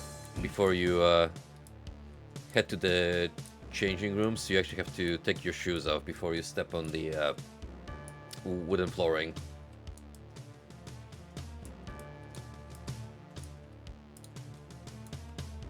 So an older man was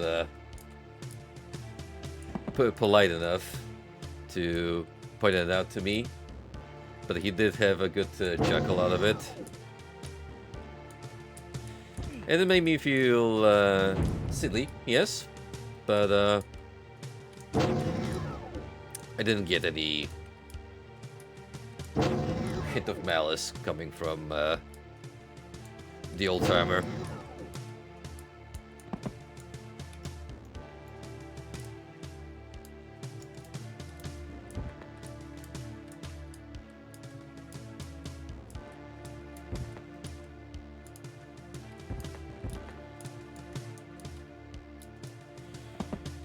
Yeah, we're all human after all, despite our best efforts. Mistakes will happen, especially if you go into an entirely different culture from your own.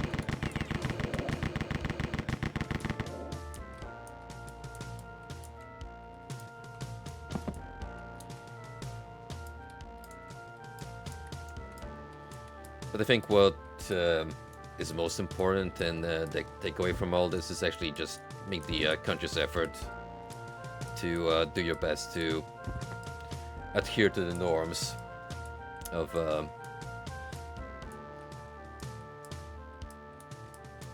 the society you're quote-unquote intruding on.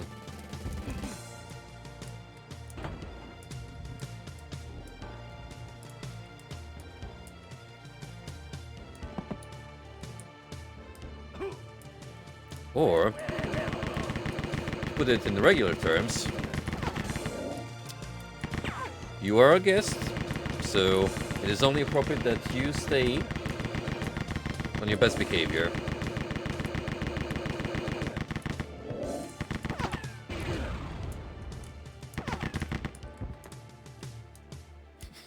Yeah, I was just over-exaggerating for the sake of jest. But you get what I mean. Don't be an asshole.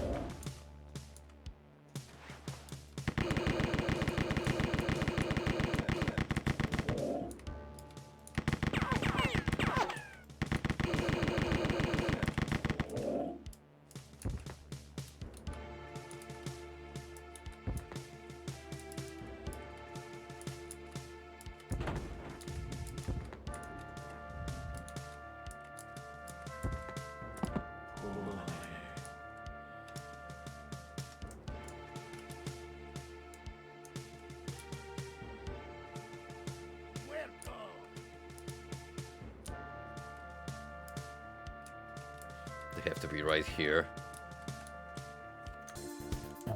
These last remaining cultists.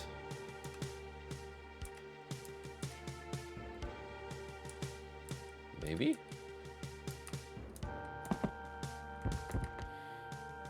Heard them wake up. I don't see any around.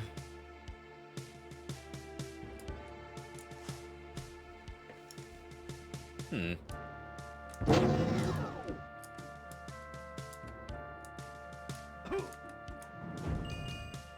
we be missing something perchance?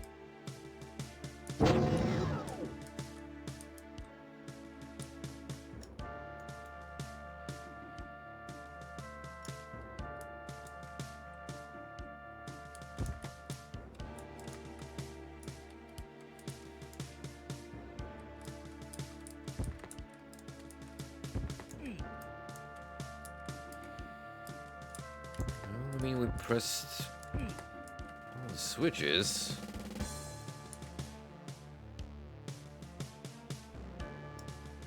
Maybe there's one more. Back here.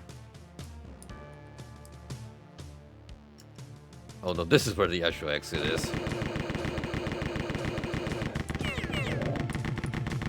And the enemies.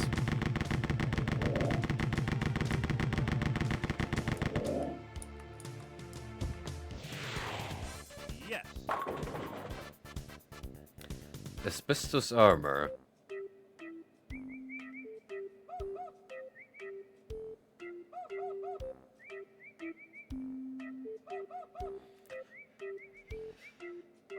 Before penis music became a thing, there was this track. You have to admit, a fitting tune for a level called Stupid Dog Tricks.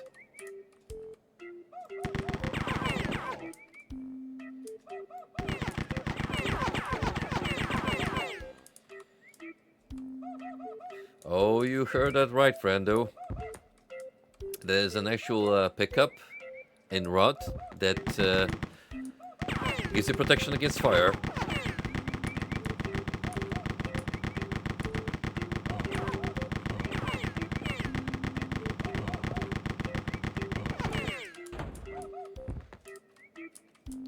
Surely wearing it will have no long-term health consequences.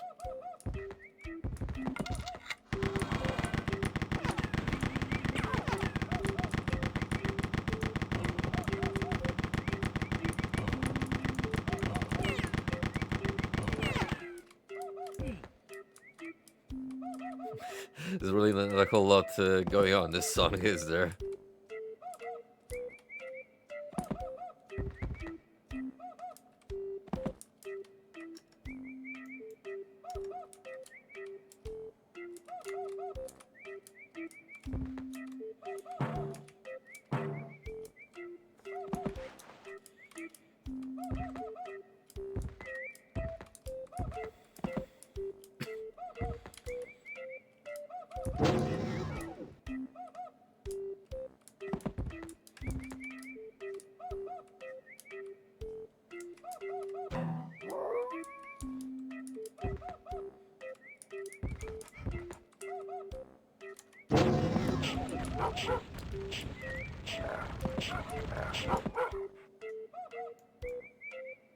Am I supposed to jump over these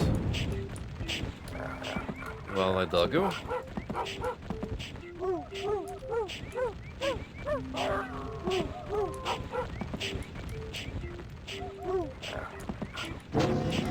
Can I?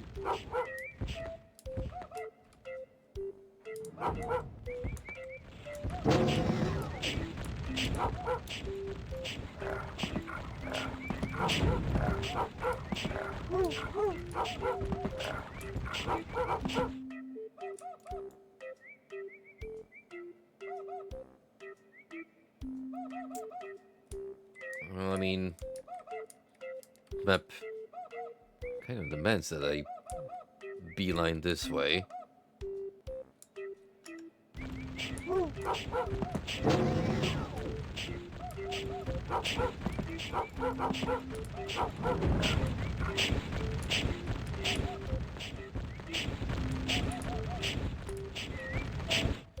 I don't get it though.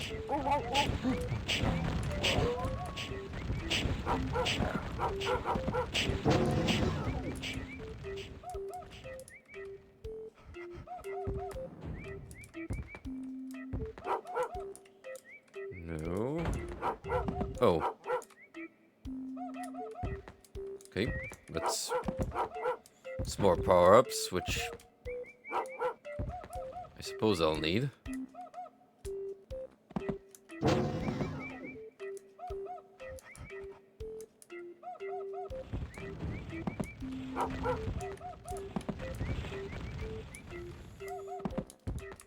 I am a little confused, which shouldn't surprise anyone, given the whimsical nature of the map we're playing right now.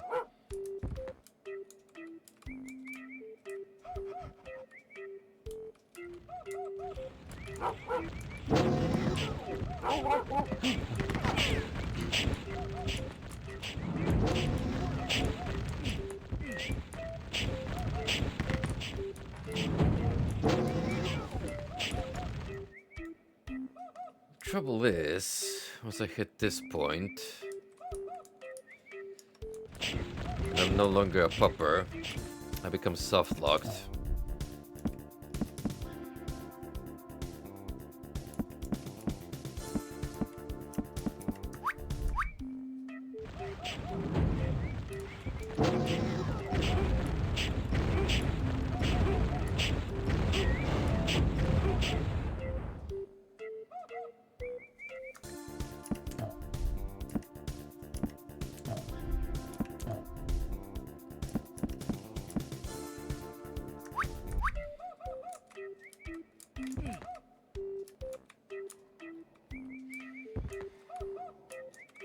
It sucks that I had to give up on my MP40.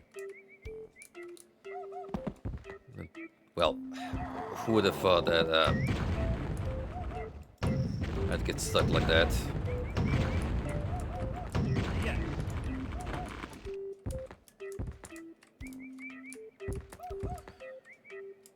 Unfortunately, a design problem, particularly with games of old, where if you're trying to do like one continuous run without saving much in between, that's not always possible due to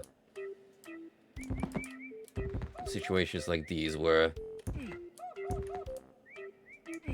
if you happen to make a wrong turn, you get stuck.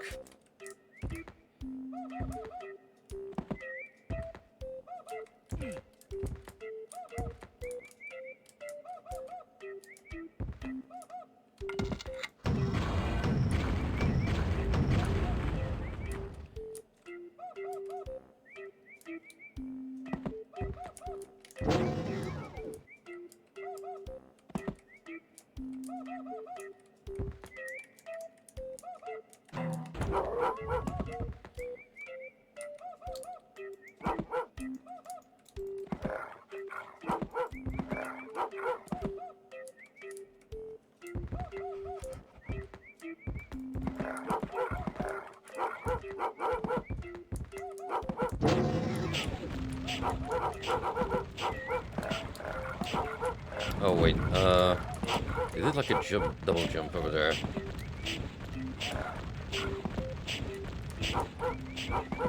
Ah, right. I forget it's a thing. If you press attack and use at the same time, you get a boost.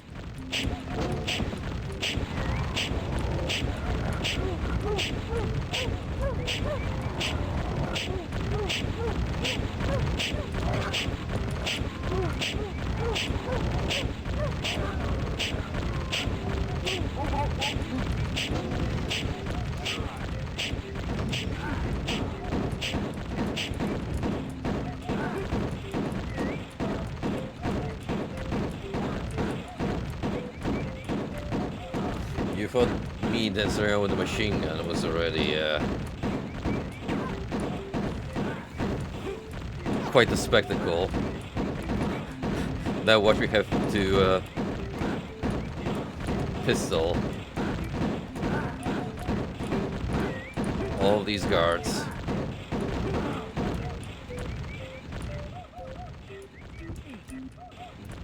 To be fair, not exactly Triad enforcers. It's not particularly challenging.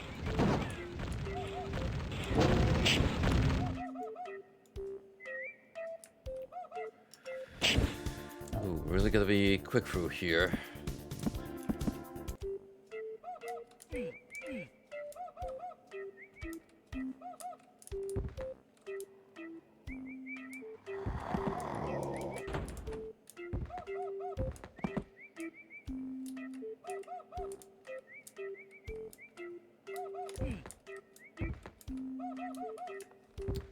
Indeed, there are a couple of different characters you can choose from while beginning each campaign, and they differ in stats, primarily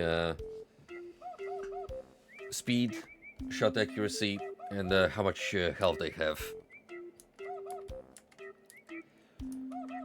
The most important one, obviously, would be health, because it affects just how much damage you can take, but speed also seems to play a particularly vital role, because some sequences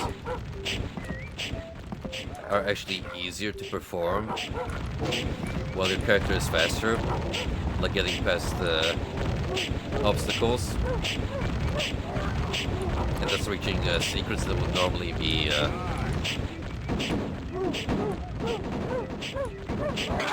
difficult, if not impossible, to obtain for a different character.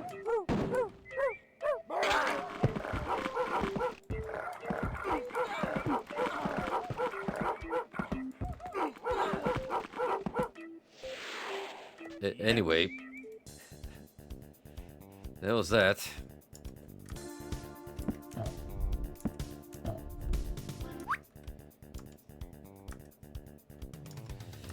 Getting the drop. No! Oh, no, that's your froggy ass. I am going to commit suicide!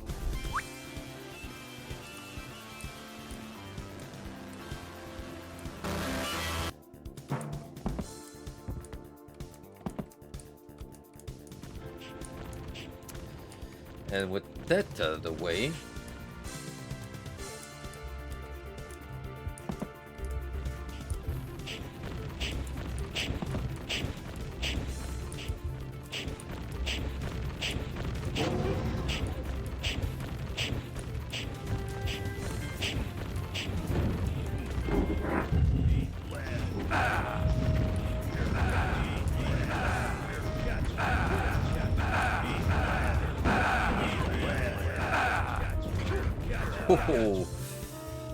oh, no MP40 is gonna be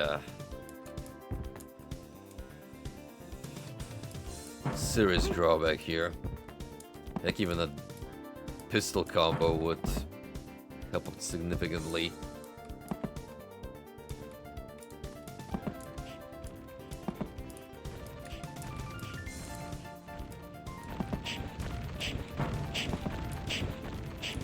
I must have skipped past that earlier.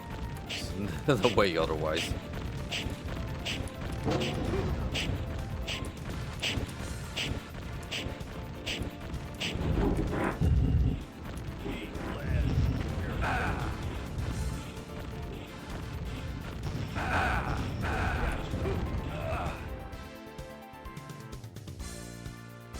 Oh boy, this one's gonna be intense.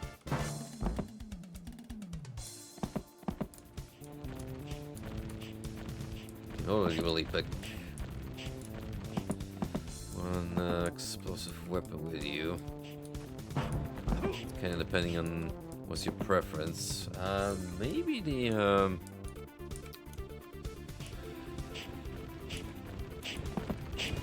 penetrative shot of the one is gonna help me out here.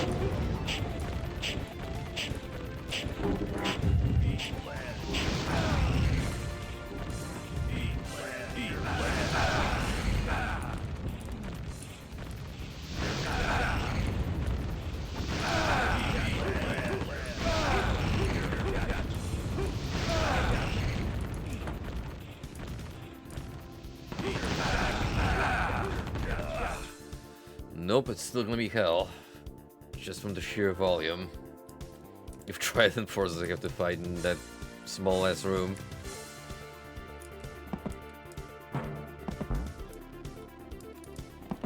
Oof. The flame wall would have been great right about now.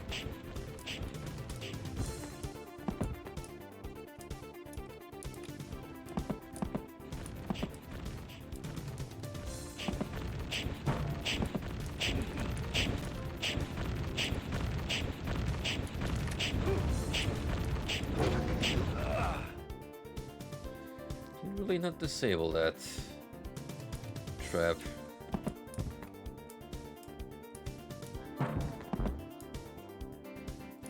It's a particularly cruel one because it essentially forces me to lose a lot of health before entering the arena.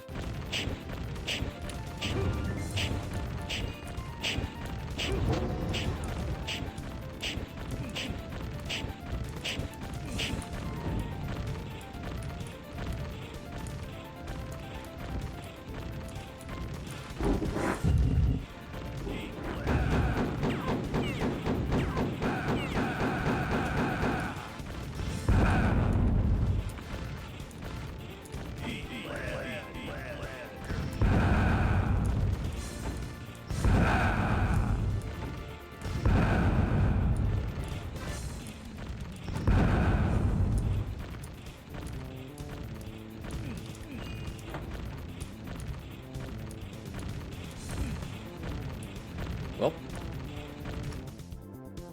bad news. I can't go back.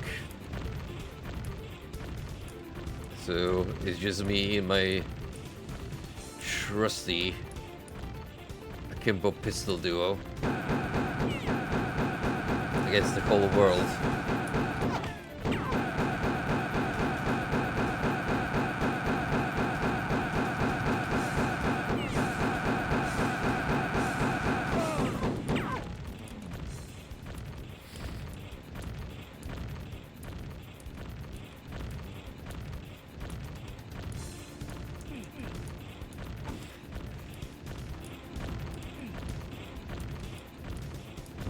The world-renowned musical hit Eat Lead, followed by its equally successful sequel, Here Catch.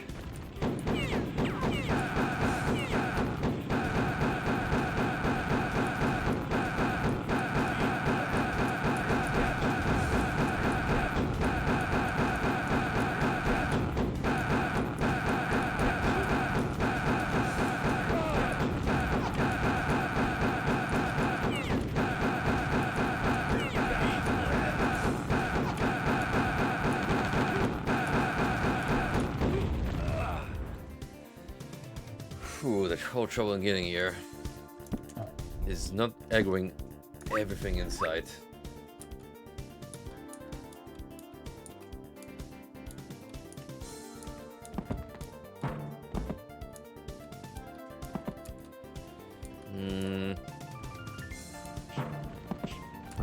Let's give this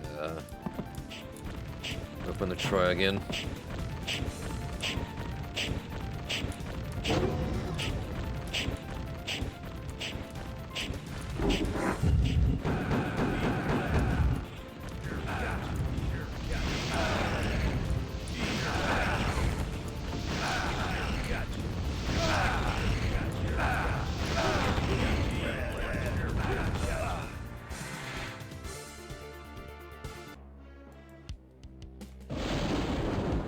Well,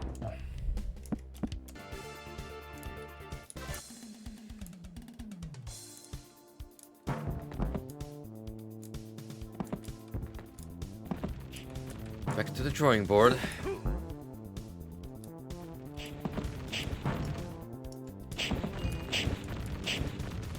Supposedly we have plenty of secrets around.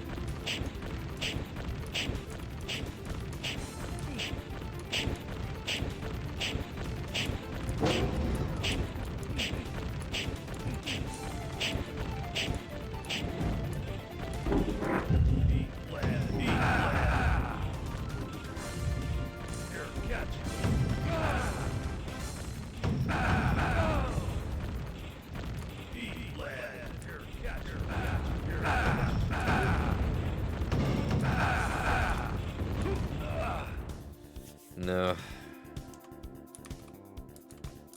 will do it.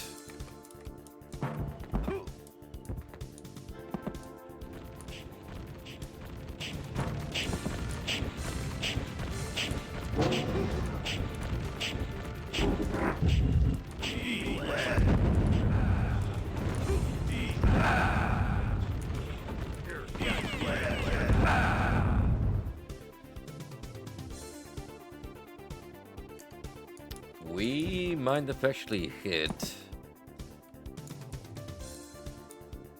the most difficult map in the game thus far.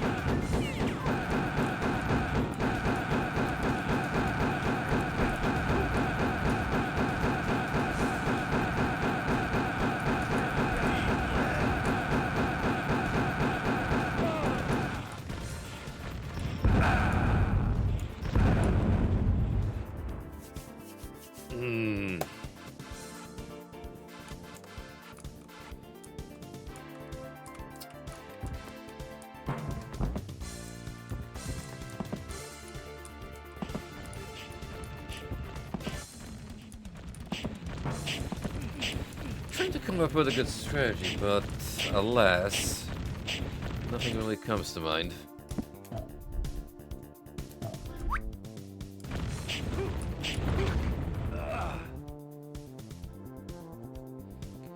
For one, I know that we can turn this thing off.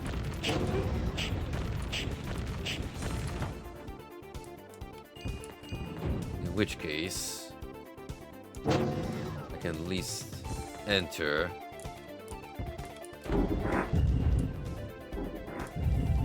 with a full health pool and get stuck on the wall because, gosh darn it.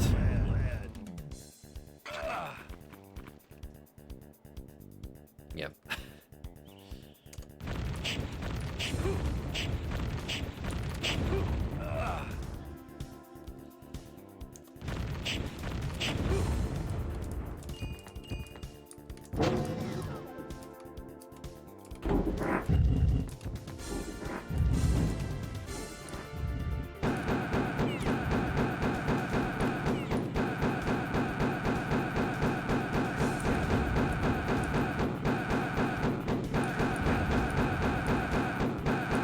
Fair warning, there's gonna be a lot of hugging corners, saves coming, but alas,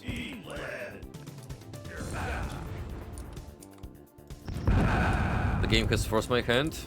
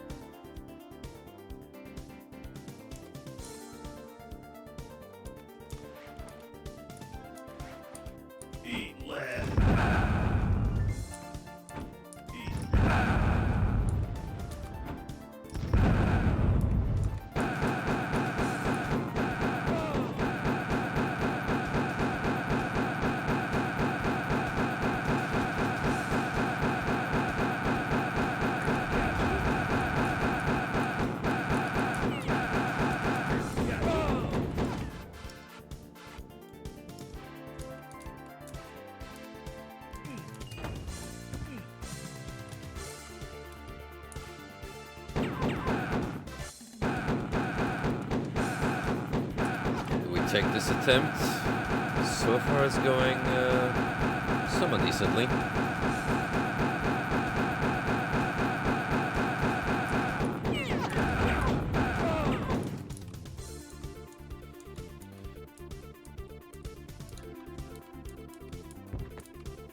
Our strategy here is avoid running too fast from beyond the corner and thus attracting the attention of more than one soldier.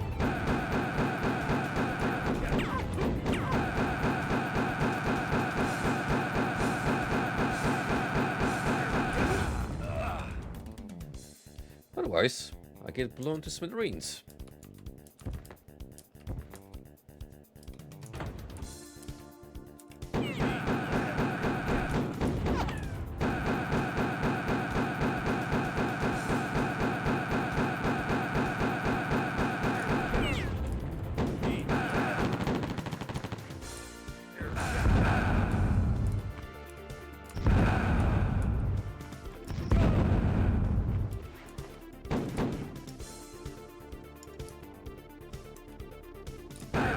kind of worked actually.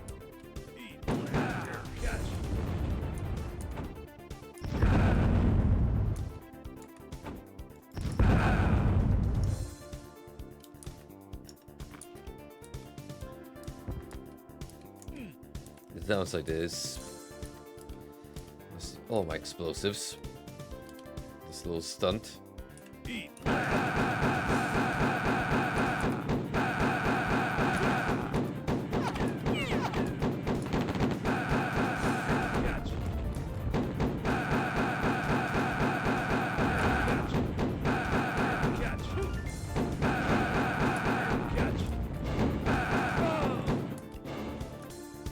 One HP run, you bet.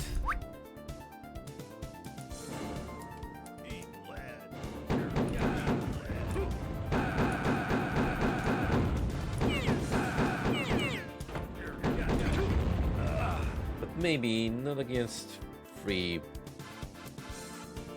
troopers at the same time. It's a little much to ask. And me, little old me.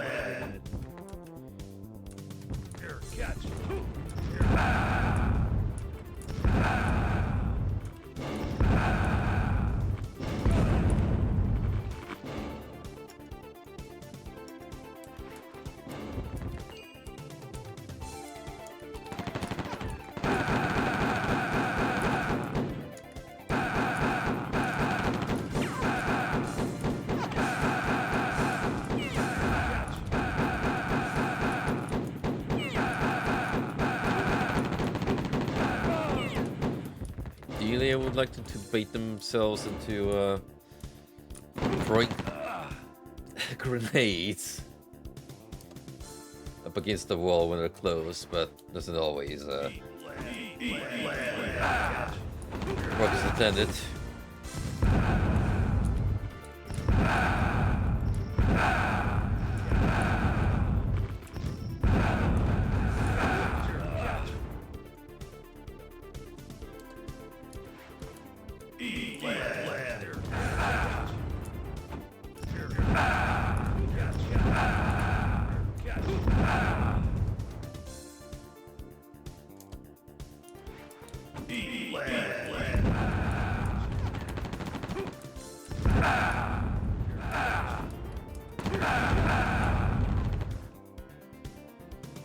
If only the area effect damage was consistent throughout per shot.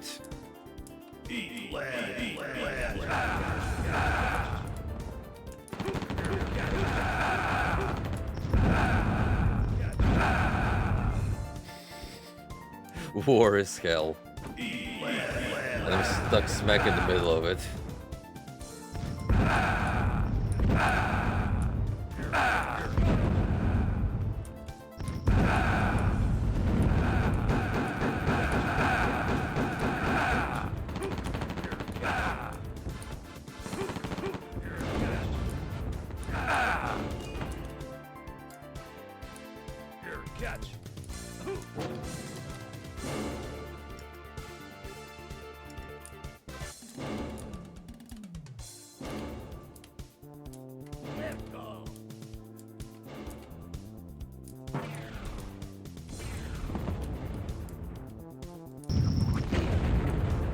Somehow made it through.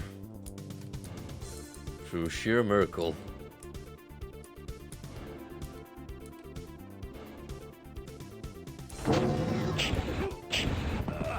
Come on.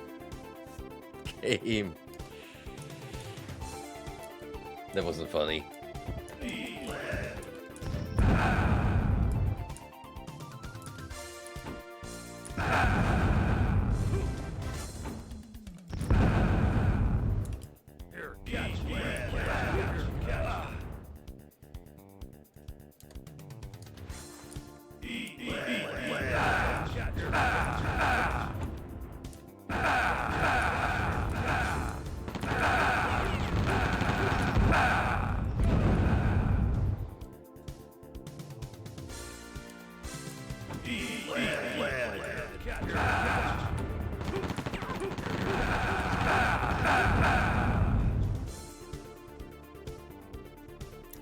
Not for long, unfortunately.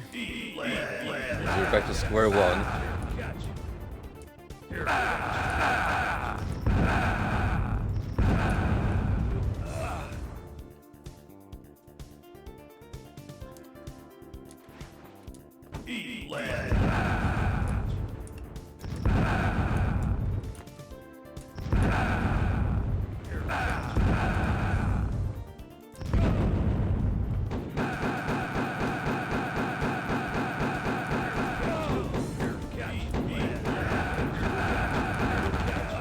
This map sucks. It's god awful. There has to be secrets somewhere, but I do not have the time to actually look for him. Not with all this hellfire raining down upon me.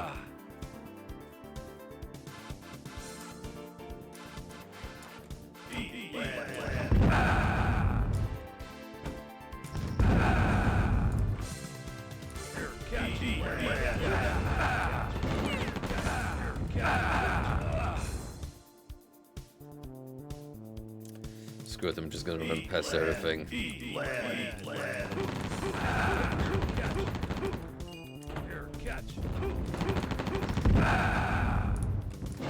If I'm allowed to.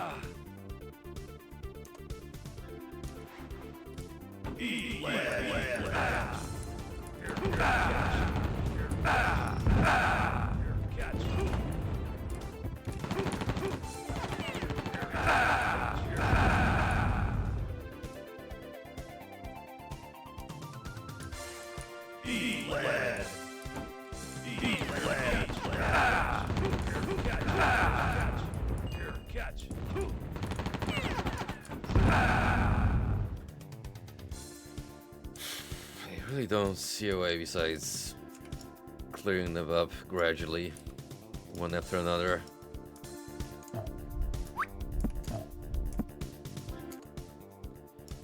Which I do have a minor save of.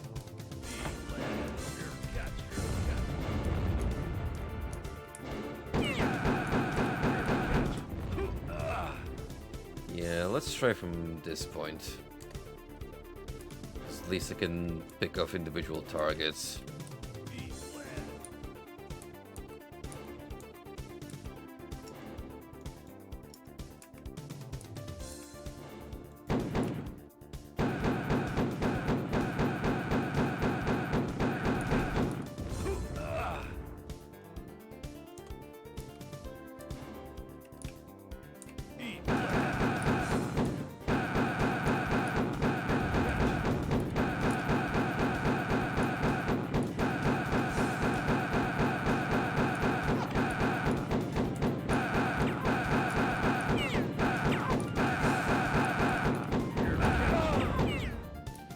One down.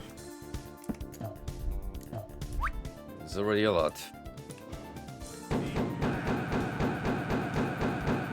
Nice, we only a good one.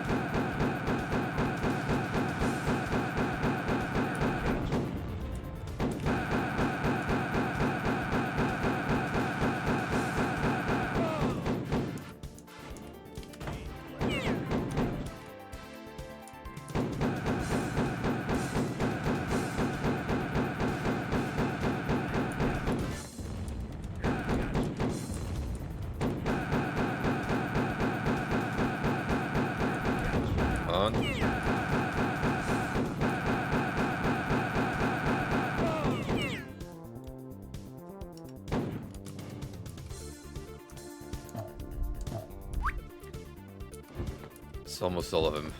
Just a few individual scouts.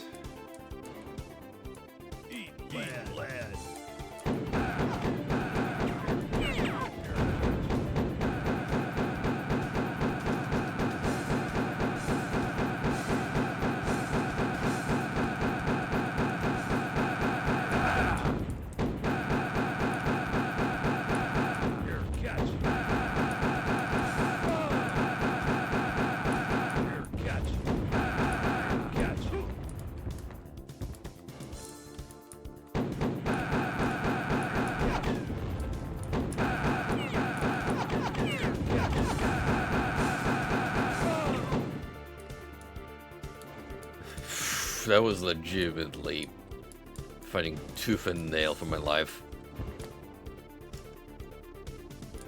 No, we did it. We cleaned up this entire spot. Through some miracle.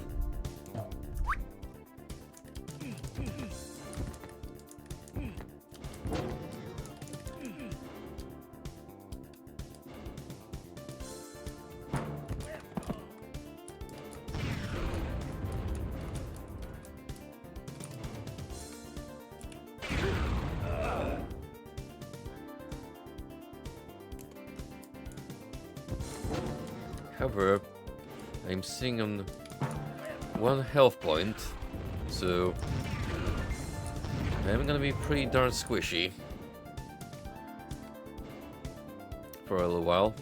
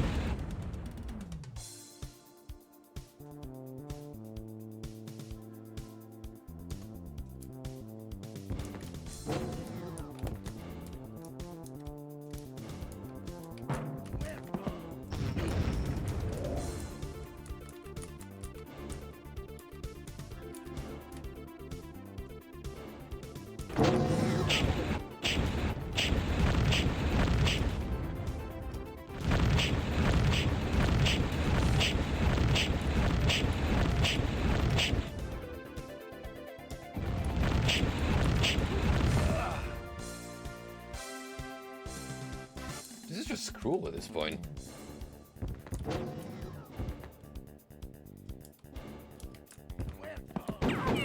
They are really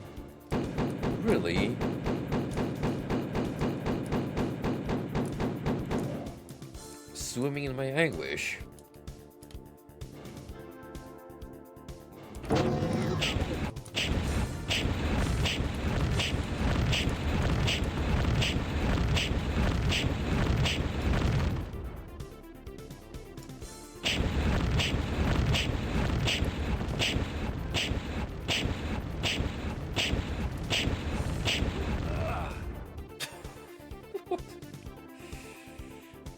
Wow.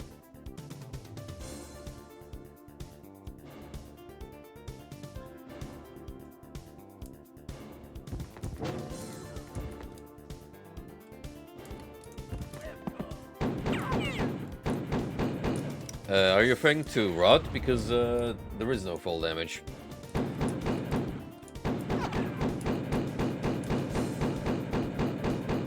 I'm just gradually getting my health chipped away by all the stage hazards.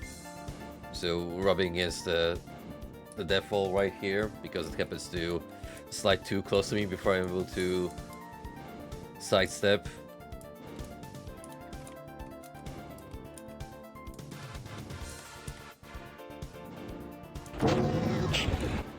Oh no, it's just that I need really good reaction time.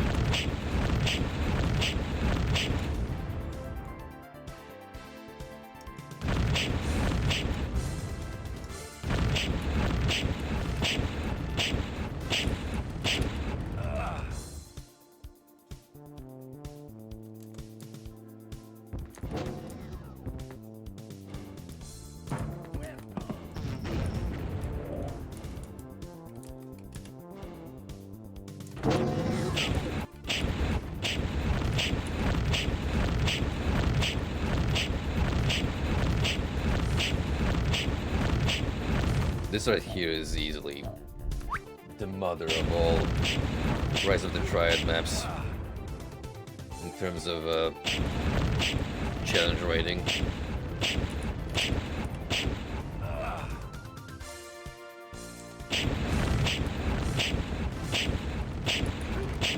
Just absolutely relentless waves of enemies.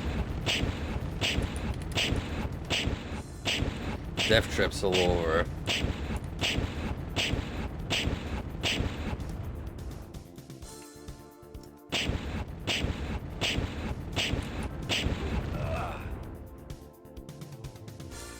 Just a casual brush is enough to end me at this point.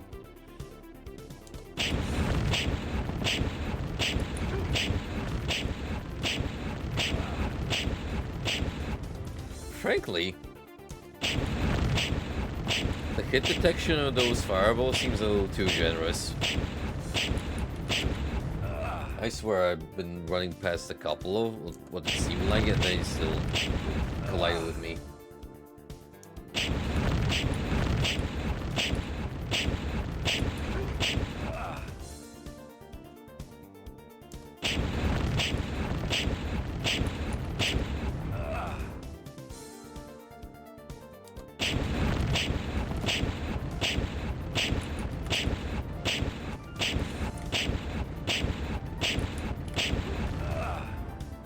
Alright, I'm not gonna show you how this map sucks.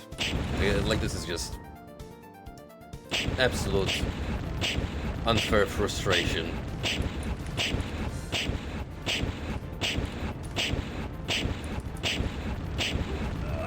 I can even, like, catch a breather or reposition myself before dying to some BS.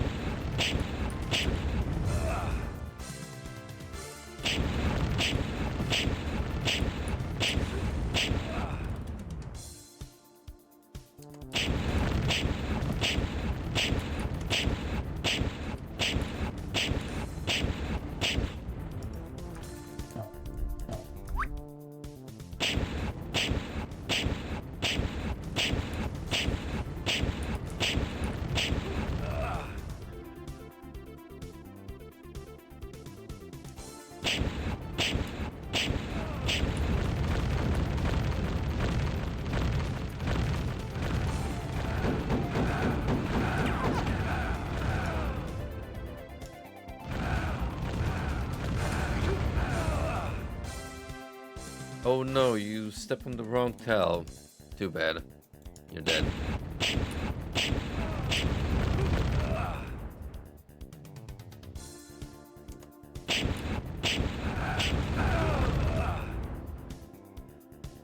Ugh. Like, how is this fun? How is this fun in any capacity?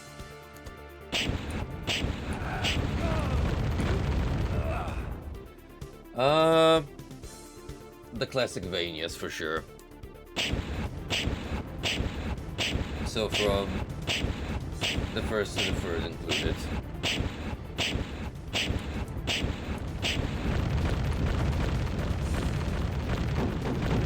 Those guys were on a whole new level of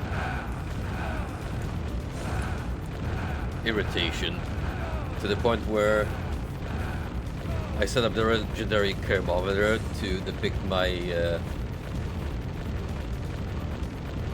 state of anger based on different Kermit faces. They would just switch around.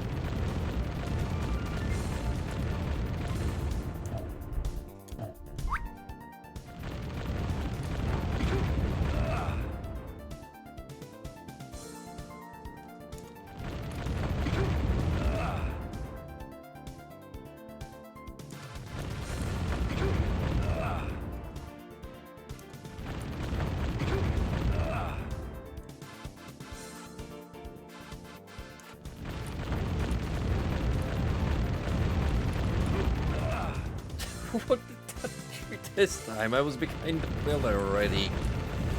Game. Please. Seriously, what is killing me?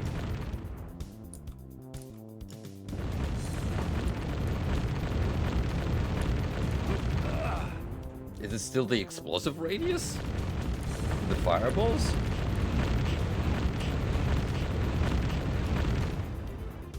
Oh, brother.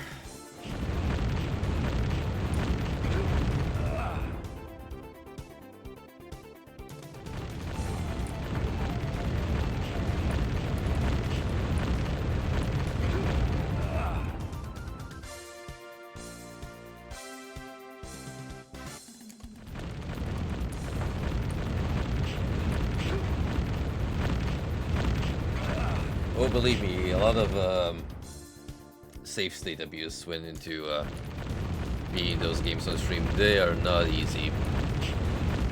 I tip my hat off to anyone who's able to clear those games through sheer perseverance and muscle memory alone.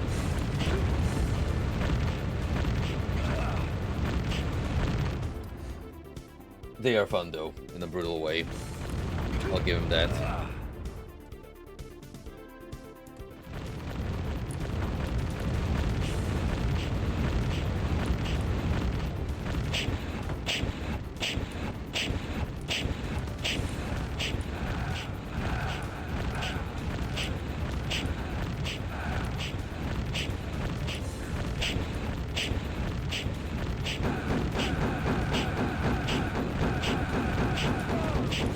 The only net positive of this predicament I'm currently in is that these enforcers are getting pelted by the fireballs.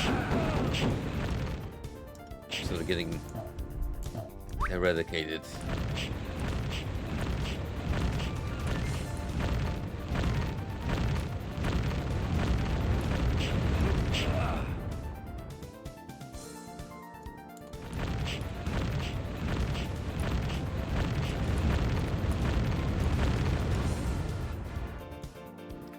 No shame in that, as far as my opinion is considered.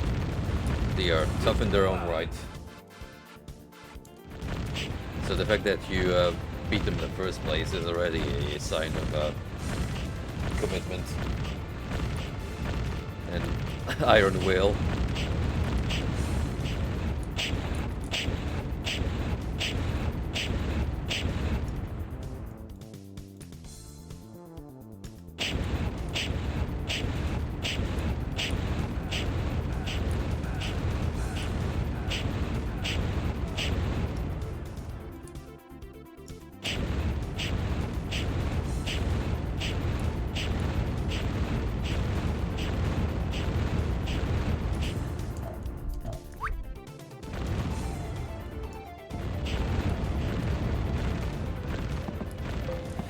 Finally in this bestest armor, after all we've been through.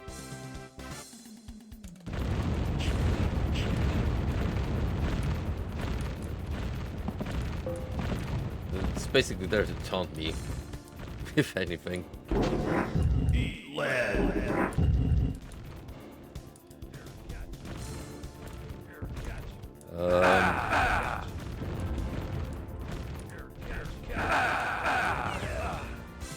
Are we jesting?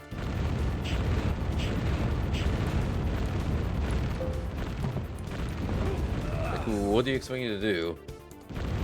Just the armor on me.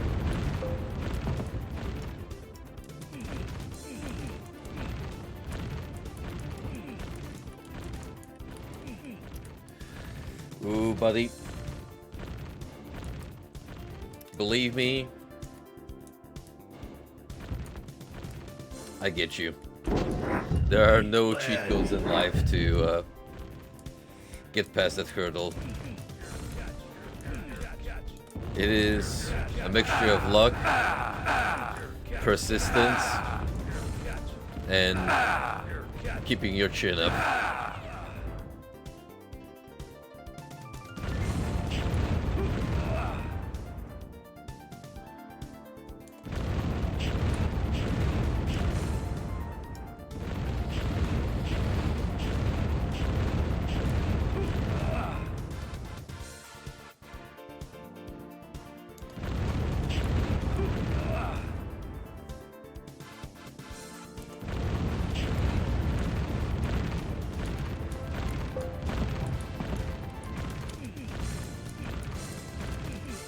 That being said though, I've been single again for a couple of years now.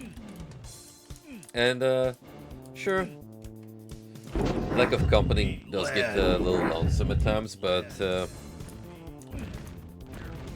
I'm already adjusted to the Quaker City hermit life. It does come with some benefits.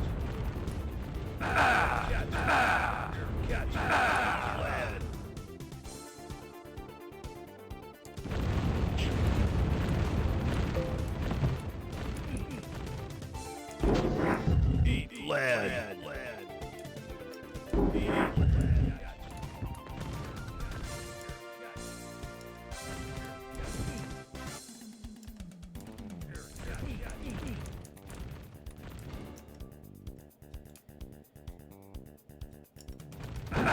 Sure, catch.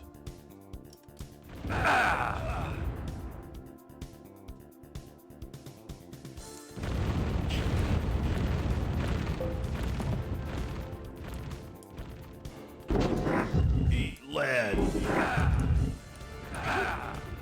This might actually be an unwinnable situation because I have no weapons to fight back, no health,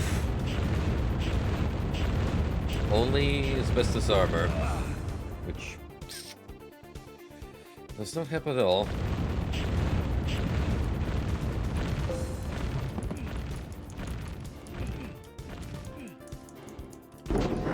Eat lead.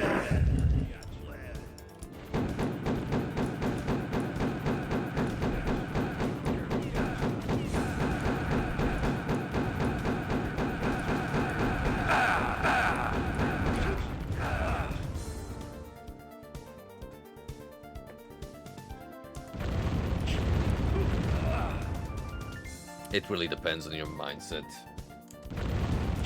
and your goals in life. If it's to start a family with someone, sure, you are absolutely going to feel dreadful not being able to accomplish said goal.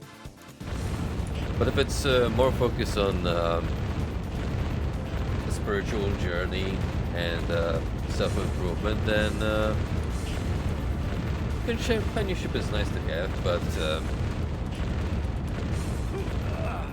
not necessarily to find fulfillment of the limited time that we do have on this home of a planet Earth.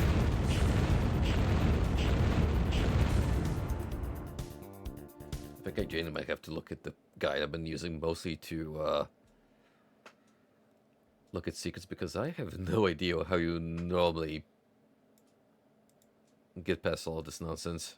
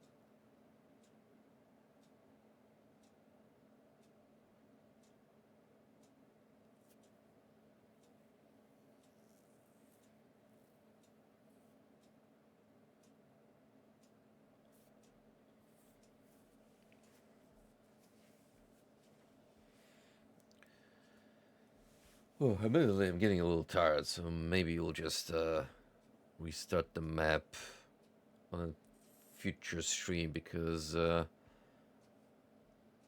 yeah, I might be stuff like this point.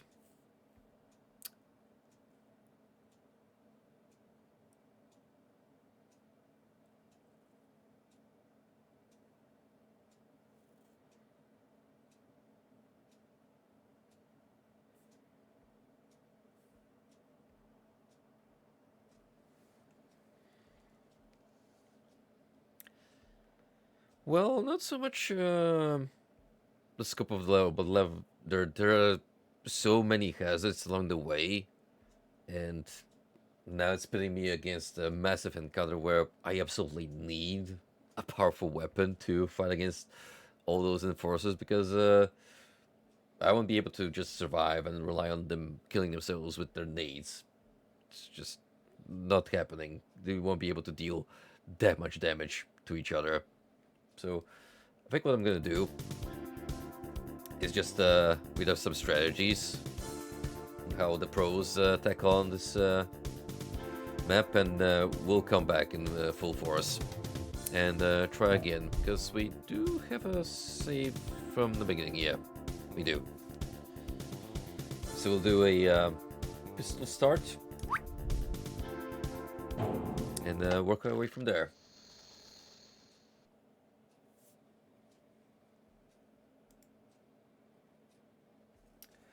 That's the thing. It's not even the highest difficulty setting.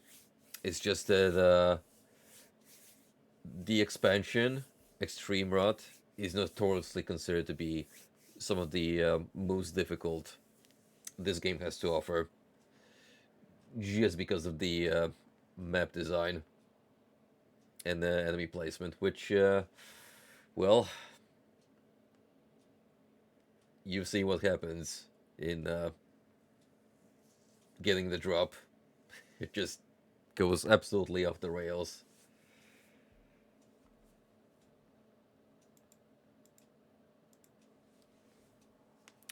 But anywho, we're gonna take a little break from Rise of the Triad, and I'll try to set up some jolly cooperation with the Frosty Man for next week, so we can get another Lords of the Fallen session going. In the meantime, I bid you guys farewell. Have a lovely weekend, or what's remaining of it, and I'll see you on the next stream. Take it easy, and appreciate you all stopping by as usual. Take care.